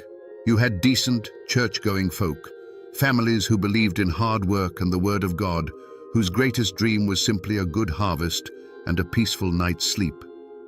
But peace was a forgotten luxury. The Civil War had not been a distant conflict here. It was a brutal, intimate butchery that pitted neighbor against neighbor. The official surrender in 1865 meant nothing to the hills. The old hatreds didn't die, they just festered, waiting for a new excuse to bleed. The law was a ghost, a corrupt sheriff a full day's ride away who couldn't or wouldn't do a thing to help. In this vacuum, a new power had risen. A loose confederation of outlaws, horse thieves and murderers, led by the notorious Taylor and Matthews clans, ran Taney County as their personal kingdom. They mockingly called themselves the Anti-Law and Order League. For the ordinary farmer, life became a waking nightmare. Livestock vanished in the night, stores were robbed in broad daylight, and families were terrorized into silence. Every sunset brought a fresh wave of fear. Every knock on the door could be a gang of thugs demanding food or whiskey. The people were pushed to the absolute edge, praying for a savior. But they were about to learn a hard lesson. In the Ozark Hills, when you pray for a savior, you have to be careful what kind of angel answers your call. The roots of this conflict ran deeper than any single crime. They were anchored in the very bedrock of the Ozarks. The families who settled these hills, the Scots-Irish, didn't come here seeking gold. They came seeking freedom from kings, landlords, and any government that tried to put a bridle on them. They carved their lives out of the wilderness with an axe and a rifle, and the land they claimed wasn't just property, it was a declaration of independence. This patch of earth, this creek bottom, this ridge, it was a legacy paid for in sweat, heartbreak, and blood. To threaten a man's land was to threaten his soul. But the most poisonous memory, the wound that never healed, was the Civil War. Here, it wasn't a war of uniforms and battlefields. It was a war of ambush and arson, fought between neighbors. Pro-Confederate bushwhackers and pro-Union jayhawkers turned the Ozarks into a slaughterhouse. A man might see the neighbor he'd helped raise a barn with the year before, riding toward his home with a torch in his hand. The official surrender at Appomattox was just a whisper from a world away. In these hills, the war never truly ended. It just went quiet. The hatreds were passed down from father to son like a family Bible. The Anti-Law and Order League wasn't born in a vacuum. It was the direct descendant of the bushwhacker gangs. Families like the Taylors and the Matthews had ridden for the Confederacy, and they saw the post-war government as a hostile, occupying force. For them, robbing and terrorizing their old Unionist neighbors wasn't just crime, it was a continuation of the war. They were settling old scores that the history books said were already settled. In this land, a family name was a heavy thing. It was your history, your allegiance, and your honor, all rolled into one. To be a Taylor or a Matthews meant you remembered the wrongs done to your kin during the war, and you never, ever let them go unavenged. To be a Kinney, a proud Union veteran, meant you believed in order, in the flag, and in the idea that the war was over and the law should be respected. The coming storm wasn't just about crime. It was the ghosts of the Civil War rising from their shallow graves, ready to fight one last time. The ground wasn't just fertile for a feud, it was salted with the blood of the last one. In a place as small and tight-knit as Taney County, there was no neutral ground. Friendships that had weathered droughts and hard winters now fractured under the weight of a single whispered question: are you for Kinney, or are you against him? The general store, the church, the blacksmith shop, these weren't just places of commerce or worship anymore. They were listening posts where every word was weighed and judged. Siding with the outlaws could get your barn burned by reformers. Siding with the reformers could get your throat cut by the outlaws. The simmering conflict gave old grudges a new, deadly purpose. A fistfight over a stray hog 10 years prior was suddenly remembered. A bitter argument over a boundary line marked by an old oak tree became a justification for violence. Men who had simply disliked each other for personal reasons now found themselves on opposite sides of a brewing war, giving their private hatred a righteous banner to fly under. The chaos was a perfect cover for settling old scores, and everyone knew it. Whispers became the currency of the hills, and they were poison. A story told at the grist mill in the morning would be a full-blown death threat by the time it reached the far hollows at dusk. Rumors traveled faster than a man on horseback, twisting and growing with every retelling. Did you hear that so-and-so was seen sharing a drink with one of the Taylor boys? Did you hear that man's wife say she thought Kinney was going too far? In this atmosphere, accusation was as good as a conviction, and suspicion was a death sentence waiting to be carried out. And then, there were men like William Edens. He wasn't an outlaw. He hated the thieves and killers as much as anyone. But he was a stubborn, honest man who believed that justice delivered from the shadows was just another kind of crime. He spoke out, not in saloons, but in public, arguing that a secret committee of men acting as judge, jury, and executioner was a cure far worse than the disease. To Nat Kinney's supporters, this wasn't principled opposition, it was treason. Edens was marking himself and his family as an obstacle. He was a voice of reason in a world that was rapidly going deaf with rage. The community was no longer a community. It was a tangled web of fear, loyalty, and festering resentments. Every man was sizing up his neighbor, wondering which side he'd be on when the shooting started. The air itself felt heavy, charged with unspoken threats. It was a place holding its breath, waiting for the first man to reach for his gun. In the hollows, where old beliefs clung like moss to the north side of an oak, people felt the change in the air. The old folks would tell you the land itself was sick. They said the panthers cried with a human voice at night, a sound that meant blood was about to be spilled. A strange, unseasonable fog would roll in before dusk and refuse to burn off by morning, shrouding the hills in a ghostly silence. Women spoke in hushed tones of unsettling dreams, dreams of faceless riders and burning homes, of a darkness that had a shape and a name they couldn't quite speak. These weren't just superstitions, they were the collective dread of a community beginning to fracture under an unbearable pressure. The true omen, however, wasn't in the sky or the woods. It was in the eyes of Nat Kinney. The man who once offered easy credit and a kind word was gone. In his place was a figure of pure, righteous fury. His voice, once used for friendly greetings, now boomed with the fire of an Old Testament prophet calling down damnation. He was the human catalyst, the gathering storm cloud. When he sent word, man by man, for a secret meeting at the schoolhouse on that treeless hill, that bald knob, it wasn't an invitation. It was a summons. It was the moment the vague, simmering anger of the people began to sharpen into a weapon. On that cold night in 1885, as a dozen men slipped away from their cabins, their wives felt a knot of dread tighten in their stomachs. They saw their husbands clean their rifles, not with the calm focus of a man going hunting, but with the grim determination of a man going to war. They didn't know the specifics of the meeting, but they understood its nature. This wasn't about building a new fence or organizing a church social. This was about blood. They were trying to cast out the devil, but they couldn't shake the terrible feeling that to do so, their husbands were about to invite a whole new kind of demon into their homes. The shadow of what was to come was already falling across their doorsteps.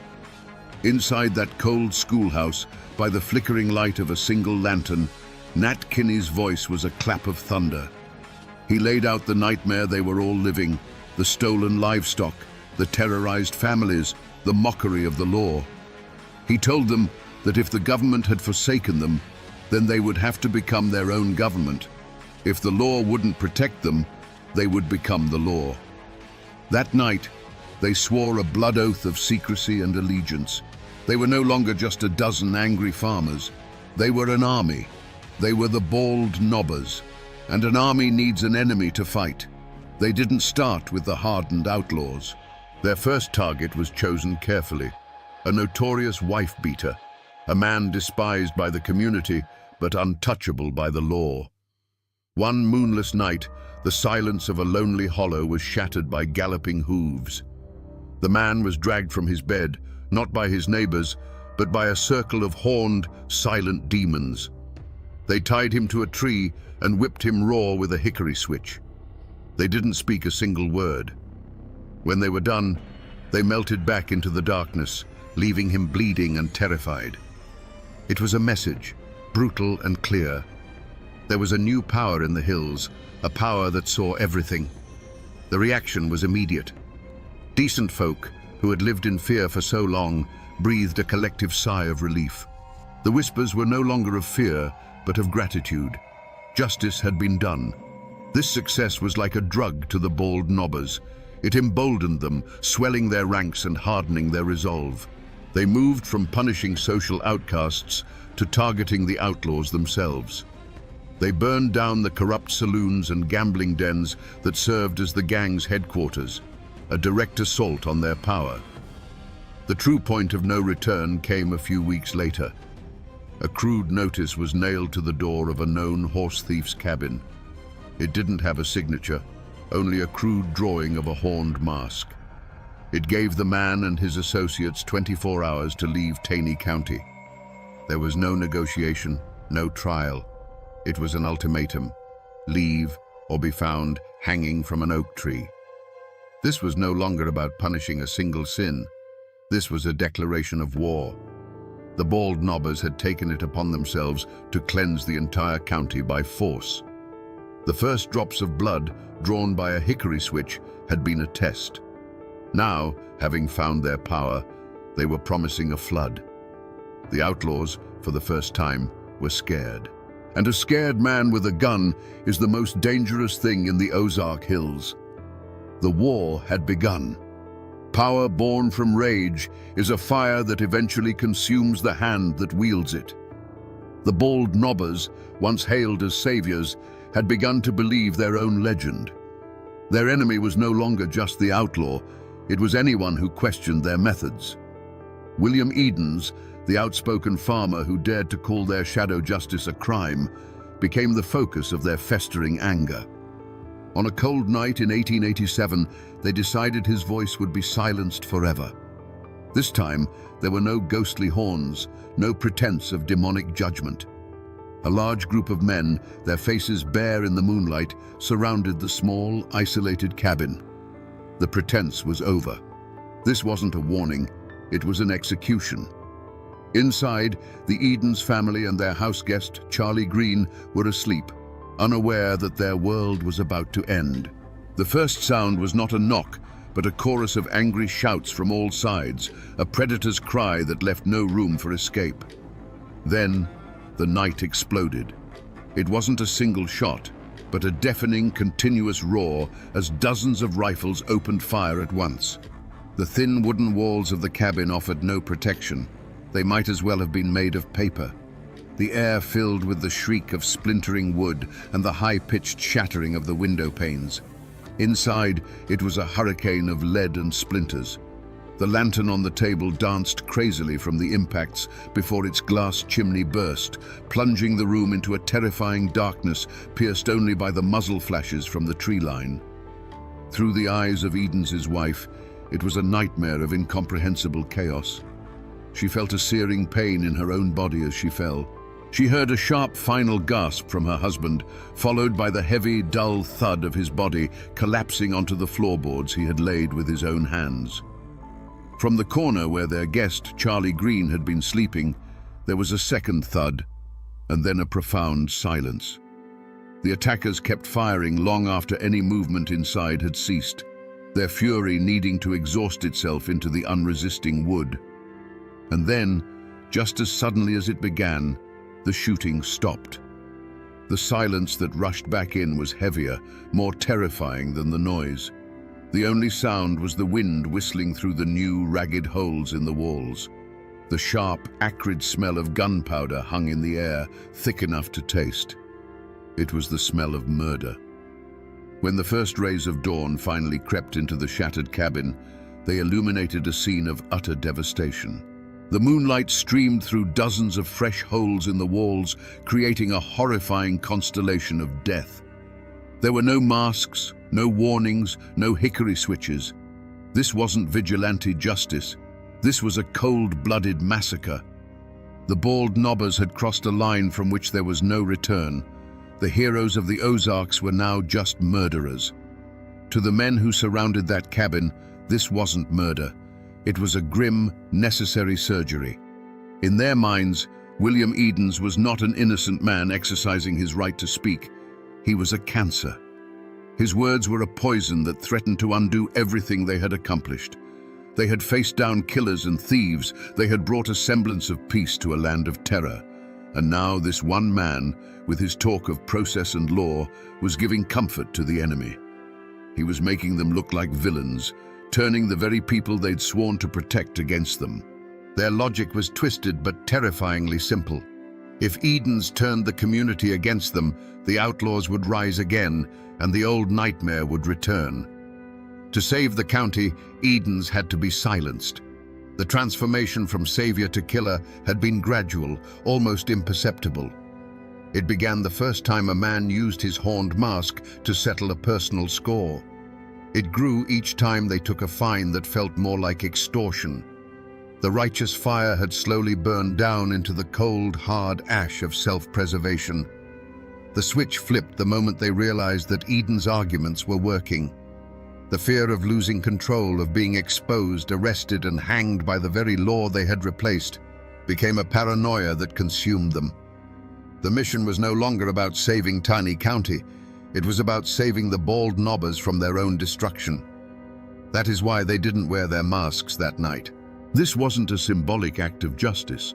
It was a personal, brutal act of elimination. But what did they feel as they walked away from that bullet-riddled cabin, leaving the smell of gunpowder and death hanging in the night air? There was no triumph. There was no righteous satisfaction. There was only a cold, hollow pit in their stomachs. The adrenaline of the firefight faded, replaced by the deafening silence of what they had done. They had just slaughtered a man in his bed, in front of his wife.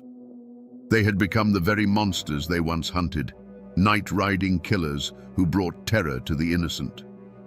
On the dark ride home, a few might have tried to justify it with hollow bravado, muttering it had to be done.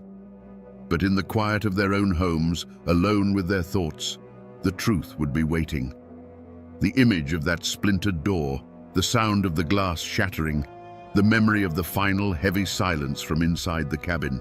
They hadn't felt like judges or executioners. They had felt like butchers. And in that chilling private moment of self-awareness, they finally understood. The horned mask wasn't something they wore anymore. It was something they had become. The silence that followed the gunfire was a living thing, a heavy blanket of horror that smothered the hollow. Inside the cabin, the cold night air began to creep through the dozens of new holes in the walls, carrying with it the sharp, metallic smell of gunpowder and fresh blood. For what felt like an eternity, the only movement was the moonlight shifting across the floor, illuminating the two still forms and the splintered wreckage of a once peaceful home. But there was a survivor. Gravely wounded, drifting in and out of consciousness, was William Edens' wife. The pain was a fire in her body, but a colder, fiercer fire burned in her mind. The need to bear witness. She could not let them get away with this. She couldn't scream. Her lungs wouldn't obey. So she began to crawl, dragging her wounded body across the floor, past the body of her husband, out the shattered door, and into the freezing mud of the yard. Every foot was an agony, a testament to a will that refused to be extinguished by a volley of bullets. Her destination was the nearest neighbor, a lifetime away in the darkness. When the first neighbors arrived at dawn, summoned by the wounded woman's desperate gasps, they were met with a scene that would be forever seared into their minds. This wasn't the work of outlaws. This was something different, something more terrifying. The sight of William Edens, a good and honest man, lying dead on his own floor, turned the community's stomach. The awe and respect many had held for the bald nobbers curdled into pure, unadulterated horror. They hadn't just killed a man, they had murdered a neighbor in his bed. The news of the Edens massacre was a lit match dropped on a dry tinderbox. It traveled faster than any posse, a wave of shock and revulsion that swept through the Ozark Hills. The story was told in hushed, horrified tones at every crossroads and general store. They hadn't worn masks. They had shot the house to pieces. Mrs. Edens had survived. The killers' identities, long whispered in secret, were now spoken openly, names attached to an unforgivable crime.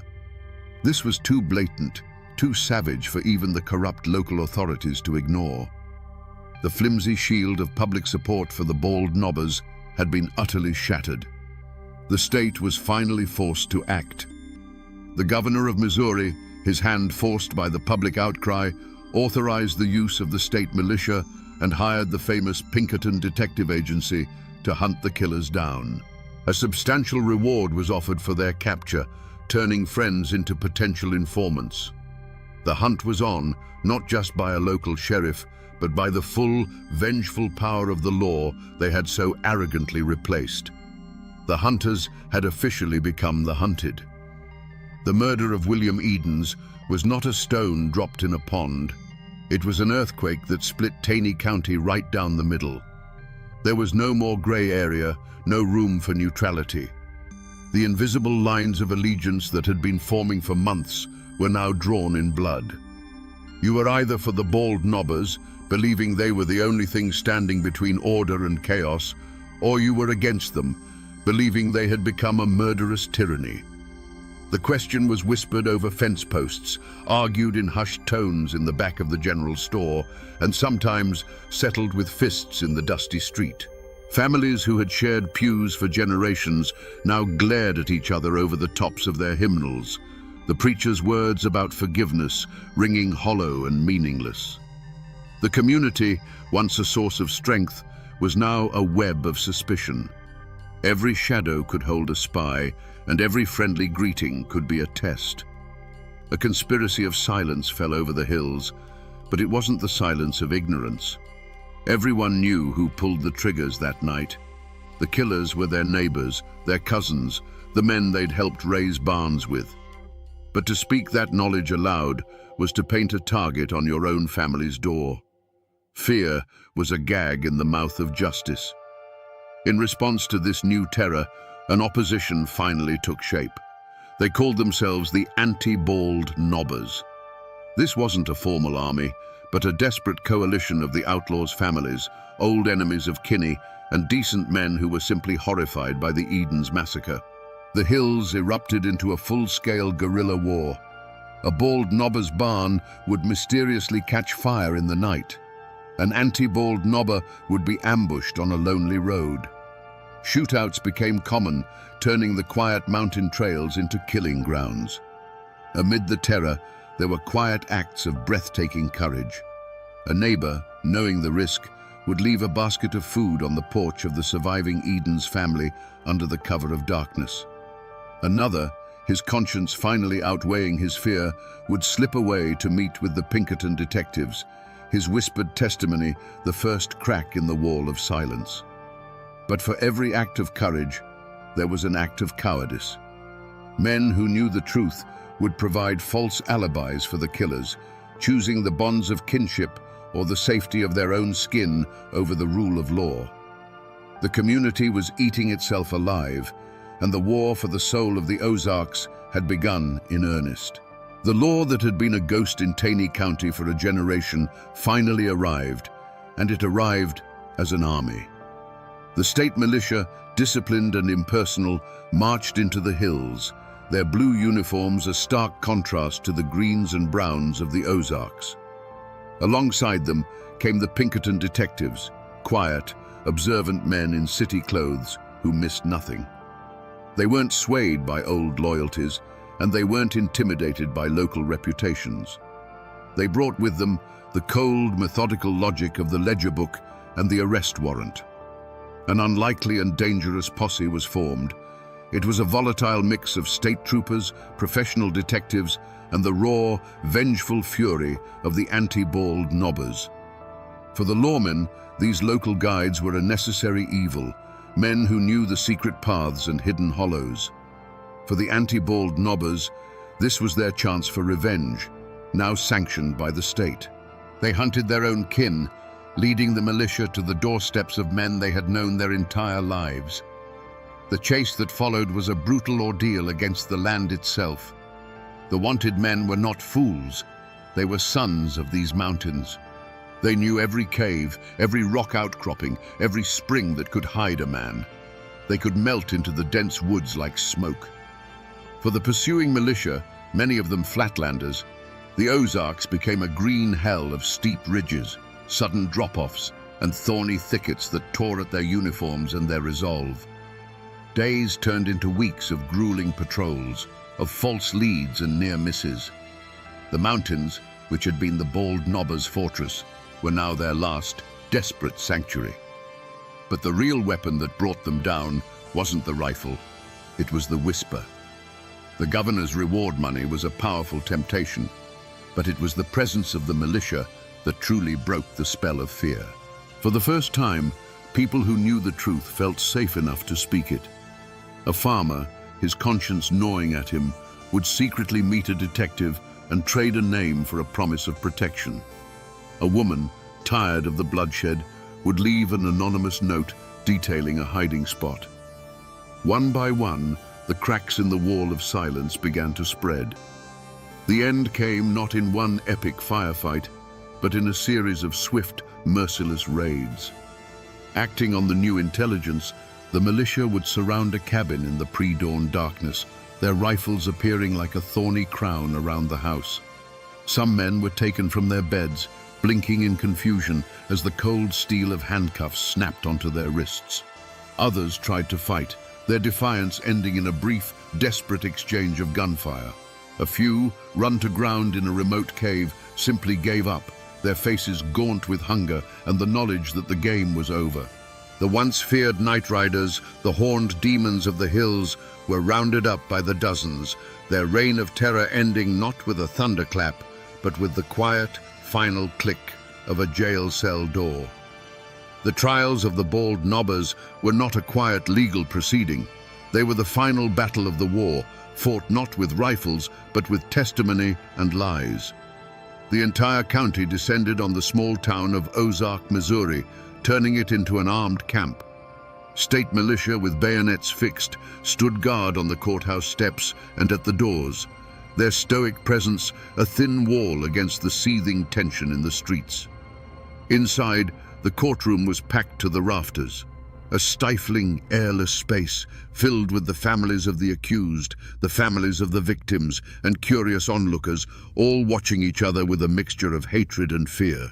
The air was thicker than summer molasses, heavy with the unspoken threat that the violence outside could erupt within these walls at any moment. This was a clash of two worlds. In the dock sat the accused, hardened hillmen, their weathered faces looking utterly out of place against the polished wood of the court.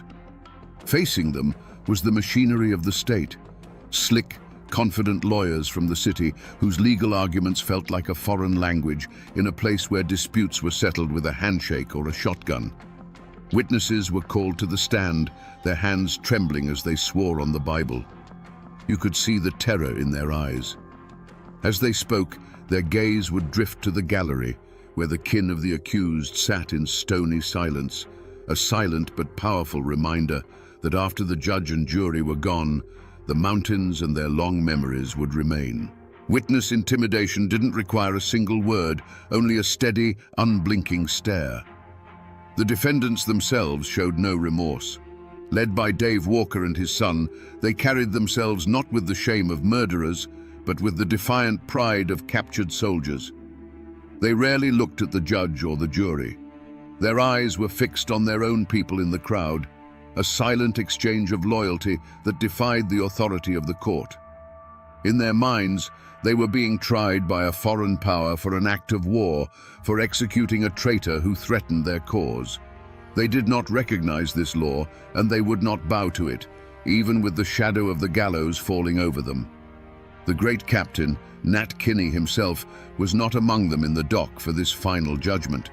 He had a solid alibi for the night of the Eden's murder and was acquitted in a separate trial, a legal technicality that felt like a dagger in the heart of true justice. The mastermind, the voice that had summoned the demons in the first place, would walk free. The state needed convictions, and it focused its full weight on the men whose triggers had been pulled that night. The jury, a group of terrified local men, deliberated under immense pressure, knowing their decision could make them heroes to one half of the county and targets to the other. Finally, they filed back in, their faces grim.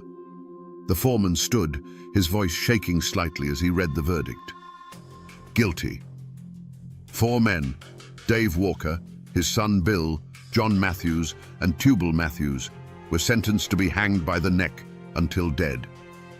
A collective gasp sucked the air from the room, followed by a single piercing sob from the Walker family pew. The condemned men did not flinch. They simply stood, their faces like granite, and were led away. The law of men had spoken. The gallows would have its due. But as the crowd shuffled out into the tense evening air, the question hung unspoken between them. With dozens of others who fired into that cabin walking free, with the leader of the whole movement absolved, was this justice? Or was it just a sacrifice, a few lives taken by the state to pretend that the war was finally over? On a bright spring day in May of 1889, a gallows was built in the town of Ozark. A crowd gathered, not to cheer, but to watch in grim silence as Dave Walker, his son Bill, John Matthews, and Tubal Matthews were led to the platform.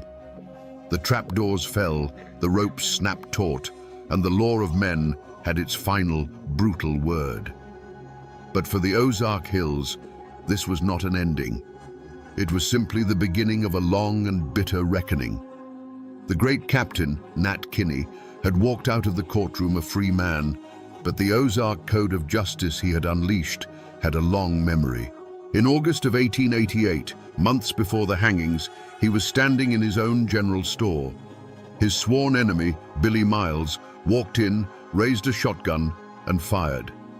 There was no fiery speech, no final plea, just the deafening roar of a shotgun and the thud of the giant falling behind his own counter. The man who had sought to bring his own law to the mountains died by that same law. For the dozens of other bald knobbers who were acquitted or never charged, there was no gallows, but there was a different kind of sentence. They returned to their farms to find themselves living in a prison without walls. They faced the silence of a neighbor turning his back in the street, the sudden chill in a once friendly general store. Their names were now a poison in the well of their reputation. Some found their crops failing, their livestock sickening, and whispered it was a curse. Others, unable to endure the shame and the constant accusing stares, simply sold their land for pennies on the dollar and vanished, their families swallowed by the westward migration.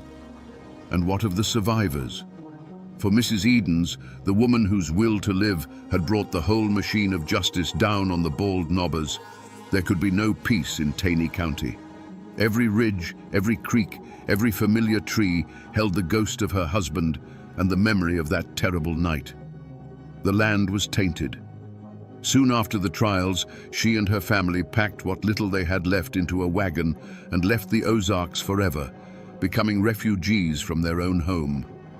The creak of their wagon wheels on the dusty road was the sound of a final, heartbreaking goodbye.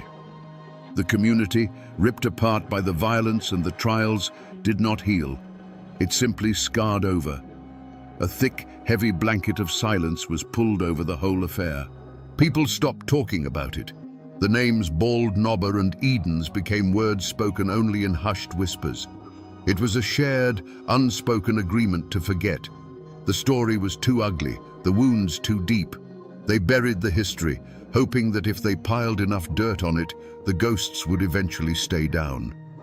For generations, the official history of Taney County was a story with a missing chapter. But the past never truly dies. It just goes to ground. Today, the descendants of both the Bald Knobbers and the anti-Bald Knobbers still live in those hills. They are farmers, business owners, and teachers. But they carry a heavy inheritance. A name like Walker or Matthews still carries a faint echo of that old war, a history that is rarely, if ever, spoken of aloud. It's a private knowledge, a story kept behind closed doors, because in a place this small, the great-grandchildren of the hanged man might still live just down the road from the great-grandchildren of the men who hanged him. The physical traces are harder to find, but they are there for those who know where to look. The old schoolhouse on the Bald Knob is long gone, reclaimed by the woods. But the hill itself remains, a quiet, windswept place that feels different from the land around it. In the old cemeteries, you can still find the tombstones. There's the grave of Nat Kinney, the murdered captain, and not far away, the final resting places of the men who were hanged. The simple, weathered stones, with just a name and a date, give no hint of the firestorm that consumed their lives. The mountains have quietly swallowed the evidence, leaving only the ghosts. But the story refused to stay buried. In 1907, an author named Harold Bell Wright published a novel called The Shepherd of the Hills. The book was a sensation, one of the most widely read American novels of its time. In its pages, the raw, bloody truth of the Bald Knobbers was sanded down, romanticized, and transformed into a mythic tale of heroic mountain men fighting for justice. Wright turned the complex and brutal vigilantes into archetypes of the American frontier spirit. He gave the world a legend it could stomach, and in doing so, he cemented the name Bald Knobbers in the nation's memory forever. And then came the final, strangest chapter of their legacy. As tourism came to the Ozarks and the town of Branson began its transformation, the story was sanitized one last time. In the mid-20th century, a family of entertainers started a country music show. Looking for a memorable local name, they chose one that would echo through the hills, the Bald Knobbers Jamboree. Today, tourists clap along to fiddles and laugh at comedians, their family-friendly fun promoted by cartoon figures of men in horned masks. The terrifying night-riding demons of the 1880s have become a brand. The ghost was repackaged and sold, its bloody history washed clean for the sake of entertainment. But if you drive away from the bright lights of the Branson Strip, back into the deep, dark hollows on a moonless night, and turn off your engine, you can still feel it. A silence so deep it feels ancient. And in that silence, you can almost hear the whisper of the wind through the oak trees. People may have forgotten, the novel may have romanticized, and the show may have sanitized. But the mountains remember everything.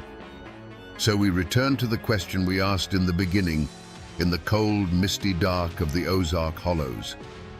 What happens when the men who promise to save you from the darkness become the darkness itself? The story of the Bald Knobbers gives us a chilling and timeless answer. It tells us that the line between a savior and a tyrant is terrifyingly thin, a line drawn not in the dirt, but inside the human heart.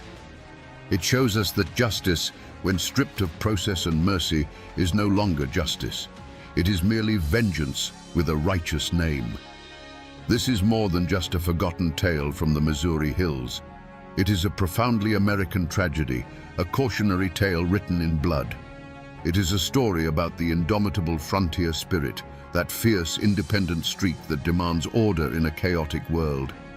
But it is also a warning about the terrible danger of that same spirit when it becomes convinced of its own infallibility, when good men decide that their rage is the only law that matters. The law may be slow, it may be flawed, and it may sometimes fail us. But the Bald Knobbers stand as a grim, horned monument to the fact that the alternative is a far more terrifying monster. Their story is a lesson that was paid for with lives, with a community torn apart, and with ghosts that still linger in the deep woods. A lesson that the masks we wear to fight monsters have a way of sticking to our skin, and that the abyss, when stared into for too long, always stares back. And now, my friends, you know the rest of the story.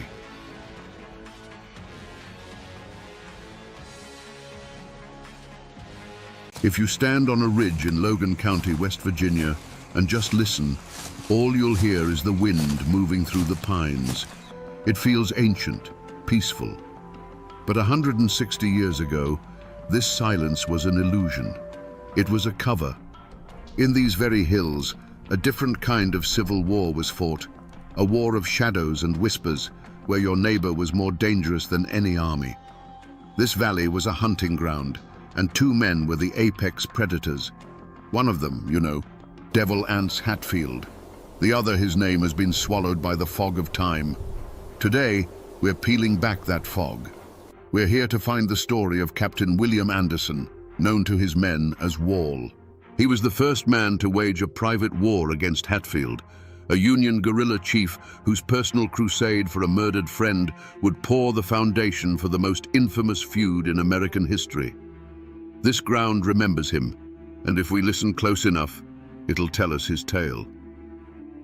Before the first shots were fired at Fort Sumter, life along the Tug Fork River followed a rhythm as old as the mountains themselves. It was a world of scattered log cabins, nestled in deep hollows, where a man's last name meant more than any flag. Here, loyalty wasn't given to a government in some far-off city. It was sworn to your kin, your clan. Life was a relentless cycle of planting, hunting, and surviving, carved out of the forest with an axe and a rifle. And in this world lived two young men, both forged from the same mountain grit, both natural leaders, and both named Anderson. The first was William Anderson. The records don't tell us much about his early life, but they tell us what he stood for. He was a Unionist through and through. For him, and many like him, the Confederacy was the creation of wealthy tidewater aristocrats, the same flatland politicians who had always looked down on the mountain people as backward and unimportant. The Union represented something purer, a nation of free men, not a society built on the backs of slaves. In a county that was bleeding secessionist sympathy, holding that belief wasn't just an opinion, it was a dangerous declaration. The other was Anderson Hatfield, a man whose charisma was as sharp as his aim. History would come to call him Devil Anse.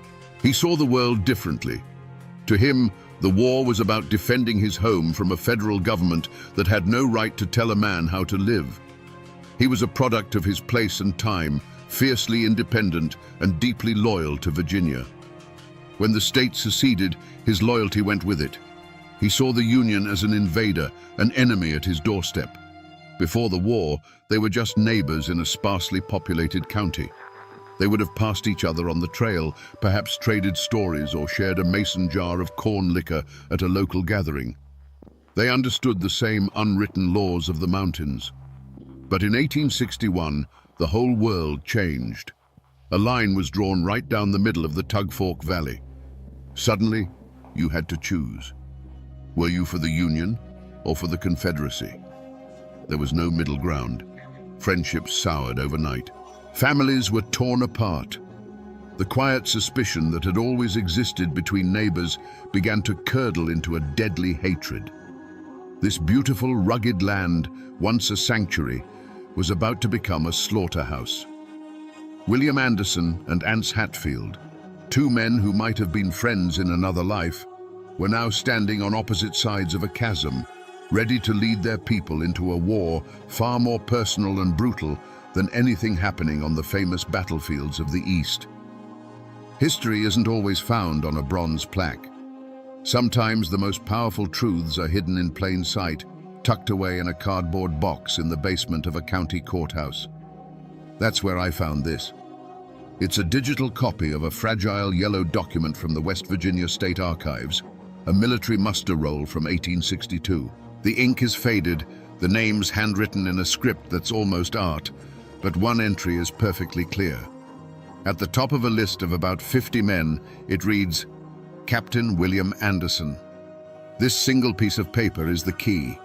It makes him real, pulling him out of the realm of folklore and into official history. And it gives us the official name of his unit, the Logan County Home Guard. The name sounds so orderly, so defensive. It paints a picture of local men, deputized to protect their homes and keep the peace.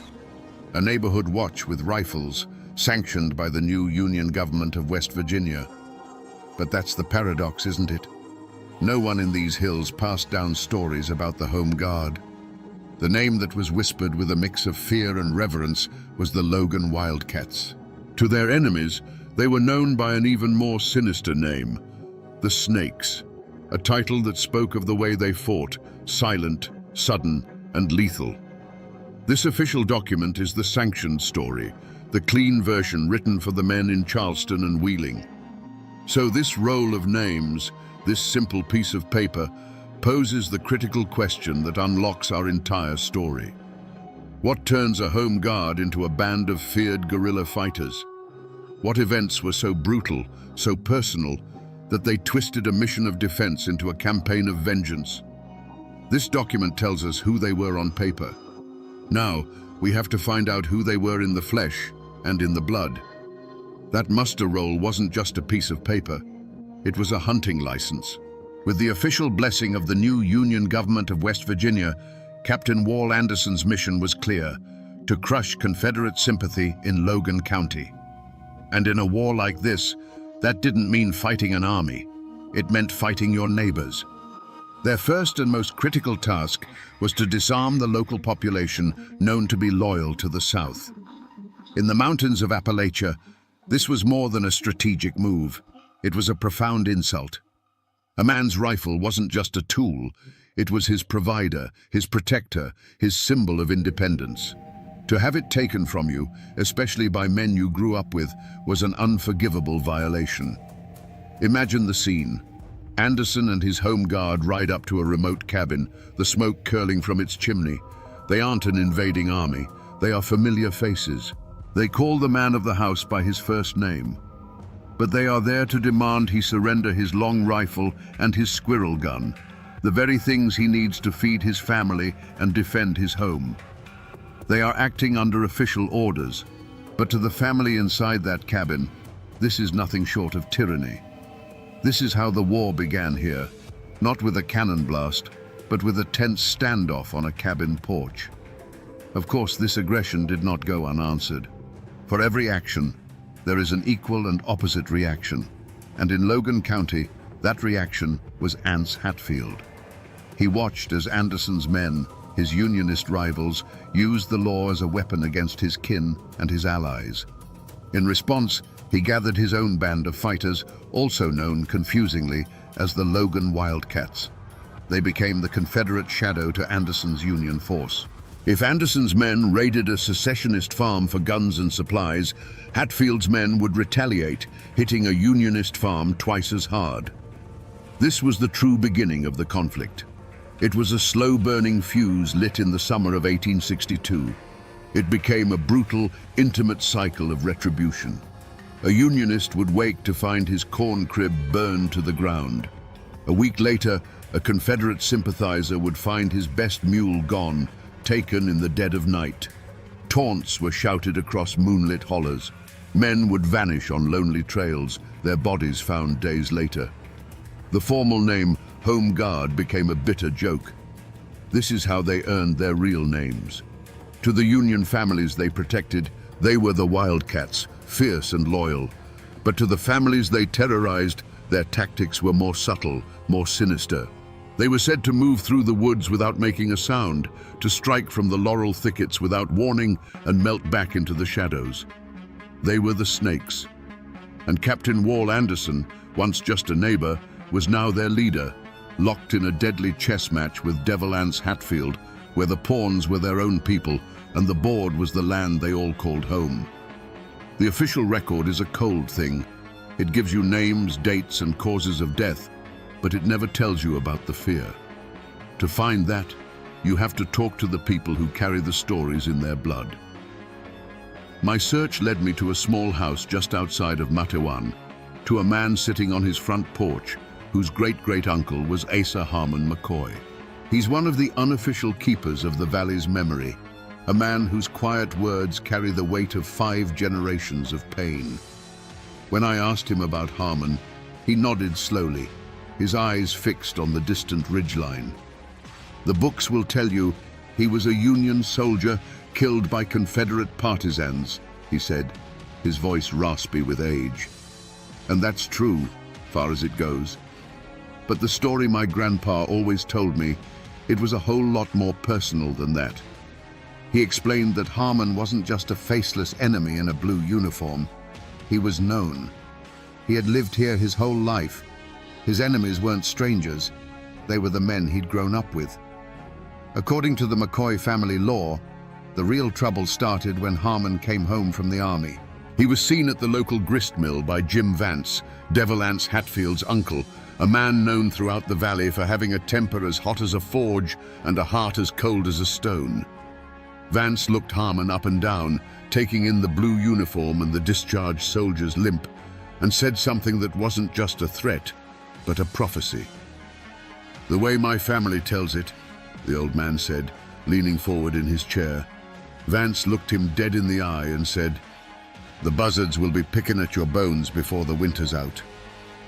You see, that's the part the history books leave out. This wasn't a random act of war.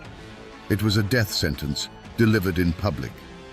Harmon knew Jim Vance, and he knew that Vance wasn't a man for idle threats. The family story insists that Devil Anse Hatfield himself had given his blessing to this kind of intimidation, telling his men to make life a living hell for any McCoy who had sided with the Union. Harmon McCoy was now marked. He was a man being hunted, not by an army, but by his own neighbors. This is the human truth that breathes life into the cold facts. The story passed down on this porch explains the terror that followed, and it gives us the emotional key to what happens next. It wasn't politics anymore. It was personal. And for Wall Anderson, hearing that his friend and comrade was being stalked like an animal by his sworn enemy's clan, it was about to become the point of no return. The winter of 1864 was a bitter one in the mountains. The war was grinding to its bloody conclusion, but in the Tug Fork Valley, the hatred burned hotter than ever. Asa Harmon McCoy, home from the Union Army with a broken leg, knew the threat against him was real. He didn't dare sleep in his own bed. He found a small, cold cave in the hills above his cabin, a place where he thought he would be safe. His wife and a loyal family slave named Pete would sneak food and blankets to him under the cover of darkness. For weeks, he lived like a hunted animal, listening to every snap of a twig, watching every shadow. His chief protector during this time was Captain Wall Anderson. Anderson saw Harmon's situation not just as a threat to one of his men, but as a direct challenge from Devil Anse Hatfield. He vowed to keep Harmon safe. Anderson's wildcats would patrol the ridges around the McCoy property, a silent, unseen shield. For a time, it worked. The presence of Anderson's feared guerrilla fighters kept the Hatfield clan at bay. A tense, fragile stalemate settled over the valley, a cold war fought with watchful eyes and loaded rifles. But the stalemate couldn't last. In the first week of January 1865, the fragile peace was shattered. A critical message reached Wall Anderson. A major force of Confederate cavalry was sweeping through the region, and his unit was needed to counter them. It was a legitimate military order he could not ignore. With a heavy heart, Anderson gathered his men and rode out, leaving the hollows around Harmon's homestead temporarily unguarded. He likely warned Harmon to be extra cautious, to stay hidden until he returned. It was a calculated risk, but a necessary one. This was the moment Jim Vance had been waiting for. With Anderson and his snakes gone, the valley was his. He gathered a band of Hatfield partisans, men who shared his burning hatred for the Unionist McCoys. On the morning of January the 7th, a fresh blanket of snow covered the ground, and in that snow, they found what they were looking for, a single set of tracks leading from the McCoy cabin up into the hills. It was Pete, the slave, bringing breakfast to his master's hiding place. They had their trail. The hunt was on. They tracked Pete to the cave. What happened next was not a battle, it was an execution. They found Harmon McCoy, wounded and alone, and shot him where he lay. The sound of the gunfire echoed through the cold, empty hollow. There was no one there to hear it, no one left to protect him. The promise Jim Vance had made at the grist mill had been kept. By pulling his men away for a larger fight, Wall Anderson had inadvertently left the door open for his enemy. When he returned and found Harmon's body, his sense of duty would have curdled into a furious, guilt-ridden desire for vengeance. The war was no longer about flags or politics. It was about a debt of blood that would be paid to the Hatfield clan. To understand what happened next, you have to come here, to the place where the official records fall silent. This is the hollow where Asa Harmon McCoy made his home. There's nothing left of his cabin now, just a flat patch of earth that nature is slowly reclaiming. It's not an easy place to get to. The hills rise up around you like fortress walls, steep and choked with rhododendron. This is a landscape that swallows sound, a place that can make a man feel utterly alone. And in the winter of 1865, that isolation was a weapon used against him. The physical evidence of Harmon's last stand isn't a bullet hole in a wall or a scorch mark on the ground. It's the land itself. Up there, on that ridge, the hillside is riddled with shallow caves and rock outcroppings. The exact one where he hid is lost to legend, and in a way, that makes the story even more chilling. It could have been any of them. I'm standing at the mouth of one now. It's cold, damp. Water drips from the rock, and the only sound is the wind at my back. It feels like a sanctuary, a perfect hiding place, but it's a trap. There's only one way in and one way out. This is where the hunt ended. Imagine that morning, January 7th, 1865. A fresh coat of snow covers everything, a perfect, clean slate. And on that canvas, a set of footprints, left by the slave Pete as he carried food up this very hillside. He was an act of loyalty, an act of human decency in the middle of a brutal war. But Jim Vance and his partisans saw those tracks not as a sign of loyalty, but as a map.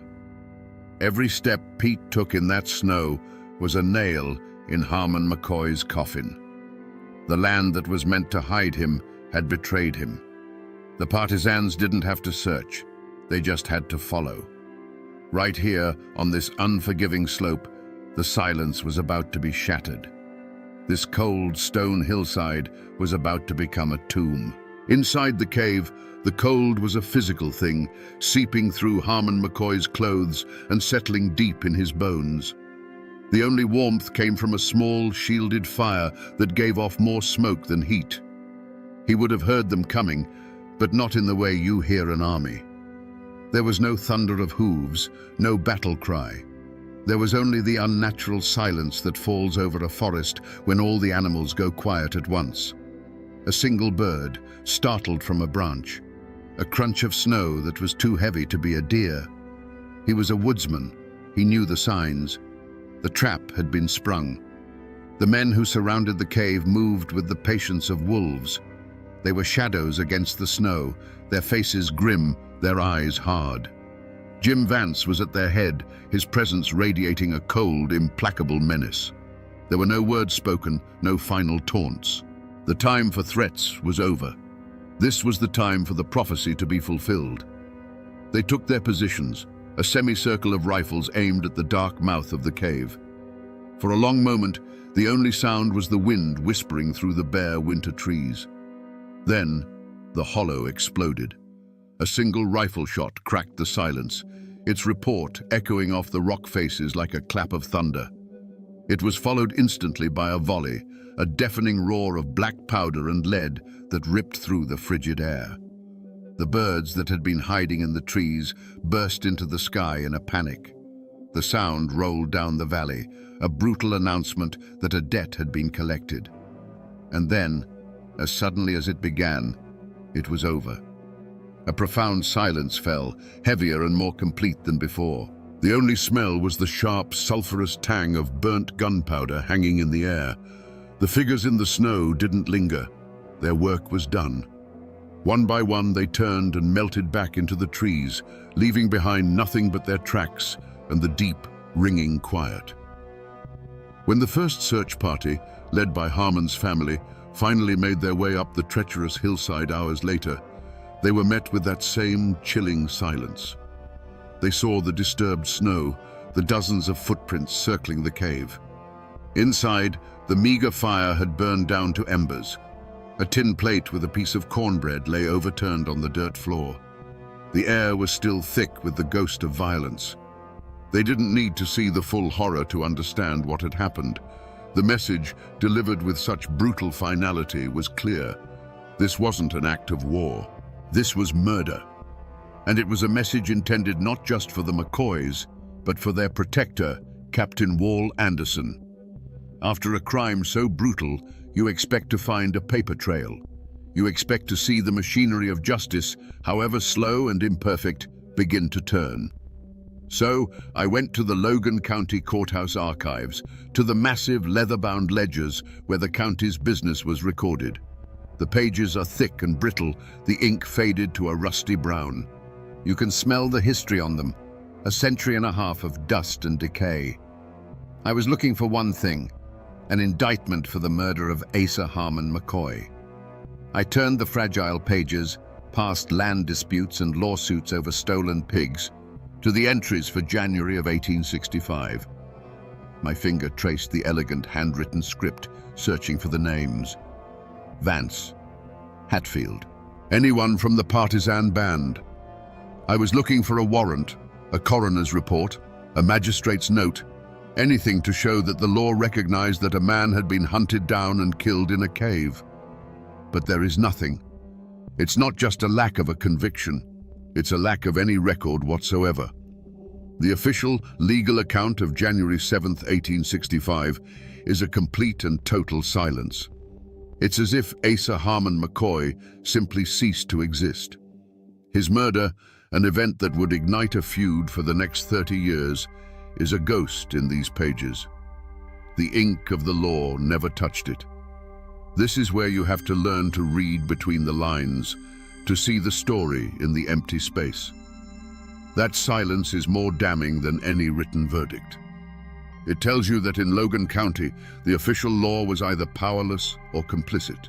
It tells you that men like Jim Vance and the Hatfield clan operated with impunity, their influence so strong that the local courts wouldn't dare cross them. The system had failed, and when the official law turns a blind eye, another, older law takes its place. The law of the mountains, the law of blood for blood. For Captain Wall Anderson, this empty page in a courthouse ledger would have been the final confirmation. There would be no trial. There would be no justice from a judge in a black robe. He and his wildcats would have to become the judge, the jury, and the executioner themselves. The hunt was on, but it wouldn't be the sheriff leading it. When the law refuses to write the story, men with guns write it for them. For Captain Wall Anderson, that silent ledger in the Logan courthouse was not an ending. It was a declaration of war. If the official system would not pursue Asa Harmon McCoy's killers, then he would. The mission of the Logan Wildcats changed that day. It was no longer about defending the Union or disarming sympathizers. It was now a single, burning objective: to hunt down Jim Vance and every man who had followed him up that snowy hill. Justice would not be found in a courtroom. It would be delivered from the barrel of a rifle. The manhunt that followed was a terrifying affair. Anderson's snakes were masters of this terrain. They knew every trail, every hidden pass, every creek bed that could hide a man's tracks. They began a relentless campaign of pressure against the Hatfield clan. Men known to have been part of the death squad found themselves stalked. A trip to the grist mill became a life-or-death gamble. The woods around their homes, once a source of comfort, now held an unseen menace. Every rustle of leaves, every shadow at dusk, could be one of Anderson's men waiting. There was no formal courtroom, but the mountains themselves became the venue for a trial by terror. Anderson's men would appear on a ridge overlooking a Hatfield Allied farm, just standing there, a silent, ominous promise. They conducted lightning raids, not for supplies, but for information, trying to squeeze the location of Vance out of his friends and family. The cycle of retribution that had been simmering for years now boiled over. In response to the hunt, Devil Anse Hatfield fortified his own people. The Tugfork Valley became a checkerboard of fear, where armed bands from both sides patrolled the hollers, and a chance encounter on a narrow trail could erupt into a bloody skirmish. There was no verdict read by a judge. The verdict was the scream of a rifle echoing through the night. It was the sight of a barn burning against the black sky. It was the constant, gnawing fear that your name was on a list, and that the man hunting you would not stop until the debt for his friend's murder was paid in full. The pursuit of Harmon McCoy's killers was never a legal process. It was a private war, a brutal vendetta that consumed the last months of the Civil War and laid a bloody foundation of personal hatred that would last for another 30 years. The law had failed, and in its place, the law of the gun reigned supreme. To understand how a war truly ends, you have to look at how the warriors themselves ended up. You have to walk among the dead. Here, in Logan County, just off the main road, is the Hatfield family cemetery, and you can't miss its centerpiece.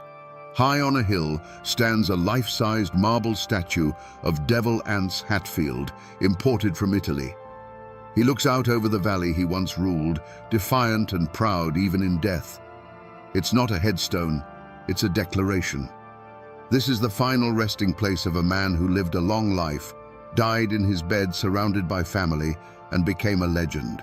A man who won. Then you cross the Tugfork into Kentucky, and you find a different kind of grave. In a small, quiet family plot, you'll find the marker for Asa Harmon McCoy. It's a simple government-issue stone, the kind given to a soldier. It's humble, dignified, and tragically understated. It marks the end of a life cut violently short.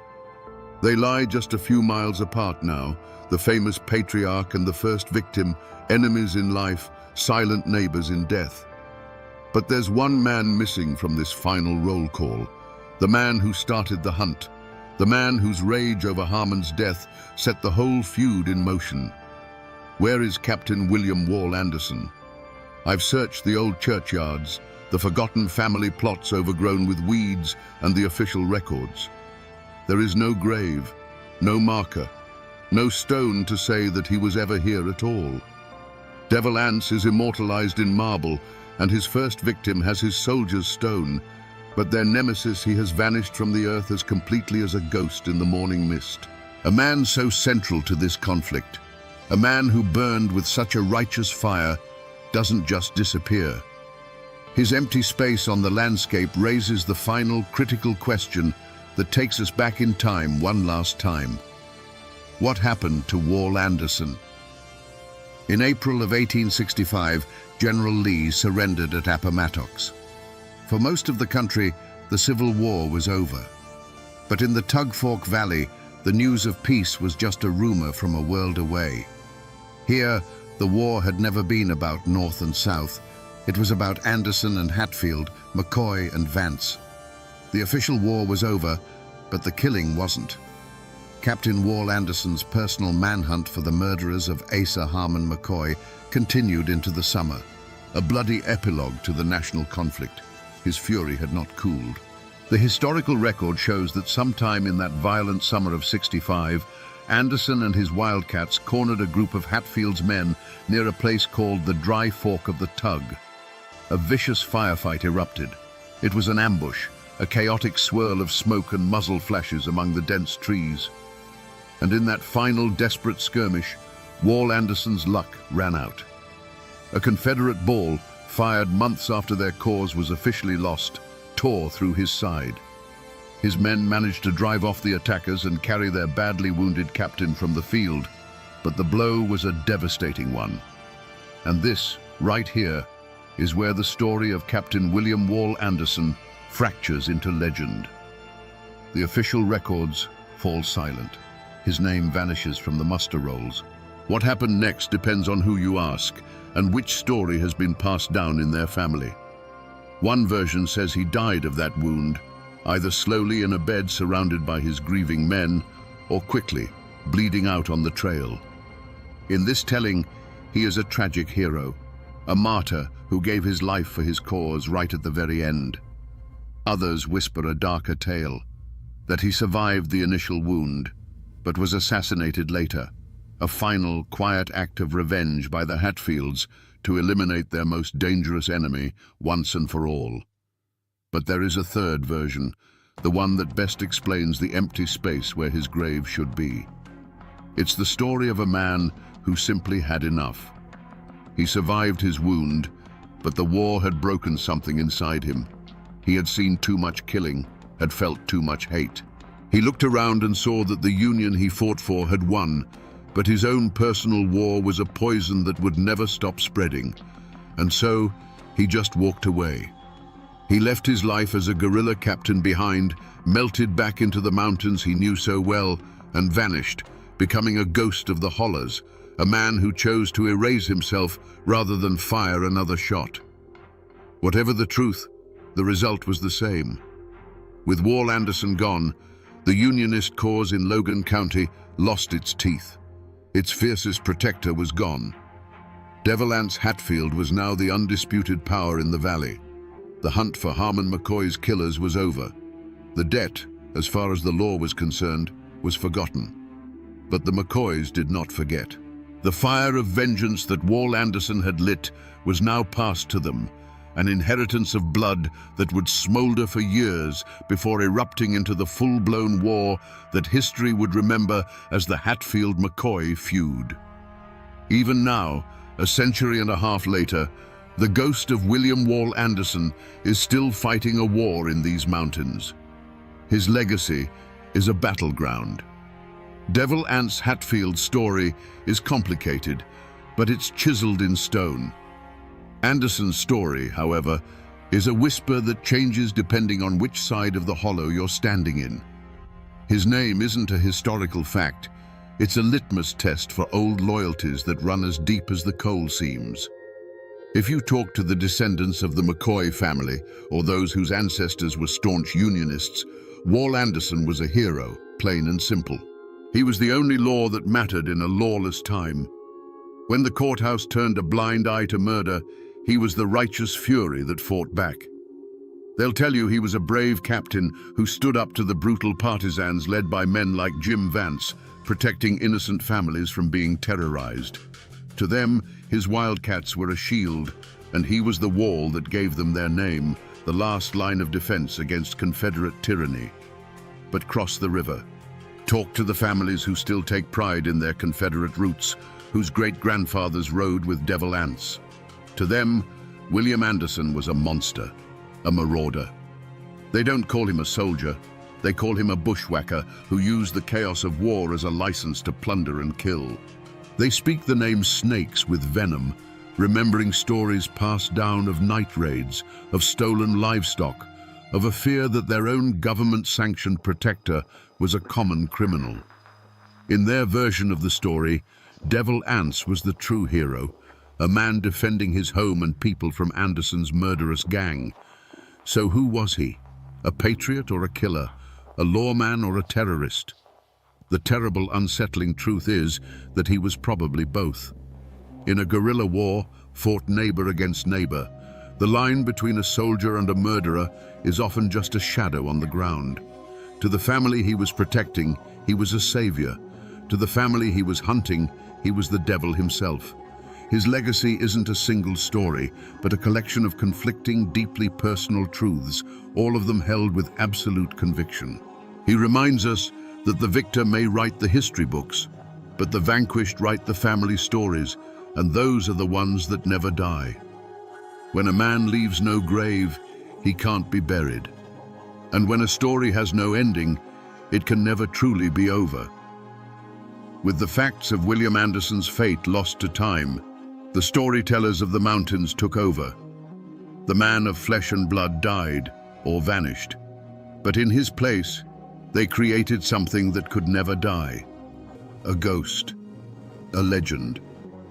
To this day, there are people in these hills who will tell you that Wall Anderson never left. They say his spirit still walks the high ridges that overlook the Tug Fork, forever on patrol. They turn him into a cautionary tale, a boogeyman to scare the young. They say, if you're hunting late in the evening and you hear the snap of a twig behind you, don't turn around too fast. It might be the ghost of the old Union captain, still searching for the men who killed his friend. He has become a haint of the mountains, a restless spirit tied to the land he fought and bled for.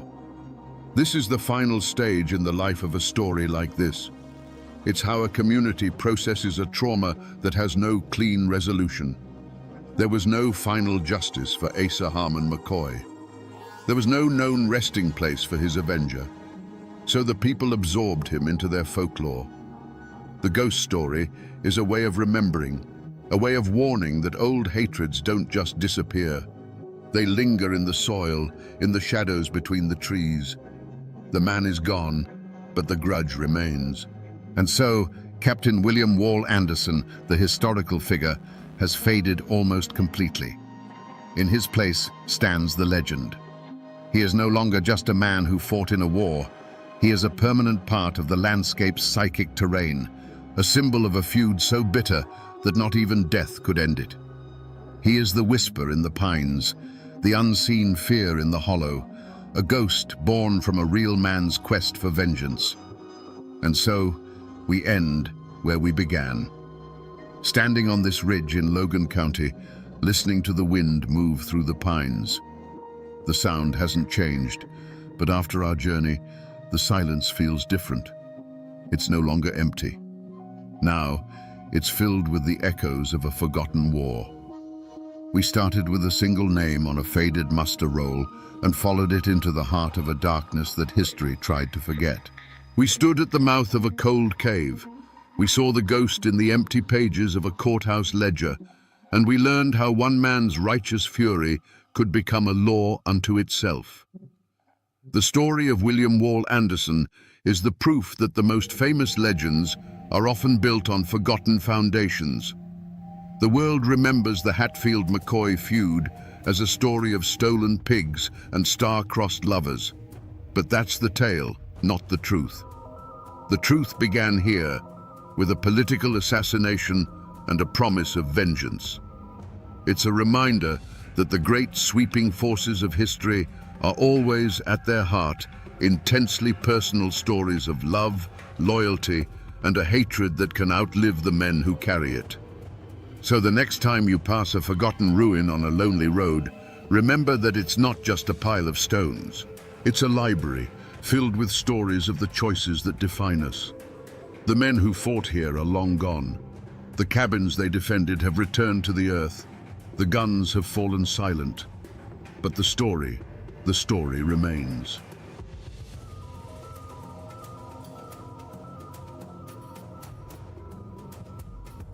In the stunned silence that followed the storm of gunfire, the people of Huntington, West Virginia, were left with a grim spectacle on their courthouse lawn, the body of a dead stranger.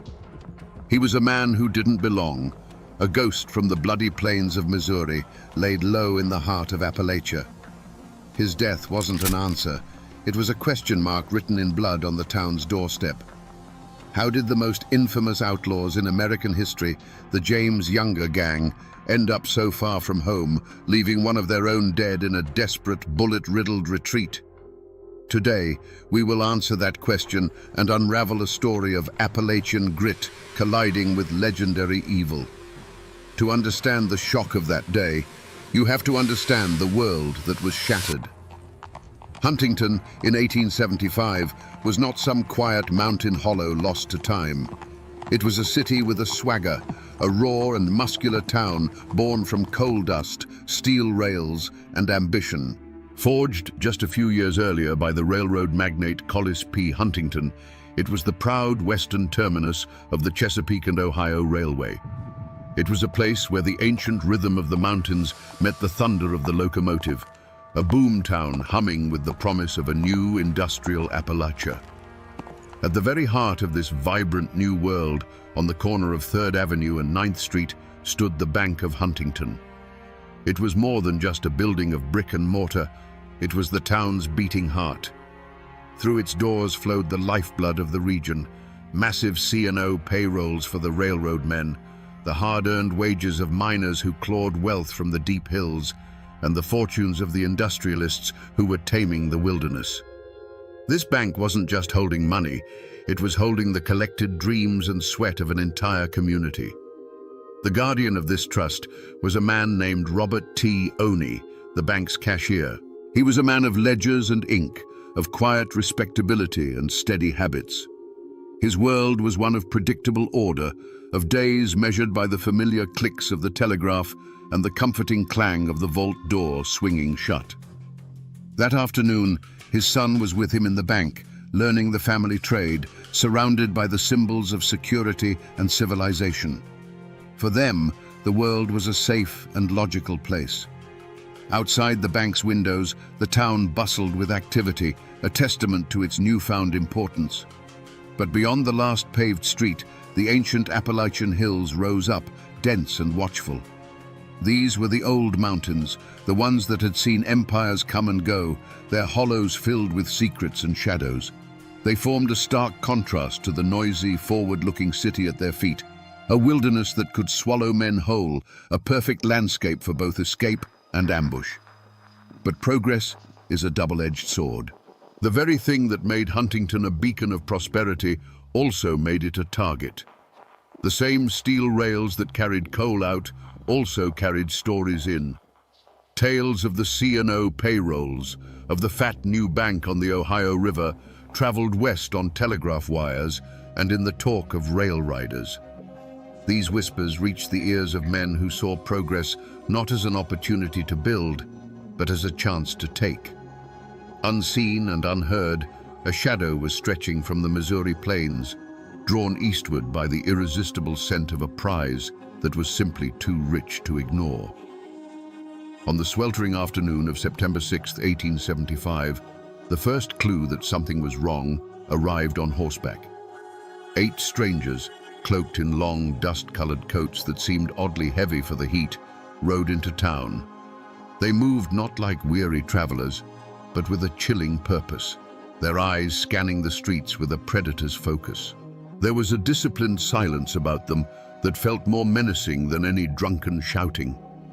For the citizens of Huntington, they were an unnerving puzzle, a whisper of trouble on the wind. The puzzle quickly turned into a portrait of terror. 4 of the riders dismounted in front of the Bank of Huntington. As one stood guard at the door, a sentinel of violence, the other 3 stepped inside, their heavy boots echoing on the floor. Within moments, the routine calm of Robert Oney's afternoon was obliterated. A $5 bill was offered for change, a simple transaction that became the trigger for a nightmare. As the cash drawer opened, a Colt revolver appeared, massive and unarguable. The outlaw's voice was calm, almost conversational, which made his words even more terrifying. "We are the James boys. We have come for the money." The scene inside was one of cold, professional plunder. While Oney and his son were held frozen under the barrel of a gun, the other men moved with a terrifying efficiency, vaulting the counter and stuffing bags with the town's wealth. The scene spoke not of a desperate smash and grab, but of a rehearsed, military-style operation. The outlaws knew exactly what they wanted, from the loose cash to the contents of the new, modern vault. Outside, the other 4 horsemen turned 3rd Avenue into a shooting gallery. They galloped back and forth, firing their pistols into the air, their shouts echoing off the brick buildings. This wasn't random chaos. It was calculated terror, designed to paralyze the town and suppress any resistance before it could begin. For those first few minutes, the street was a bewildering landscape of noise, smoke, and fear. The crime scene wasn't a static place of discovery. It was a living, breathing storm of violence. The questions came in a panicked rush. Who were these men? Why were they here? Was this the end of their town? The wilderness wasn't in the surrounding hills. It had ridden right into the heart of Huntington, and it offered no easy answers, only the immediate deafening report of a dozen 6-guns. In the days that followed the raid, as the story was pieced together from 100 terrified accounts, the first and most obvious suspect was not a single man, but a ghost. It was the ghost of the Confederacy, a phantom born from the raw, unhealed wound of the Civil War. You see, this wasn't just a bank robbery.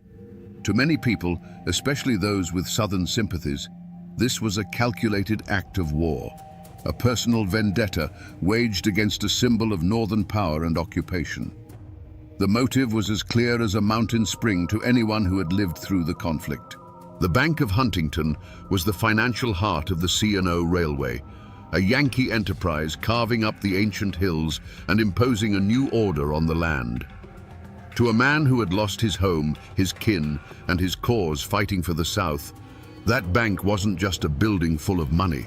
It was a monument to his defeat. Robbing it wasn't simple theft. It was a righteous blow against the conqueror, a desperate attempt to reclaim a sliver of lost honor and pride. Whispers quickly turned to the methods of the crime itself. The initial evidence was in the execution. The cool discipline, the expert horsemanship, the terrifying efficiency. This wasn't the work of common thieves or local hotheads. This was the cold arithmetic of combat, the tactics of seasoned cavalrymen who had learned their trade in the brutal guerrilla warfare of the border states. Locals who had fought in the war recognized the style immediately. It was the same ruthless precision used by the partisan Rangers who had terrorized Missouri and Kansas. It wasn't long before a name was put to this ghost: Jesse James. The name was already legend, spread by dime novels and sensationalist newspapers. He was cast as the avenging angel of the lost cause, a man who had never surrendered. His history as one of Quantrill's most fearsome raiders was well known. The story fit perfectly. The raid on Huntington was seen as a natural chapter in his ongoing war against the banks, railroads, and authorities that represented the Union. For many, the case was closed before it had even been properly opened. The perpetrators were the James Younger gang, and their motive was vengeance. But as the dust settled and the adrenaline faded, a more unsettling question began to snake its way through the back rooms and taverns of Huntington. Was it really that simple? The James Younger gang were ghosts from another world, strangers in this rugged Appalachian terrain. How did they know the exact day the C&O payroll would be in the bank? How did they navigate the town with such confidence? And more importantly, how did they know the perfect escape route? A direct line into the tangled wilderness of Wayne County, where a posse would be useless. The cold, horrifying answer began to form. They couldn't have known. Not on their own. Suspicion began to fall not on a man with a gun, but on a man with a pen, an insider, someone within the C&O Railway or even the Bank of Huntington itself. This suspect had no public feud or bloody history. He was a trusted face, perhaps a quiet clerk who saw the river of money flowing past his desk while his own share was but a trickle. Or maybe a telegraph operator, a man who translated the secret clicks and dashes that detailed the movement of fortunes he could never hope to possess. This man saw the wealth of the railroad barons firsthand and felt the bitter sting of his own small place in their grand design. His motive wasn't vengeance for a lost cause. It was the timeless, ugly engine of greed and resentment. He was a man who felt cheated by the very system he served. He saw the easy money waiting in the vault and saw the outlaws from Missouri as a tool, a violent key to unlock a future he felt he was owed. Providing them with a map, a schedule, and the layout of the bank would have been his ticket out of a life of quiet desperation. When re-examined through this lens, the outlaw's actions took on a darker shade. Jesse James's supposed inspection of the new vault wasn't just bravado. It was the remark of a man who had been told to expect it. The gang's immediate and unerring flight to the 9th Street Bridge was no longer a lucky guess, but the execution of a pre-planned route. This theory was terrifying because it meant the enemy wasn't just an external force that had stormed the town. It suggested that a Judas had been living among them all along, a man who had sold his neighbor's safety for a bag of stolen silver. The betrayal, hidden behind a trusted face, felt far more sinister than the open violence of the raid itself. There was, however, a third theory, one that was whispered in the boardrooms and telegraph offices far from the dusty streets of Huntington. This theory suggested the crime wasn't born of Southern pride or an insider's greed. but was a cold, calculated move in a much larger, more brutal war. It was a war fought not with cannons, but with contracts, spies, and when necessary, hired guns. This theory posited that the James Younger gang were not the masterminds, but merely the bloody instrument of a powerful external force. The target, in this version of events, wasn't just the money in the vault. The real target was Collis P. Huntington himself and his burgeoning C&O empire. In the cutthroat world of 19th century railroad expansion, rivals like the Baltimore and Ohio were locked in a ruthless struggle for territory and resources. Huntington's success as the C&O's western hub was a direct threat to their interests. What better way to cripple a competitor than to strike at his proudest achievement? A brazen, violent robbery would send a clear message. Huntington is not safe. The C&O cannot protect its own assets. Your investments, your payrolls, your very lives are at risk in this lawless Appalachian outpost. In this scenario, the James gang becomes a scalpel in the hands of a surgeon dressed in a three-piece suit. Someone with deep pockets and a complete lack of scruples could have easily sent a pathfinder like Bill Chadwell to Missouri with an offer. A handsome fee to sow chaos, plus whatever they could carry out of the bank. This would explain the gang's incredible gamble in traveling so far into unfamiliar territory. It wasn't a whim, it was a contract. They were mercenaries hired for an act of corporate terrorism. Looking back, some locals remembered unsettling signs in the months leading up to the raid. They recalled strangers in fine city clothes, men who didn't belong in the rough-and-tumble town, asking pointed questions about railroad shipping times, land values, and the bank's security. At the time, they were dismissed as investors or surveyors. But in the bloody aftermath, their presence took on a sinister new meaning. They were the scouts for an economic predator, the advance guard for an attack designed not just to empty a vault, but to shatter the confidence of an entire city and derail the ambitions of a railroad king. In the minutes after the gang thundered across the 9th Street Bridge, Huntington's shock curdled into pure, unadulterated rage. A posse, a mix of grim-faced lawmen and ordinary citizens turned avengers, plunged into the tangled wilderness of Wayne County. They were fueled by a righteous fury, certain that a swift and bloody justice could be found just around the next bend of the Guyandotte River. They followed the fresh tracks, believing the outlaws' brazenness was matched only by their foolishness for choosing such a difficult escape. Their greatest hope was the wounded rider, the one who had slumped in his saddle. A man that badly hurt couldn't go far, they reasoned. He would slow the others down, leave a trail. They scoured the forest floor for a speck of blood on a leaf, a hastily discarded bandage, any sign of a man faltering. But they found nothing.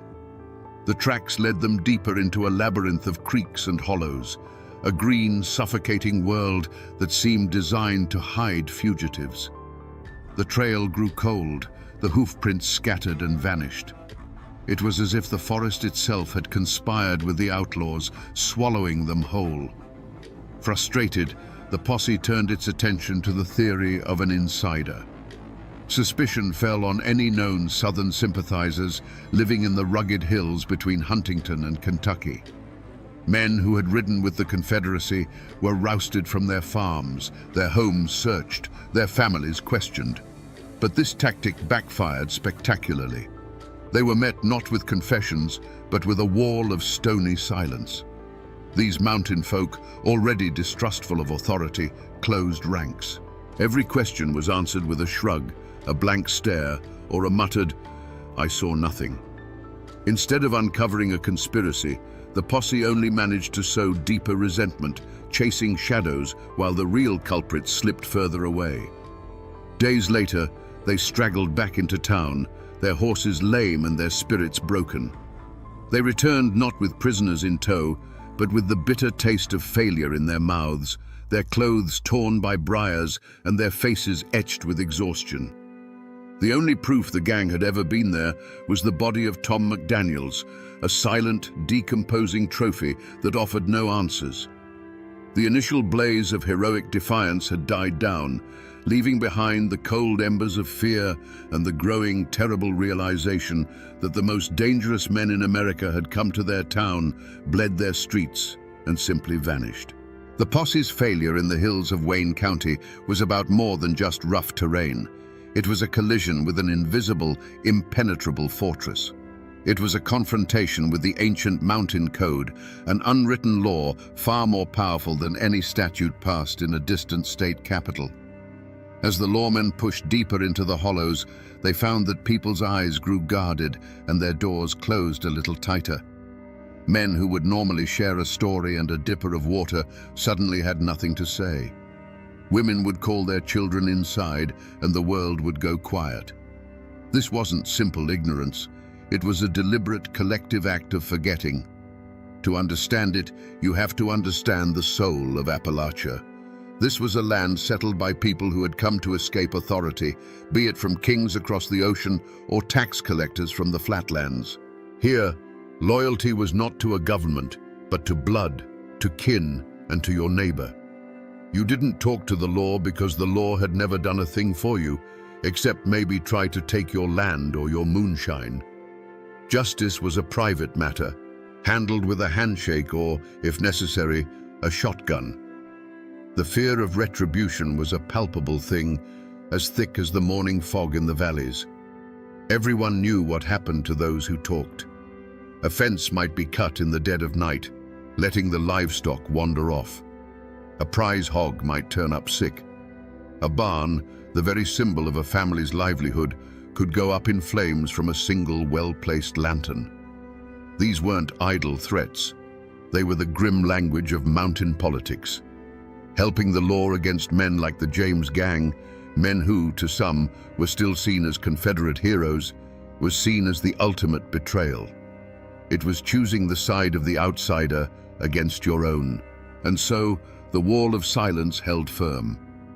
A farmer might have seen 8 riders pass his gate, their horses lathered and one man slumped low. A woman drawing water from her well might have heard the desperate gallop and seen them disappear up a hidden creek bed. But when the sheriff came asking, they saw nothing. They heard nothing. They knew nothing. Their silence was a shield, protecting them not only from the outlaws' revenge, but also from the intrusive world that lay beyond their ridgelines. The truth of the Huntington heist was lost somewhere in that silence, buried deep in the unmappable country of a community's fear. For years, the story of the Huntington heist remained frozen in time, a brutal but unresolved chapter in the town's history. The outlaws had vanished, the money was gone, and the wall of silence in the hills had proven unbreakable. The official investigation withered on the vine, leaving only folklore and speculation. But the truth, as it often does, was lying dormant, waiting for an accidental turn of a key. The turning point didn't come from a sheriff's investigation or a lucky posse, but from a place far away, a consequence of the gang's own arrogance. 1 year later, in September of 1876, the James Younger gang rode into Northfield, Minnesota, expecting another easy conquest. Instead, they rode into a buzzsaw. The townspeople fought back with a ferocity that dwarfed even Huntington's resistance. When the gun smoke cleared, Bill Chadwell and Clell Miller were dead in the street, and the Younger brothers were captured, grievously wounded. The invincible aura of the gang was shattered forever. It was in the aftermath of this disaster that the forgotten clue from Huntington finally resurfaced, not as an object, but as a confession. Held in a Minnesota jail, facing a lifetime of hard labor, Cole Younger began to talk. He spoke of the gang's history, their motives, and their methods. When questioned about the audacious raid so far to the east, he confirmed the long-held suspicion. He admitted that the gang had indeed robbed the bank in Huntington, West Virginia. He spoke of the fierce street fight and the desperate flight into the mountains. Most importantly, he gave a name to the man who lay in a pauper's grave on the courthouse lawn, Tom McDaniels, a trusted member of their deadly fraternity. This confession was like a lightning strike in the dark.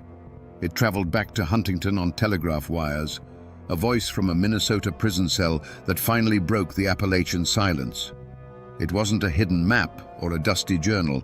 It was the unvarnished truth from the mouth of one of the perpetrators. It transformed the dead outlaw from a nameless stranger into a specific villain. It validated the stories of the townspeople who had fought back and confirmed that they had faced down the most legendary criminals of their age. The confession didn't recover the stolen money or reveal any local conspirators, but it provided something just as valuable: certainty. The ghost that had haunted Huntington for a year finally had a face. For a full year, the identity of the Huntington Raiders had been a ghost story, a legend told with a mix of fear and a strange, grudging respect. The name Jesse James was on everyone's lips, but it was a name spoken like a folktale character, a boogeyman from a distant land. There was no proof, only the chilling style of the crime and the whispers that followed. The town was left in a state of suspended animation, knowing they had been violated, but unable to officially point a finger at the specters who had ridden through their streets. The unmasking, when it came, was not a sudden discovery, but a cold, hard confirmation that the legend was terrifyingly real. The news from the Minnesota jailhouse swept through Huntington like a cleansing fire. Cole Younger's confession was the final, irrefutable piece of the puzzle. The ghosts were finally dragged from the realm of myth and into the harsh light of reality. They were not phantoms. They were men of flesh and blood, now with names that could be written in a ledger of crime. The dead outlaw on the courthouse lawn was no longer an anonymous casualty. He was Tom McDaniels. The wounded rider who vanished into the hills was, as many had suspected, Cole Younger himself. And the cold-eyed leaders who had calmly announced their intentions in the bank were none other than Jesse and Frank James. The full roster of the culprits was now known, a rogues gallery of the most wanted men in America. Jesse James, the charismatic leader, his brother Frank, the quiet killer, the formidable Cole Younger, the hardened veterans Clell Miller and Bill Chadwell, and the ill-fated Tom McDaniels. They were the core of the gang, a brotherhood forged in the guerrilla wars of Missouri, and they had brought their private war to the doorstep of Appalachia. And what was their definitive motive? Was it a noble act of Confederate defiance, as the dime novels claimed? Was it a complex plot of corporate sabotage? The confession, stripped of all romance, laid the truth bare. The motive was far more primal and far less glamorous. It was money. By 1875, the James Younger gang were no longer soldiers fighting a lost cause. They were professional thieves. Their past as Confederate partisans had given them their skills, their ruthlessness, and a convenient moral justification for their crimes. But their war was over. Their business had begun. The C&O payroll and the bank's deep vaults were simply the largest, most tempting prize they had heard of in years. The raid on Huntington was a strategic business decision. They were drawn east, not by ideology, but by the scent of a fortune. The polite manners, the supposed Robin Hood persona, it was all a carefully crafted myth, a public relations campaign for a gang of killers. The unmasking revealed that beneath the legend of the Southern Avenger was the cold, simple heart of a predator. Huntington was not a symbol to be defied. It was a treasure chest to be cracked open by any means necessary. The afternoon air inside the Bank of Huntington was thick with the lazy heat of late summer, smelling of paper and brass polish. That peace was shattered by the thud of heavy boots. As Robert Oney looked up, the world tilted. The man across the counter offered a $5 bill, but his eyes were cold, holding no warmth of commerce. As Oney's hand went to the cash drawer, the outlaw's hand went to his coat. There was a soft whisper of leather, and then the massive dark eye of a Colt revolver was staring at him. The hammer being cocked was the loudest sound Oney had ever heard, a metallic click that sealed the moment in time. A calm voice cut through the silence, and the world of order and ledgers was gone, replaced by the simple, brutal law of the gun. Oney and his son could only watch, frozen in a state of primal fear. The raiders moved with a terrifying grace, a ballet of plunder. They vaulted the teller's cage as if it were a pasture fence, their long coats flaring. There was no fumbling, no hesitation. Their hands, accustomed to reins and triggers, swept stacks of currency and coins into canvas sacks with a rustling, clinking sound that was a sickening parody of a normal bank transaction. One of them paused to look at the new vault, the town's pride, and spoke a few words of mock admiration before emptying its contents. It was a performance of absolute dominance, designed to break not just the bank's locks, but the spirit of the men inside. Outside, the street had become a vision of hell. The four mounted outlaws were orchestrating a symphony of terror. They galloped from one end of the block to the other, a whirlwind of dust and menace. The air cracked and popped with the constant discharge of their pistols. It wasn't aimed fire, it was auditory violence, a deafening declaration of ownership of the street. Windows on the second floor of the St. James Hotel shattered, the tinkling of glass lost in the unending roar. For the people of Huntington, peering from behind curtains and doorways, it was a waking nightmare. Their town was no longer theirs. It was a stage, and they were the terrified audience to a terrifying show. But the paralysis of fear can only last so long before it hardens into rage. The outlaws' barrage was suddenly answered. The sharp crack of a squirrel rifle from a hardware store doorway joined the deeper boom of the Colts. A window flew open above the dry goods store, the glint of a shotgun barrel appearing for a second. The symphony of terror became a discordant duel. The air, already thick with smoke, grew hazy, a rolling fog of battle that obscured figures and turned the street into a landscape of lethal guesswork. The hunters had, in a shocking turn, become the hunted. As the gang burst from the bank's doors, their bags heavy with loot, they ran headlong into this new reality of organized resistance. They were no longer performers on a stage, but soldiers caught in an ambush. In the chaotic scramble for their horses, amidst the rolling cloud of gunsmoke, one of the riders suddenly stiffened, a marionette whose strings had been cut. He pitched sideways from his saddle without a sound and fell, a dark, motionless shape against the bright dust of the street. His panicked horse, now riderless, bolted after the others. In that same hail of unseen lead, another rider lurched forward, grabbing the pommel of his saddle as if struck by a giant, invisible fist. His hat flew from his head, but his powerful frame clung to the horse, his body contorted in a silent struggle against an unseen force. He did not fall. The remaining outlaws dug their spurs into their mounts, their disciplined operation now a frantic, desperate flight. They thundered towards the 9th Street Bridge, a mad dash for the safety of the wilderness, leaving the echoes of their violence hanging in the air. When the last hoofbeat faded, a ringing silence descended upon the street. The smoke slowly drifted away on the afternoon breeze, revealing a scene of surreal stillness. Shattered glass glittered on the boardwalks, and there, in the middle of the street, lay the still form of Tom McDaniels, a final grim testament to the fact that on this day, the people of Huntington had fought back. In the aftermath of the raid, there was no grand trial in Huntington. There was no solemn judge, no jury of 12 peers, no eloquent lawyers arguing points of law. The only trial that ever mattered for the James Younger gang in West Virginia took place in a 90-second span of chaotic gunfire on 3rd Avenue. The jury was a hardware store owner with a rifle, a clerk with an old army pistol, and a dozen other anonymous citizens who decided that their town was worth defending. The verdict for Tom McDaniels was delivered not by a foreman, but from the barrel of a gun, a swift and final judgment that required no appeal. Instead of a courtroom, the town had the courthouse lawn. McDaniel's body was dragged there and put on display, becoming a gruesome pulpit from which the town preached a silent sermon of defiance. Crowds gathered to stare, their faces a mixture of grim satisfaction, morbid curiosity, and lingering fear.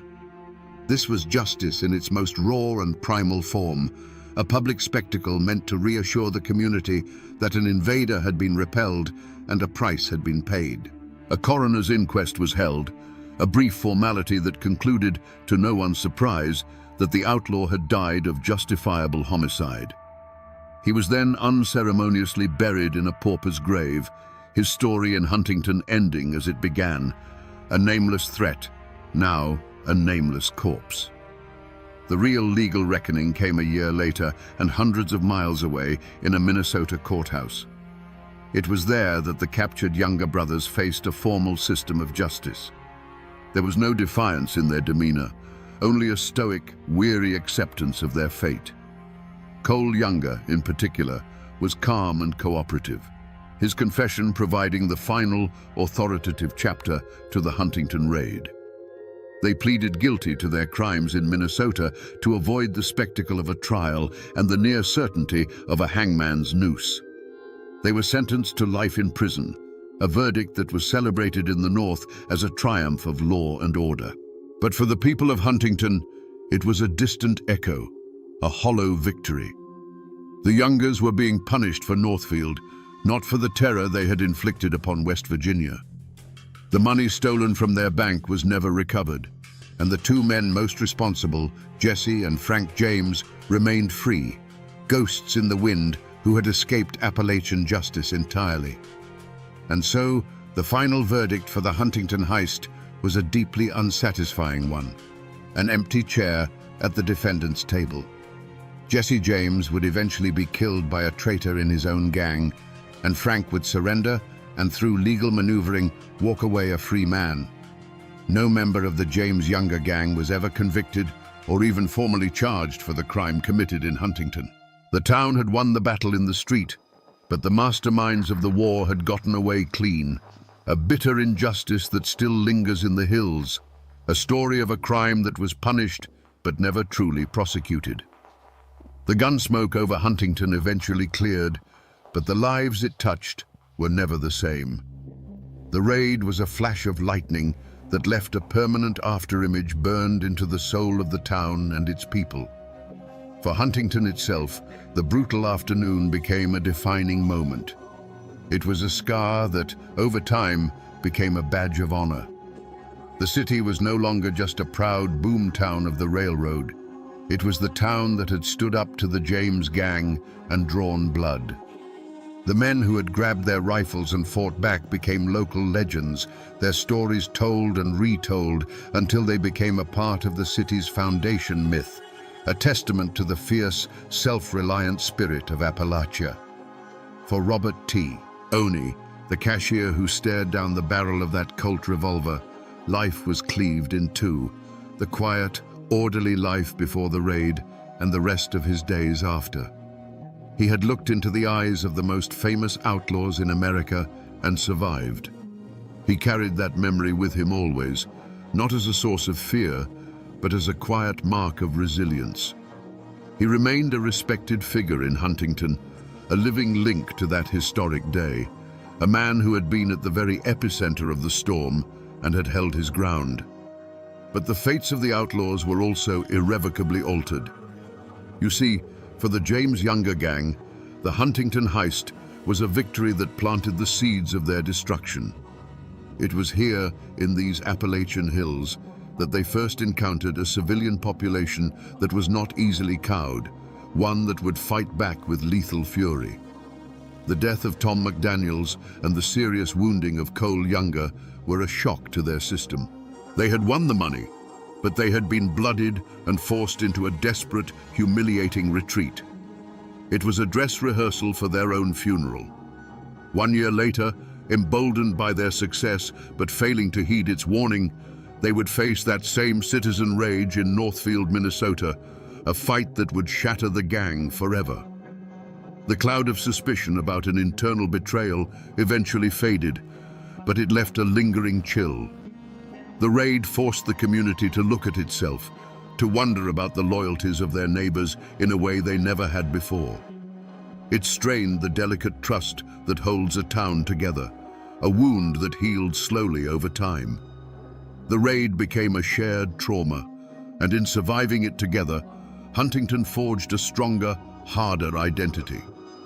And what of the masterminds? The James brothers, who had escaped West Virginia's justice, could not outrun their own violent destiny. Jesse James, the charismatic leader, would be shot in the back of the head years later by a coward in his own gang, killed for a reward. Frank James, the quiet brother, would eventually surrender and, through a series of controversial trials, live out his days as a farmer and a reluctant celebrity, a ghost from a bygone era of American violence. Their lives, and the lives of everyone they touched that September day, were forever intertwined, bound together by the echoes of gunfire on a Huntington street. If you stand on the corner of 3rd Avenue and 9th Street in Huntington today, you won't see the bank that the James gang robbed. That building is long gone, replaced by the glass and steel of the modern city. But while the bricks have vanished, the story has soaked into the very ground beneath your feet. The memory of that day doesn't live in a monument. It lives in the whispers that still drift through the Appalachian air. This is a story that has become a permanent part of the region's folklore. Ask an old-timer about it, and their eyes will light up. They'll tell you the enduring legend of Cole Younger, wounded and barely clinging to his horse. The tale goes that he was secretly taken in by a Confederate sympathizing doctor deep in the hills of Wayne County, nursed back to health in a hidden cabin while the posse searched fruitlessly. There's no hard proof, of course, but in these mountains, a good story holds its own kind of truth, a truth about loyalty and the old codes that never really die. And then there's the gold. Like a promise whispered on the wind, the legend of buried treasure persists. For over a century, people have believed that in their frantic escape, the gang was forced to bury a portion of their heavy loot somewhere in the tangled wilderness between Huntington and the Kentucky border.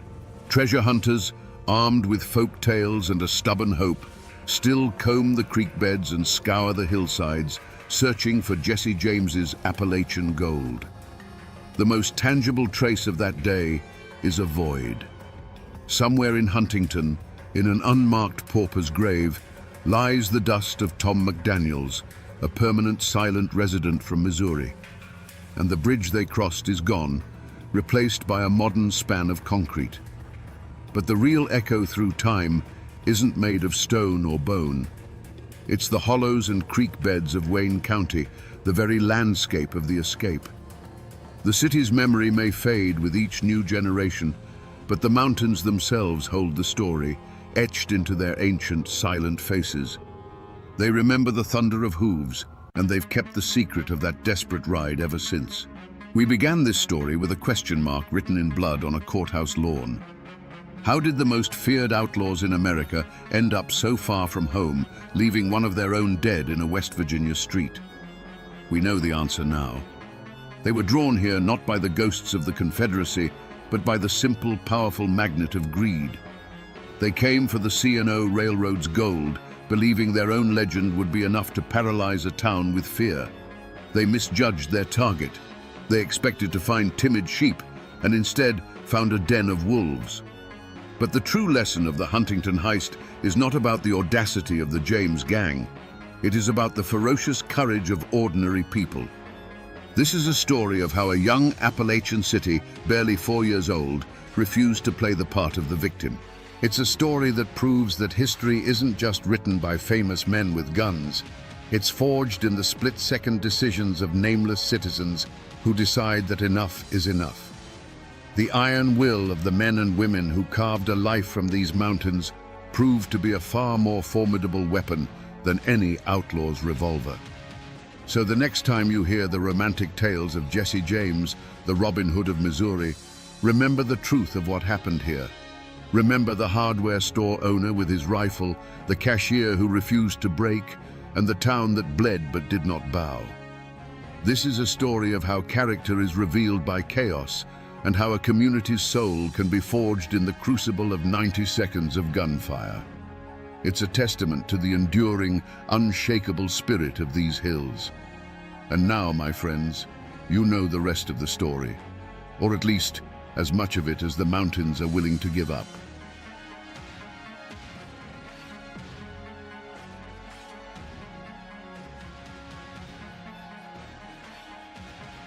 In the autumn of 1806, a stunning proclamation from President Thomas Jefferson sent a shockwave across the young United States. It warned of a conspiracy, a secret expedition of armed men forming on the western rivers with a purpose unfriendly to the peace of the Union. It called for the immediate arrest of the plot's ringleader, a man whose name was known in every household from the drawing rooms of Philadelphia to the log cabins of the frontier, former Vice President Aaron Burr. The news was unthinkable.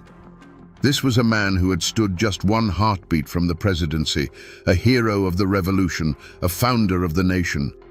Now he was a fugitive, accused of the ultimate crime, treason. What had happened? What dark ambition could drive a man of such stature to raise a private army in the Appalachian wilderness? Was he a patriot preparing for a secret war against Spain, or a would-be emperor plotting to shatter the fragile American Republic and carve out his own kingdom in the West? Today, we will become detectives of the past, sifting through the forgotten clues of this grand and shadowy plot to finally answer the question, who was the real Aaron Burr? To understand the tragedy that unfolded, you first have to understand the world that was at risk. Not just the lives of a few men, but the very soul of a young nation. In 1805, the United States was less a single unified country and more a fragile alliance between the settled, powerful East and the wild, restless West. The Appalachian Mountains were the great dividing line, and the people who lived in their shadow felt like a nation unto themselves. They were veterans paid in land they had to fight for, Scots-Irish settlers who bowed to no authority but their own, and pioneers who saw the federal government not as a protector, but as a distant collection of politicians who neither understood nor cared about their struggles. Their lifeline, the mighty Mississippi River, was choked off at its mouth by the Spanish, who held New Orleans. To them, the Union felt like a promise broken. At the heart of this volatile frontier, there was a literal paradise, a place that symbolized everything that stood to be lost. On an island in the Ohio River, a wealthy Irish aristocrat named Harmon Blennerhassett had built a dream. Fleeing scandal in Europe, he and his brilliant wife, Margaret, had constructed a stunning white mansion, a beacon of European culture in the American wilderness. It was filled with telescopes, lavish libraries, and fine art. From its portico, one could hear music and scientific debate instead of the cry of the panther. Blennerhassett was a dreamer, a romantic, a man more at home with a chemistry experiment than a rifle. He sought a life of refined intellectual peace, far from the intrigues of the old world. His wife, Margaret, was his equal in every way, a poet, an accomplished horsewoman, and a gracious host who made their island a legendary oasis of hospitality. They had 2 young sons and a fortune they believed was secure. Their world was one of beauty, science, and domestic tranquility, an idyllic existence carved right out of the rugged frontier. They were not the only ones with a stake in the future. All along the river valleys, thousands of families had gambled everything on this new land. They had cleared the forests, fought off disease, and planted their hopes in the rich, dark soil. Their lives were hard, their dreams simple: to own their land, to provide for their children, and to have a say in their own destiny. They were a proud, tough, and deeply dissatisfied people, their hearts filled with a simmering resentment against the East and a burning hunger for the opportunities they believed lay just beyond the horizon. This, then, was the world that existed before the serpent entered the garden. A fragile nation, a perfect island paradise, and a populace of hardy frontiersmen, all vulnerable in their own ways.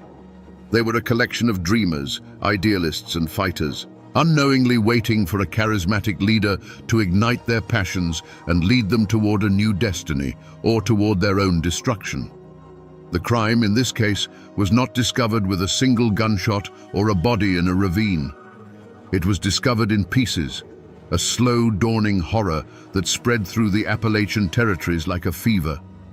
The crime scene was the entire Ohio River Valley, and the clues were not stains of blood, but the sounds of hammers and the whispers of restless men. The epicenter of it all was Harmon Blennerhassett's idyllic island. The once peaceful estate had been transformed. The music and philosophical debates were replaced by the ring of blacksmiths' anvils and the thud of axes.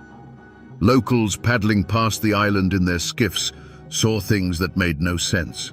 A fleet of 15 massive keelboats was being constructed, far more than any group of simple settlers would need. Harmon Blennerhassett, the gentle scholar, had turned the grand halls of his mansion into a workshop, using his fireplaces to kiln dry the wood for the boats. Huge quantities of supplies were being stockpiled: barrels of pork, sacks of flour, and casks of whiskey, enough to sustain an army, not a handful of families heading to a new farm. The most unsettling clues were the men themselves. Young, rootless, and ambitious men from Pennsylvania, Ohio, and Kentucky began to gather on the island. They weren't farmers. They carried new rifles and spoke not of planting seasons, but of adventure and glory. When questioned, they were evasive, offering a sly grin and a vague promise of riches to be won in the South. The story changed depending on who was telling it. Some said they were off to settle the Bastrop Tract, a massive land grant in Texas. Others winked and spoke of a secret government mission to fight the Spanish. The scene spoke of a grand conspiracy unfolding in plain sight, yet its true purpose remained maddeningly obscure. Was this an elaborate land speculation, as Burr publicly claimed? Or was it the secret mobilization of a patriot army waiting for the president's signal to march on Spanish territory? Or was it something far darker, the birth of a rebel force preparing to turn its guns on its own country? The wilderness offered no easy answers, only a multitude of unsettling questions that grew louder with every plank nailed into place. At the center of this storm of rumor and preparation stood one man, the obvious and immediate suspect, Aaron Burr. This was not some backwoods rabble-rouser. This was a political giant, a fallen angel of the Republic. By 1805, Burr was a political ghost, a man whose career had been immolated in the fires of scandal. As vice president, he had been sidelined and distrusted by Thomas Jefferson. Then came the final, fatal blow, his duel with Alexander Hamilton. By killing his great rival, Burr had made himself a pariah in the East, a man reviled in the very halls of power he had once commanded. His motive, whispered from the taverns of Pittsburgh to the halls of Congress, was not simple greed, but something far more potent, a burning desire for revenge.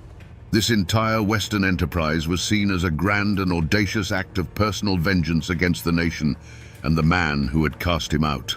Burr felt betrayed by the American political system, and his ambition was to build a new empire in the West, so powerful and glorious that it would dwarf the United States. He would show Jefferson, he would show all of them, what a mistake they had made. To the people in the East, his actions weren't about settling land. They were about settling a score. The initial evidence was Burr himself, and the godlike manner in which he traveled through the wilderness. He journeyed down the Ohio not in a humble canoe, but on a magnificent 60-foot barge, a floating mansion complete with a dining hall and wine cellar. Imagine the spectacle, this vessel of Eastern luxury gliding past the rough log cabins of the frontier. It was a statement of power and intent, the procession of a king, not the humble transport of a pioneer. Whispers followed him everywhere, born of his almost hypnotic personal charm. Witnesses described a man with piercing dark eyes who could hold a room captive with his words. He didn't just ask for support, he seduced men into his vision. He made every farmer, every militia captain, every wealthy planter feel as though they were the single most important person to the success of his grand and secret enterprise. The sheer number of influential men who flocked to his banner was damning evidence in itself.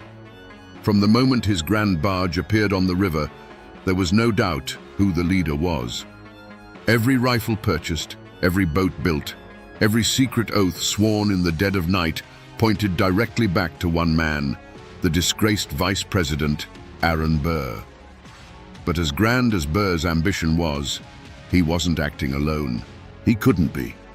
To seize New Orleans and control the West, he needed more than a few dozen frontiersmen in keelboats. He needed a military man on the inside, a powerful ally who could deliver the U.S. Army itself into his hands. He had such a partner, a man whose position made the entire scheme seem not just possible, but destined for success. General James Wilkinson, the commanding general of the entire United States Army and the governor of the Louisiana Territory. He was Burr's most trusted confidant, his co-conspirator, the sword that would carve out their new empire. And here, my friends, is where the story twists from a simple tale of ambition into a shadowy labyrinth of deceit. For what no one in Burr's inner circle knew, what the frontiersmen flocking to his banner could never have imagined, was that General Wilkinson, the highest-ranking soldier in the United States, was living a lie. For years, he had been a secret agent on the payroll of the Spanish government, known to his handlers only as Agent 13. Wilkinson's loyalty was not to Aaron Burr, nor was it to President Jefferson. His true master was himself, and his motive was a toxic cocktail of greed and a desperate instinct for self-preservation. He was playing the most dangerous game imaginable, promising support to Burr's conspiracy while feeding information to his Spanish masters, all while maintaining his position as America's top general. With this horrifying truth in mind, all of Wilkinson's actions snap into a darker focus. His letters to Burr, filled with encouragement and bold promises of delivering New Orleans, were not the communications of a loyal partner. They were the calculated words of a master manipulator, luring Burr deeper and deeper into the trap. He fanned the flames of Burr's ambition, assuring him that the army was ready, that the Creole population of New Orleans would welcome him as a liberator. Each promise was another thread in the web he was weaving around his supposed friend. His apparent support was pure theater, a performance for an audience of one. Re-examined, every action reeks of a darker truth. Wilkinson was not helping Burr build an empire. He was helping him build a gallows. He waited, letting Burr invest his money, his reputation, and the lives of his followers. He let the conspiracy grow just large enough to be a credible threat, all the while holding an axe over its neck, positioning himself to be the hero who would eventually save the very nation he was helping to endanger. The greatest threat to Aaron Burr wasn't the president in Washington, but the trusted brother-in-arms standing right beside him. But the conspiracy wasn't just a drama between American titans. The Appalachian frontier was not some isolated stage. It was the explosive friction point between competing empires, a grand chessboard where the players were not just ambitious individuals, but entire nations. Beyond the personal vendettas and internal betrayals, there was a third looming force at play, the shadowy hand of foreign powers, particularly Great Britain and Spain. They were the external threat, the silent partners whose interests stood to be served by chaos on the American frontier. Their motives were as cold and impersonal as they were powerful. Great Britain, still stinging from its defeat in the Revolution, saw in Burr's plan a golden opportunity to fracture and weaken its upstart rival. A new, independent Western Republic, hostile to the United States and friendly to the Crown, would be a strategic masterstroke. It would halt American expansion and give Britain effective control over the Mississippi River and the heart of the continent. The British minister in Washington, Anthony Merry, listened with great interest to Burr's proposals, seeing a chance to undo the results of the war. Spain, on the other hand, was a crumbling empire motivated by pure fear.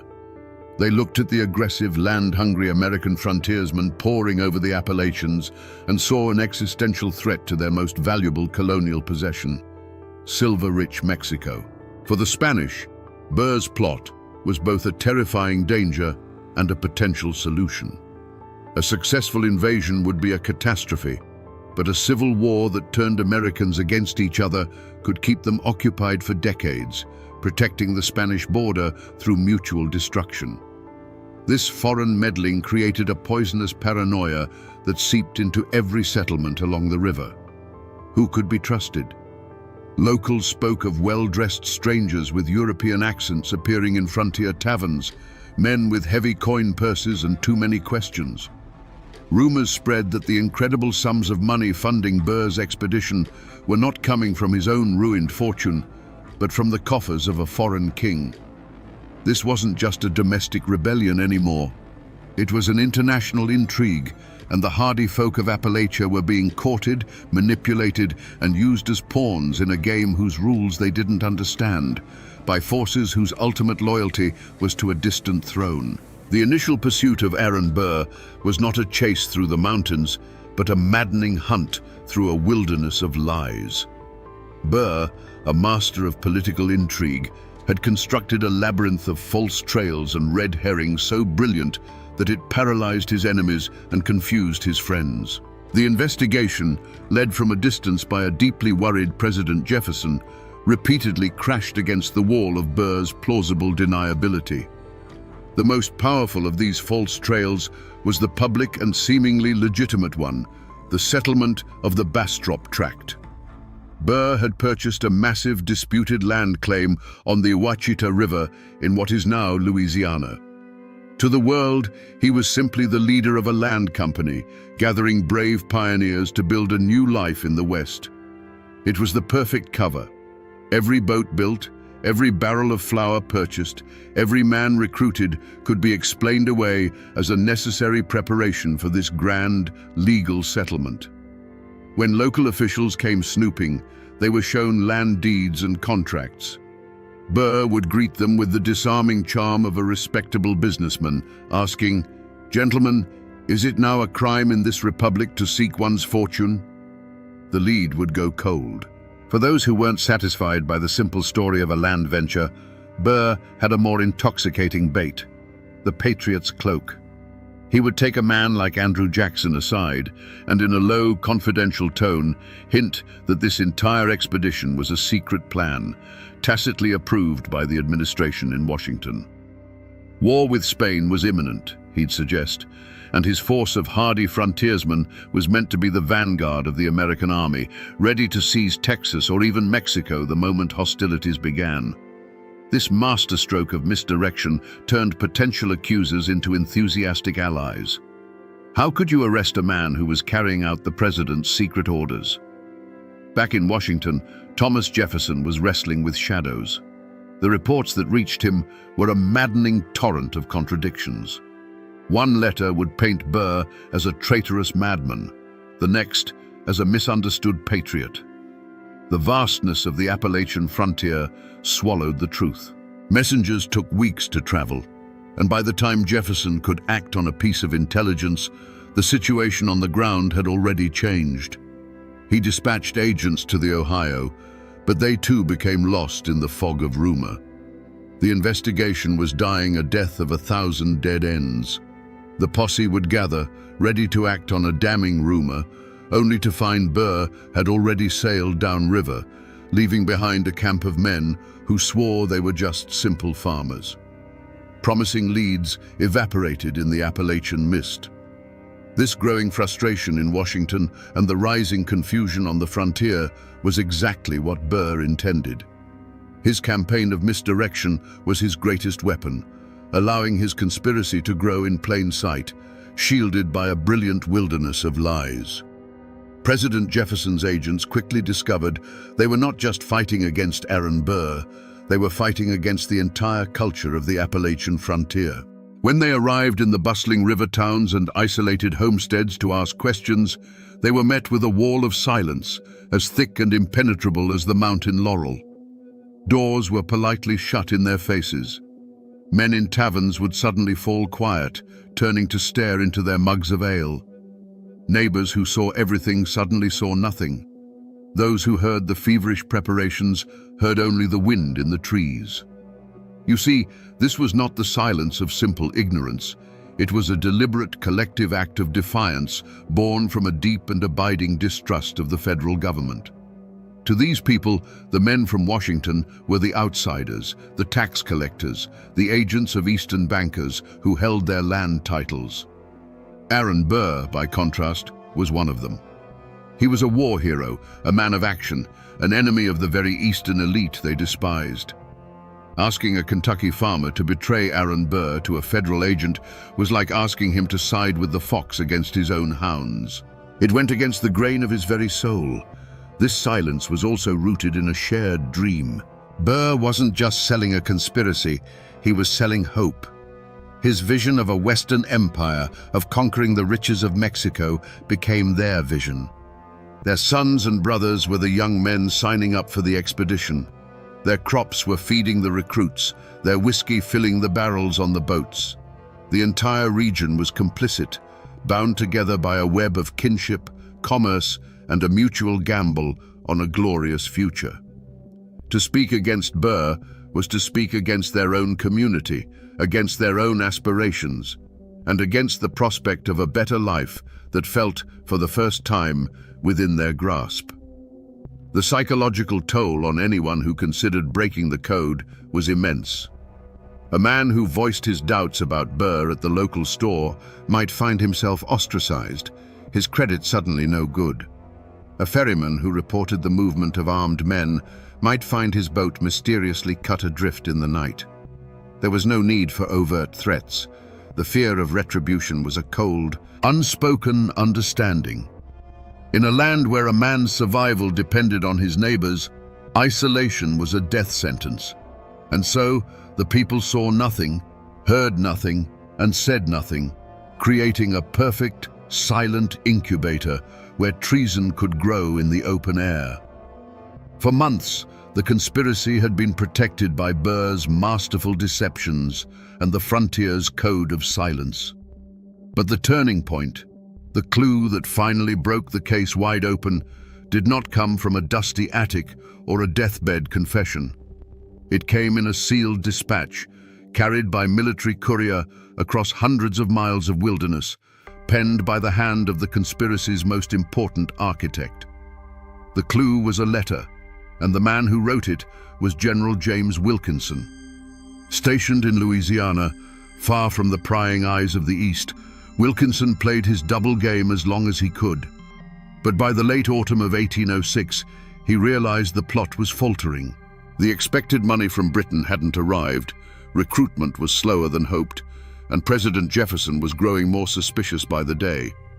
Wilkinson saw that the ship was sinking, and he decided his best move was not just to jump, but to set the entire vessel on fire and claim the reward for sounding the alarm. He chose a side, and it was his own. The letter that arrived on President Jefferson's desk was a masterpiece of calculated treachery.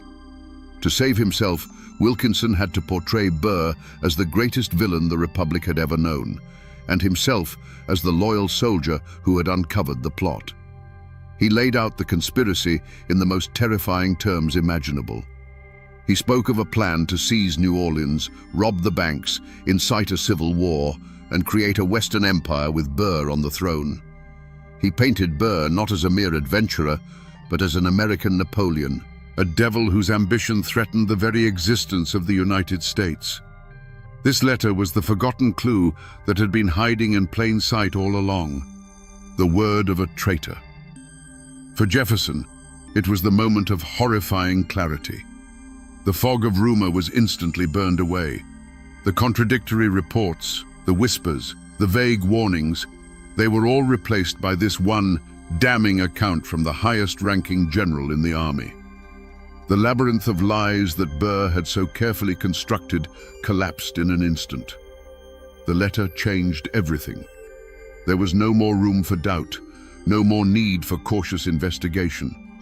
The threat was real, it was imminent, and its full, treasonous scope was finally laid bare. A renewed and terrible urgency seized the capital. The time for waiting was over. The time for action was now. The moment Jefferson broke the seal on that letter, the game was over, and the manhunt was about to begin. With Wilkinson's damning letter in hand, President Thomas Jefferson acted.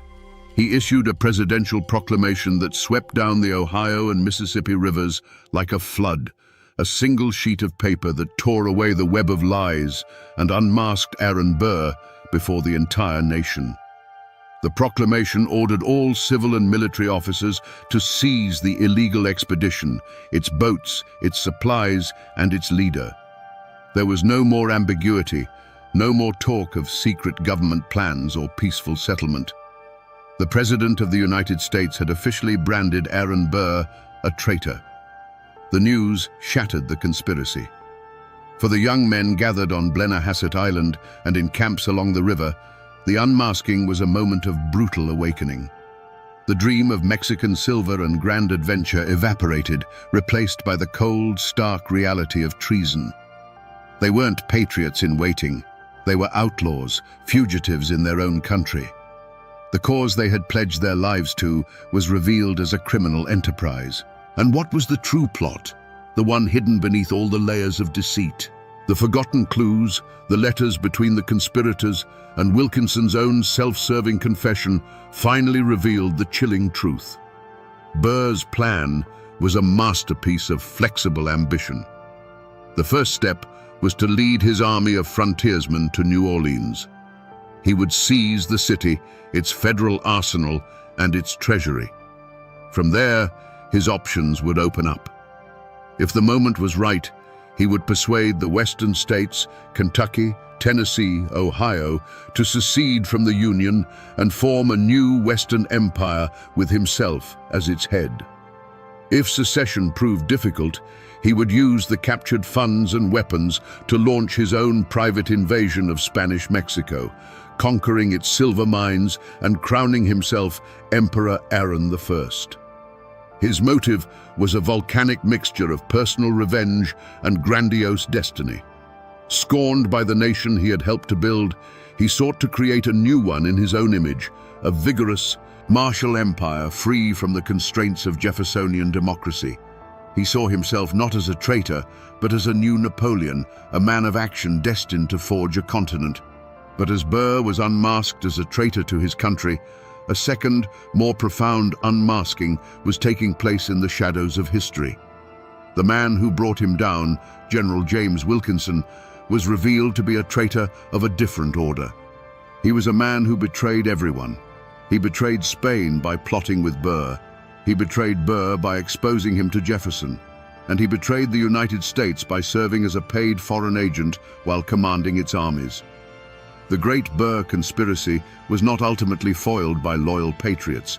It was cannibalized from within, brought down by the successful treachery of its second-in-command, a man whose only motive was his own survival and profit. This was the final, ugly truth. The plot to create a new empire was destroyed by an even deeper, more personal betrayal. The president's words fell upon the frontier not like rain, but like shards of ice. The proclamation, spreading from rider to rider, shattered the grand conspiracy in 1,000 pieces. On Blennerhassett Island, the heart of the enterprise, the dream died in a single night of chaos. The Virginia militia descended not upon a disciplined military camp, but upon a confused and terrified group of men who now understood they had been betrayed. With Burr and Blennerhassett already downriver, the abandoned recruits, their hopes of glory and riches turned to ash, unleashed their fury on the paradise that had lured them in.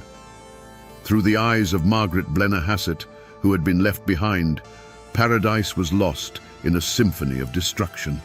She didn't see a battle, she heard the end of a world. She heard the splintering crash of fine cherrywood as elegant furniture was broken apart. The air filled with the sharp, sickening sound of shattering Venetian glass and the reek of whiskey spilled on priceless Persian rugs. She heard the drunken shouts of men she had once fed at her own table, their voices no longer filled with hope, but with a bitter, aimless rage. In the main hall, dark, ragged holes began to appear in the fine linen draperies, the silent witnesses of a dream being shot to pieces. Forced to flee with her children into the freezing December night, her only transport was an open riverboat. As it was pushed out into the icy current, she looked back at her magnificent home, its windows blazing with light, not from a joyous party, but from the fires set within by the rampaging men. The world had turned into a hell of screams, followed by a ringing silence as her home, her dream, and her future were consumed by the darkness. Miles downriver, Aaron Burr himself heard the news of Wilkinson's betrayal and Jefferson's proclamation.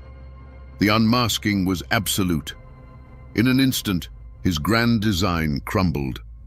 The man who dreamed of an emperor's throne was now forced into the disguise of a common boatman, hoping to slip through the net that was closing around him. He became a fugitive, his flight a desperate scramble toward the Spanish territory in Florida. The end came not in a blaze of glory on a battlefield, but in a muddy swamp in the backwoods of what is now Alabama. He was not cornered in a heroic last stand. He was simply recognized by his aristocratic bearing and his fine, elegant boots, mired in the filth. The would-be emperor was captured without a single shot being fired. The Grand Western Army was no more. The boats were impounded, the men scattered to the winds, and the beautiful mansion on the island stood silent and ravaged, a monument to a spectacular failure. The conspiracy was over, ending not with a bang, but with the hollow echo of a dream breaking. Aaron Burr was brought to Richmond, Virginia, to stand trial for treason, and what followed was not merely a legal proceeding, but a political war waged in a courtroom. It was a spectacle that gripped the entire nation. In one corner stood President Thomas Jefferson, consumed with a burning, almost personal need to see his old rival hanged. In the other corner sat the judge, the formidable Chief Justice John Marshall, a man who was not only Jefferson's political enemy, but also his cousin. And at the center of it all was Aaron Burr, who, far from being a broken-down prisoner, acted as his own lead counsel, his brilliant legal mind as sharp and dangerous as ever. The atmosphere in Richmond was electric. The city swelled with crowds, a chaotic mix of statesmen, lawyers, frontiersmen who had come to testify, and curious onlookers eager for a glimpse of the great traitor. The prosecution, backed by the full power of the presidency, presented a mountain of evidence detailing Burr's grand ambitions and military preparations. Jefferson himself from Washington attempted to micromanage the case, convinced that the very survival of the Republic depended on a guilty verdict. But Chief Justice Marshall saw the trial through a different lens. He saw the danger not just from Burr's ambition, but from a president willing to bend the law to destroy a political foe. Marshall stood firm on a strict, narrow definition of treason as laid out in the Constitution itself. He instructed the jury that to be guilty of treason, a person must commit an overt act of war against the United States. Simply plotting to do so, gathering men, or speaking of empire was not enough. The prosecution had to prove that Burr's army had actually levied war, which of course it never had. There had been no battle, no shots fired at American troops. The president's fury was immense, but the Chief Justice would not yield. Trapped by this strict constitutional standard, the prosecution's case collapsed.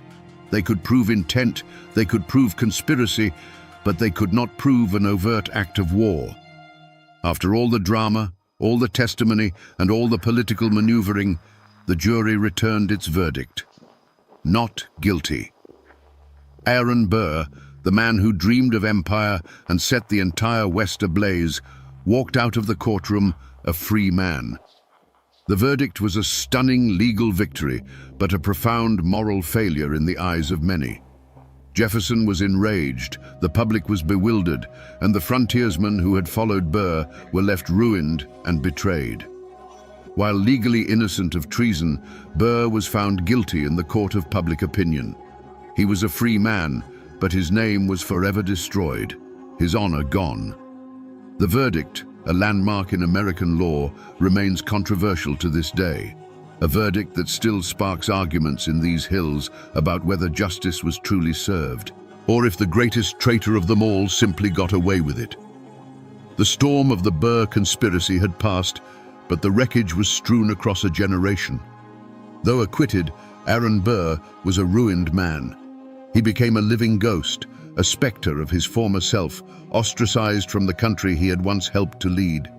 He spent years in self-imposed exile in Europe, still scheming, still trying to find a foreign monarch to back his imperial dreams, but he was a man without a country and without credibility. He eventually returned to America and spent his final decades as an obscure lawyer in New York City, haunted by the shadows of what might have been.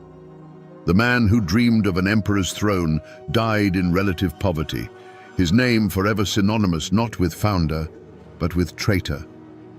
For Harmon and Margaret Blennerhassett, the dream had become a permanent nightmare. Their island paradise was a memory, their mansion a looted shell, their fortune gone.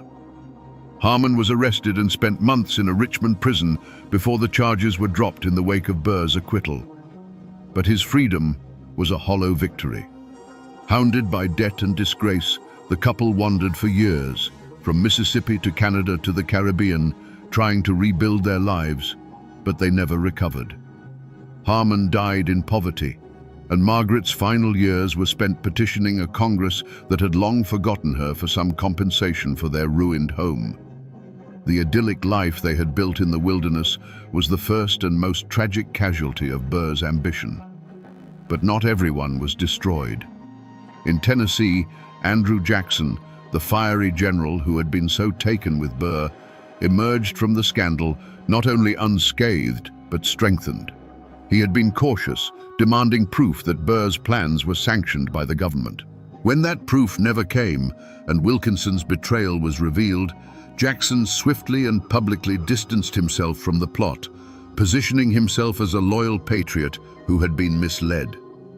The affair taught him a valuable lesson in political survival and reinforced his reputation as a shrewd and decisive leader. His brush with Burr's treason did nothing to slow his own meteoric rise to power. And the arch-traitor himself, General James Wilkinson, the man who had betrayed Spain, Burr, and the United States, he was never held to account.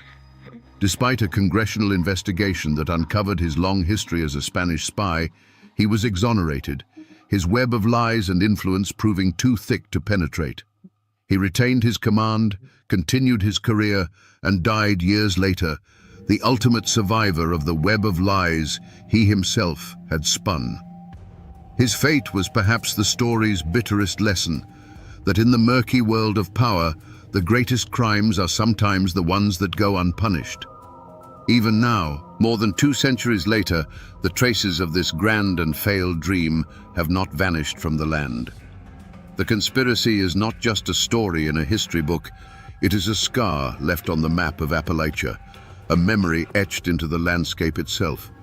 If you travel today to a small island in the Ohio River near Parkersburg, West Virginia, you can step right into the heart of the story.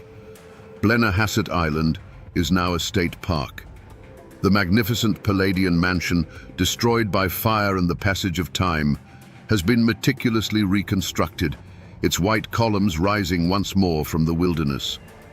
You can walk through its halls and stand on its portico, looking out at the same river that once carried Burr's ambitions, and it is almost impossible not to feel the ghosts of that hopeful, tragic autumn. But the island is not the only place the memory lives on. It lingers in the old stories, in the local folklore of the river valley. For generations after Burr fled, treasure hunters would search the caves and hollows along the Ohio. They were looking for Burr's lost treasure, chests of Spanish silver and gold that legend says he was forced to bury when he became a fugitive. No great treasure was ever found, of course, but the myth itself is a powerful echo of the original promise that lured men to his banner. The dream of unimaginable wealth, a shortcut to a better life, buried just beneath the Appalachian soil. The land itself has not forgotten. The Ohio River, the great artery of the conspiracy, still flows past the same towns, Marietta, Parkersburg, Cincinnati, that once buzzed with whispers of the coming expedition. Standing on its banks today, watching the slow-moving barges, it is easy to imagine the sight of Burr's keelboats filled with armed men slipping past in the pre-dawn mist on their way toward a destiny they could not yet see. The river remembers. It was the silent witness to the entire affair, from the first nail hammered into a boat to the final desperate flight of its leader. And so, the story endures, passed down not in textbooks, but in the heart of the region itself. It has become a part of the Appalachian identity, a cautionary tale about a man of great ambition who tried to harness the restless spirit of the frontier for his own glory. The world might forget the details of the Burr conspiracy, but the mountains, the rivers, and the people who live in their shadow hold on to these memories. They remember the charismatic devil who came down the river, the paradise that was lost, and the grand dream of a Western empire that almost tore the nation apart before it was ever truly whole. And so, we come back to the question that started our journey into the shadows of the past. Was Aaron Burr a misunderstood patriot, or was he a would-be emperor? The truth, as is so often the case in these mountains, is far more complicated. Burr was a mirror. To men like Andrew Jackson, he reflected their own patriotic desire to fight the Spanish. To the dreamer Harmon Blennerhassett, he reflected a vision of an enlightened new society. And to the restless young men of the frontier, he reflected their own hunger for glory and wealth.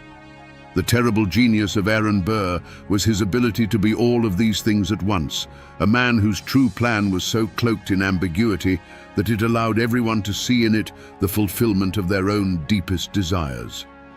But this is a story not just of one man's ambition. It is a timeless lesson on the fragility of a nation. The Burr conspiracy laid bare the deep and dangerous cracks in the foundation of the young American Republic. It showed how easily the souls of a proud and forgotten people can be stirred by a charismatic leader who speaks to their grievances. The resentments of the Appalachian settlers were real, their feeling of abandonment was justified, and their discontent created a powder keg that Burr, for a moment, held the match to. This story serves as a stark and chilling warning that a union is not held together by laws and documents alone, but by a shared sense of purpose and trust. When that trust is broken, when a part of the nation feels its voice is not heard, the door is opened for men like Aaron Burr. It is a tale of how personal vendetta can masquerade as political destiny, and how the dream of a more perfect union can so nearly be shattered by the dream of a private empire. And now, my friends, you know the story of the phantom empire that rose and fell on these western waters.